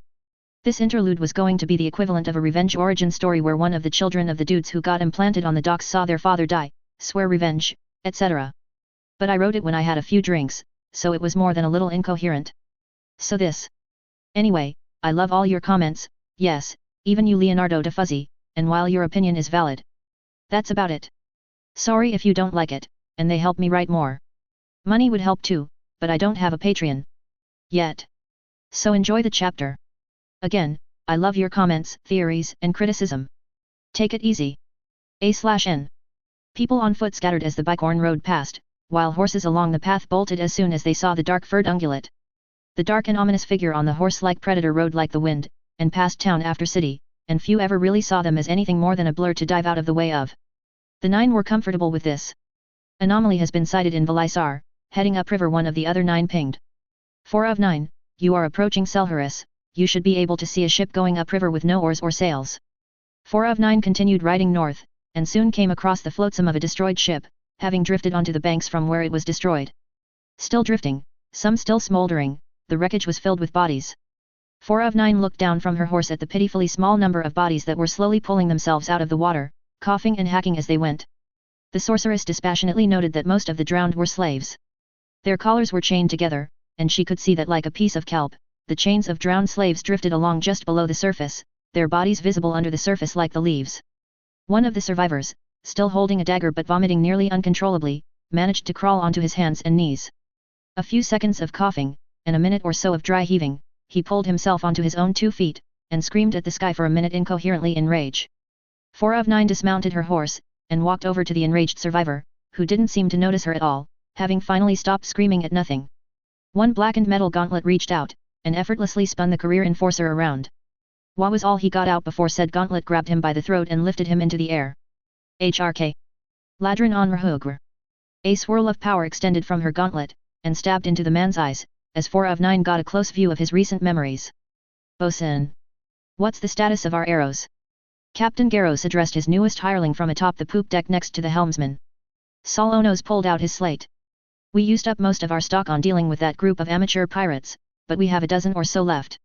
In that case. Helmsman. Bring us into Valisar, we need to restock our munitions. The captain shouted. Captain, I'm standing right next to you. You don't need to shout. The helmsman changed the angle slightly, and shouted to the slave master through a hole in the deck. Hard full ahead, full beat. Down in the hold, the drums began a steady beat. With the wind blowing upriver, the oars were indeed needed to make decent speed, even with the flow. The ship passed the busy river port of Selharis soon, and a few hours later, was moving slowly down the river, the wind having petered out somewhat, allowing the slaves below to rest. Bosun Garros was going over his slate, doing some quick maths on supplies and the cost of needing to replace a slave. One of them was killed by a lucky shot through a deck hole, when he heard a shout from the deck. Witchcraft. That was a new one. Garros ran up to the deck, stepping on a drowsing slave's hand along the way, and arrived on deck in time to hear the captain bellow. Brace. Helmsman, bring us about. Full sail and oars. Garros held on as the helmsman spun the wheel as the drums below deck began beating, and the ship lurched below them. He finally saw the ship a merchant freehold trade galley, the water underneath it bending in a strange way, a slow wave lifting the rear of the vessel and pushing it upriver while a wave trough remained just under the bow, pulling it along as well. Prepare arms, open sails, and begin signaling. Shouted the captain. All forces ships, form on us. In the crow's nest, the lookout pulled out his flags, and began swinging them around. The river had a lot of traffic on in going downriver right now, and within half an hour 2 other patrol ships had swung around to follow. Some time later, the lookout leaned over the side of the crow's nest and shouted down to the deck. Movement on target. Light and magic. Take cover. Garros looked up, and saw the spray of white-hot material hit the ship, and felt the blast lift him off his feet and throw him off the ship. Before he began struggling to shore with the current, he saw the other ships begin listing, chunks of debris having landed on the other ships where the crews were desperately trying to put out the resulting fires. Several seconds passed before 4 of 9 dropped the now slightly smoking from his eyes pile of meat, and reached out to the rest of the 9 through their mental link. The anomaly is indeed going upriver. 4 of 9 reported. A river patrol attempted to stop them, as going upriver without sails or oars is seen as impossible. The captain decided to do a bit of on-the-spot piracy and had the boat shot out from under him. She saw where one corpse was snagged on some water plants, still somewhat entangled in the broken ship's wheel. He did not survive, and neither did most of the crew. I collected the memories from what seemed to be the ship's bosun. You did leave him alive, right? 8 of 9 asked after a moment. We have a bad enough reputation as it is, after that whole Dragon Empire thing. Yes. 4 of 9 slowly replied. I mean. While I appreciate your rapidity in gathering information 4 of 9, you need to use a lighter touch. The mind breaker is not always the appropriate way of getting answers. The voice of their father gently chided her. We need the anomaly's help if we don't want to die fighting the ghost grass, you know this. Yes, father. 4 of 9 sighed into the link. I don't think it will hurt our chances though. That is not your call, 4 of 9. Father's voice echoed over the link. We have no room for error here. We must prevent the end of the world, and time is running out. I know. 4 of 9 got back on her bicorn and began speeding towards Selharis. I am going. Do we need to? There was a flash of light that briefly illuminated the horizon, and threw the distant city into sharp relief. I think I should go faster. 4 of 9 broadcast as she spurred her bicorn onwards. What happened? Father sounded confused. No magical ripples occurred. This. 4 of 9 sent her recent memory onward, and leaned closer to the back of her steed. She needed all haste and tried to urge her steed faster when the ship and metal iceberg around it rose into the air as dawn broke. A/N. I cannot continue this. My muse is refusing to give me anything more for this story, and unlike outside context problem, I fell into the power escalation trap here. I.e., it's boring, and I cannot seem to continue on from here. Edit, that's not quite right, but the actual reason is a mix of things. I'll put it in a spoiler when I'm not dead tired. So I'm pressing the button. Here's how a world ends. A/N, end. I followed the rising sun east, and kept going east. We made great time, at least 160 kilometers an hour, but it was tiring. I couldn't keep us airborne, with the ship and water all in the air for more than a few hours before the exhaustion of power depletion began to set in, so I let us down somewhere past the Badlands, in a massive, grassy sea. So? Haralana asked as she walked through the fine grasslands around the ship. Why set down here? I made a non-committal noise in the back of my throat. I was laying on a bed of thicker grass, letting my lightning power ground out a bit as I focused on fire, using the heat of the day to regrow my reserves. It was nice. It's not easy to lift an entire ship and water into the air. Why don't you try flying yourself? There was a moment of visible incomprehension, before she grinned widely. Really? Really? I deadpanned. How? I pushed myself up on my elbows, and looked at her. 8-year-olds can look more confused than most other aged children. Not sure. You want to learn? She gave me a look. How can I learn from you if you don't know? The same way everyone else learned before they knew anything. It wasn't a word I had heard or knew yet. Try and try some more, each time slightly differently. So where would you start? I shifted my internal gearing to earth. A slight pressure of will snapped a rock out of the ground with a small explosion of dirt, and it hovered in the air. The little girl giggled, and lifted her arms. I felt a surge of power, and every other stone within 20 meters jumped out of the ground simultaneously, each stone spinning as dry soil fountained everywhere. Once the dust cloud settled, I slowly raised an eyebrow at the now blushing earth conduit, who herself was now covered in a fine sheen of dust. As was everything else. How could I know that would happen? She petulantly exclaimed. It just did a little puff when you pulled up the stone. I slowly, and deliberately turned to look at my, still clean, stone, and her shifting field of flying rocks. I didn't use as much power as you. Then, equally slowly, I turned back to her. I see. She muttered. Haralana huffed, and with a flex of her power, pulled the stones around her into a large mass that drifted, slowly around her like an asteroid belt. Anyway. Her face was still as red as a beet. Now I have some rocks too. What now? I directed my palm-sized rock to hover above the ground at knee height, and stepped onto it. It was strange, but the stone took my weight. Although I began to feel a greater power drain, the electricity could send its excess generation to the earth power. Do this perhaps. I had to hold out my arms to balance, but this wasn't too bad.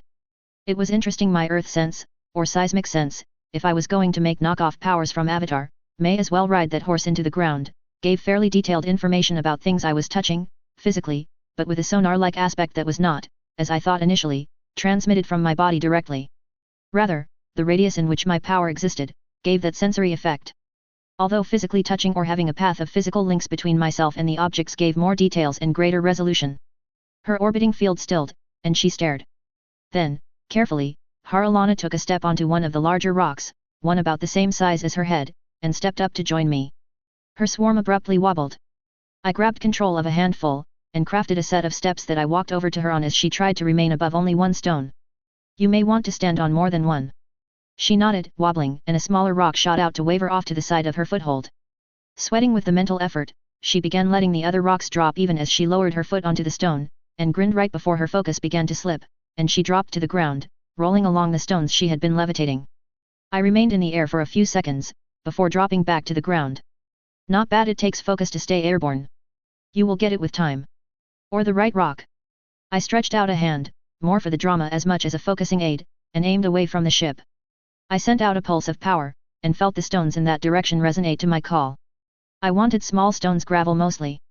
Hard stuff, the hardest small stones I could feel. Millions of tiny stones, from egg-sized chunks to gravel to bits of sand, I mixed them in the air, using the smaller ones to erode the larger ones. It took a few minutes, but, as the cloud became more and more homogeneous, I felt that Haralana and everyone else was watching. My hand clenched, and the cloud imploded into a ball of shifting, chittering sand. In moments, the ball began to glow, the darkness of the material giving way to red, then orange, and finally, a glowing nearly white-hot magma, or lava. It wasn't the most efficient way to melt the material, but it let me control the crucible-like nature of the bolus. I reached out with my other hand, and grasped, this time needing my hand to focus my intent on the ball of molten rock. The bolus began to compress in the middle, and split into two, smaller boules as I began to shape them. Smooth on all sides, but with a curved boat-like surface, the resulting shape cooled into something that looked more like a surfboard than anything else. Oh! Haralana reached out with her power, and a board jumped into her hand as it cooled, the side facing away from her still steaming and somewhat reddish. It feels different. I did just shape it from liquid stone. I gave her a pointed look. So? Think you can use it? I let the other one slowly touch down, as if it was a surfboard on the dirt, and stepped on it, before lifting it off the ground slightly. The power requirements increased slightly, but not by much. Her eyes visibly dilated, and she grinned widely. Lessie sighed as her still unnamed baby snuggled into her arms, even as her power flexed by sliding the water around their boat from its cold, stone-like state to normal water and back again in patterns. It was oddly satisfying to use her power, even if she got tired and overextended fairly easily at first. She continued the exercise, feeling the improvement in her power even after a few hours. Her thoughts were disturbed as the sky above them split open. It had been a blue, sunny day, not too hot, but just right to be very comfortable. Now, as the blue pulled across a gap with colors she would never be able to name in the middle, the world filled with the sound of tearing cloth and the screaming of the damned. She pulled the water around her and her baby into a shield, and froze it, hoping that would be enough to save them from whatever that was, even as her baby began wailing. I slid to a stop as the sky seemed to part. Eye-twisting patterns and shapes dropping and disappearing as they fell towards the earth, some screaming, some gibbering, all causing pain to thud through my head as they did so. Haralana, being quick on the uptake, slid down into the ground, pulling it around her as a protective shell. I did the same, grasping a not insignificant amount of my metal powder with my various powers, and prepared to defend myself from whatever that was. Then the sounds stopped, and the ICECYESCYESCYESCYESCYESCYESCYES blinked as they all focused on me for a moment, and then there was a nauseating twisting effect, and before me, hanging in the air, floated a golden man. Or a silver woman. Or a copper androgynous thing? Every blink changed something subtle about it, but one thing stood out: it felt like depth. It crackled like a thunderstorm to my electrical sense. It smelled like tea tree. The ground around it rumbled like it was caught in an earthquake. The grass around it died, grew, mutated, writhed in unseen winds, and burned with multicolored flame. And as it cocked its head, I felt like I was being compared to something or being examined. It felt both familiar and utterly alien. So, are you Zion then? I asked carefully, building up as large of a charge as I could within. Only, I don't think this is the right sort of planet for you to be interested in. The figure blinked a few times, growing tendrils and wings randomly, and laughed. Its mouth was full of fangs and eyes and tongues and stars, and its laugh sounded like the laugh of every person I had ever heard speak, in this life or the last. Oh, no. No, I am not that, dumbass. The figure coughed as it stopped laughing, and the grass underneath it, that until that moment had been on fire, became quantum weather butterflies. They flew up in a cloud of disturbed air, small thunderclouds, annoying hail, and drab yellow wings. No, I'm you. Or, more specifically, you're Rob. I did not relax. I knew what sort of being I could be with infinite power. I wrote fanfiction before this, after all. There was a strange silence as the unassuming and rather dull, unless you could feel how the infinitely fractal wings twisted the air and charges as they flew past, butterflies made their escape. And why are you here? I prompted. It pointed at me. Ah. Did I do something wrong? I asked carefully.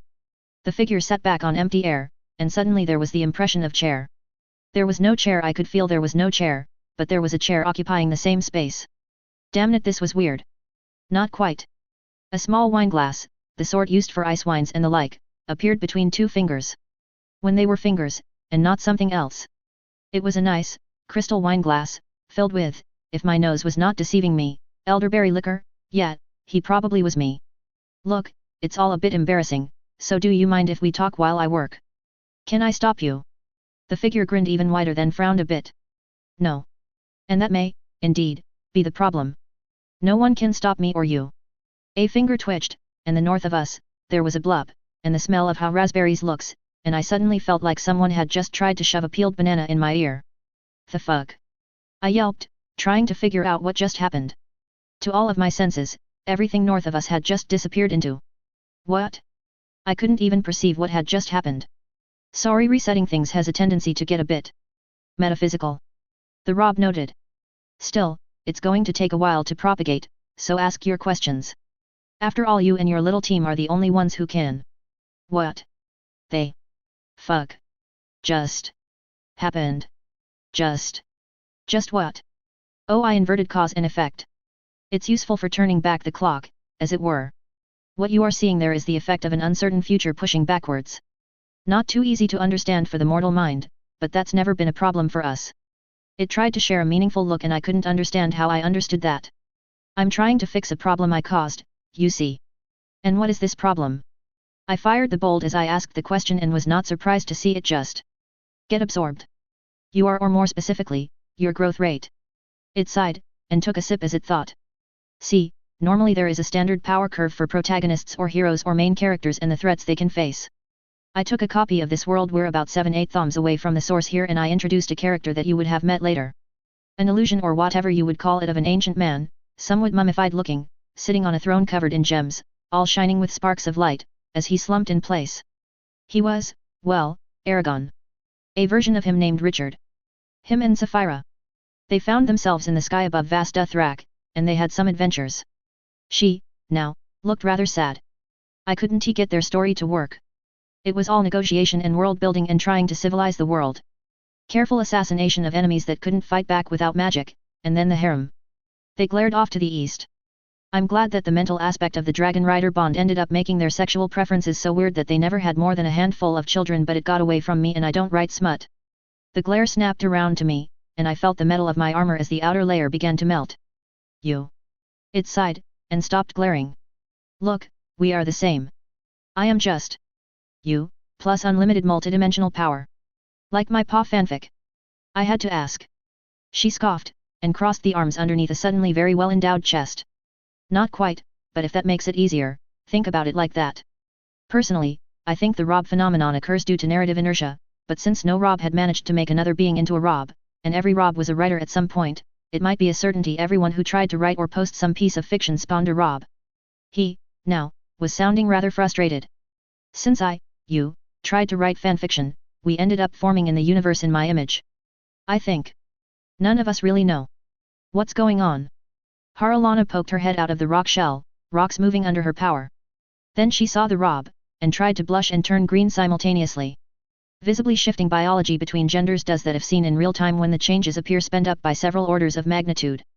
Ah yes, Haralana, this is the being that probably is responsible for copying this world and everyone in it, as well as giving me the ability to give you and others powers. Rob. The Rob bowed formally while not getting up at all. Visual paradoxes like that hurt. Rob, Haralana. They looked at each other. Yes. The Toph analog. Another mistake. I wasn't sure what I was doing with this universe. I know that the life inside the star was interesting to watch.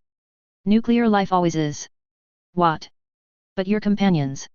Well, I'm just resetting things, so you won't remember this. I ran over and pulled her into a hug, pumping power through any contact point to try to heal or, at least, trying to preserve her. There was a flicker of static, and she looked at her hands. Gara, I don't want to die. She started to cry and the tears dissolved into static and sparks of blue arcing light as they fell.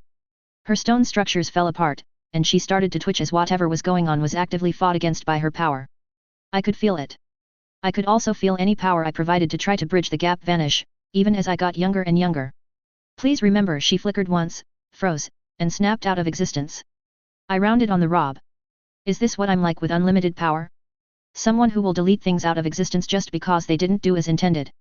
It shook its head in multiple directions simultaneously. Of course not. No, what I am doing is much stranger. I am buffering the effects of undoing your entrance into this universe. I motioned at the slightly glitchy spot where one of my students once stood. And you couldn't have just let her be? Removing me and moving to another universe to do whatever it is that you want to do would be easier, wouldn't it? Eyes rolled. They rolled a natural 20. Yes, that would be easier, but think about what would have happened if I left them alone. Haralana and her family would have become like gods to these people, and belief is a power all its own here.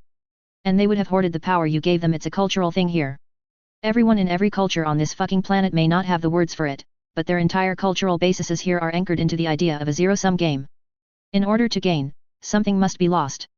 They pointed an electrum finger accusingly. Your power would have broken that status quo, and beings with the power to rival Greek demigods here are twisted by belief. Even Aragon and Sapphira were affected by it. They became the Dark Lords people believed them to be. Admittedly, my providing a copy of Lord of the Rings and The Hobbit to the pair was probably not the wisest choice. The Rob shrugged. But it would have happened anyway, and without you around to keep growing the variety of powers, the 4 separate elemental factions would have begun warring. All the way until the ice zombies attacked. It sighed, and some floating stone appeared before disintegrating in a puff of irritated physics. I'm resetting the timeline by moving you out of it. Yes, Haralana will find herself with an intrinsic understanding of stonework, her little brother will have a nearly uncanny ability to read the winds, her mother will be able to intrinsically grasp the benefits of boiling water and gain a skill at healing few possess, and her older brother will inherently understand how fire works on a fundamental level. She held up a hand.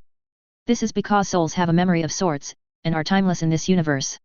I do not want to breach coherence of their souls, so I am leaving that alone, but they will not remember any of this. Adventure. The world around us, and under my feet, and indeed my body disappeared, and all that remained was me, and the metallic figure before me. Around us was endless nothing, and it was strange. Asterisk, don't worry about it, yourself is not a soul, but it's close. Anyway, come on, I need to reset this world, and you need to be properly allocated. Asterisk, I was accelerated, a strange feeling without a body to quantify it towards. An edge? We have so many stories to tell, and you need some updated memories before insertion. Behind the Rob and Outsider, the world spooled back into place, events happening as they usually do, one after the other. But the gods that lived then, and still lived, were disturbed. Rolor, the god of fire and shadow, roared in confusion, accidentally burning a sacrifice a little faster than normal, but no one noticed. After all, unlike, say, the gods of the Disc world, the force of belief was not very strong for gods, but sacrifices were much more powerful. And all the gods of the planetos in this universe suddenly felt the echo of sacrifices that they had once and would have had, being ripped away as something strange happened to time. But none of them would remember this seconds later, as they all suffered the equivalent of a minor case of serious brain damage. The end. Maybe.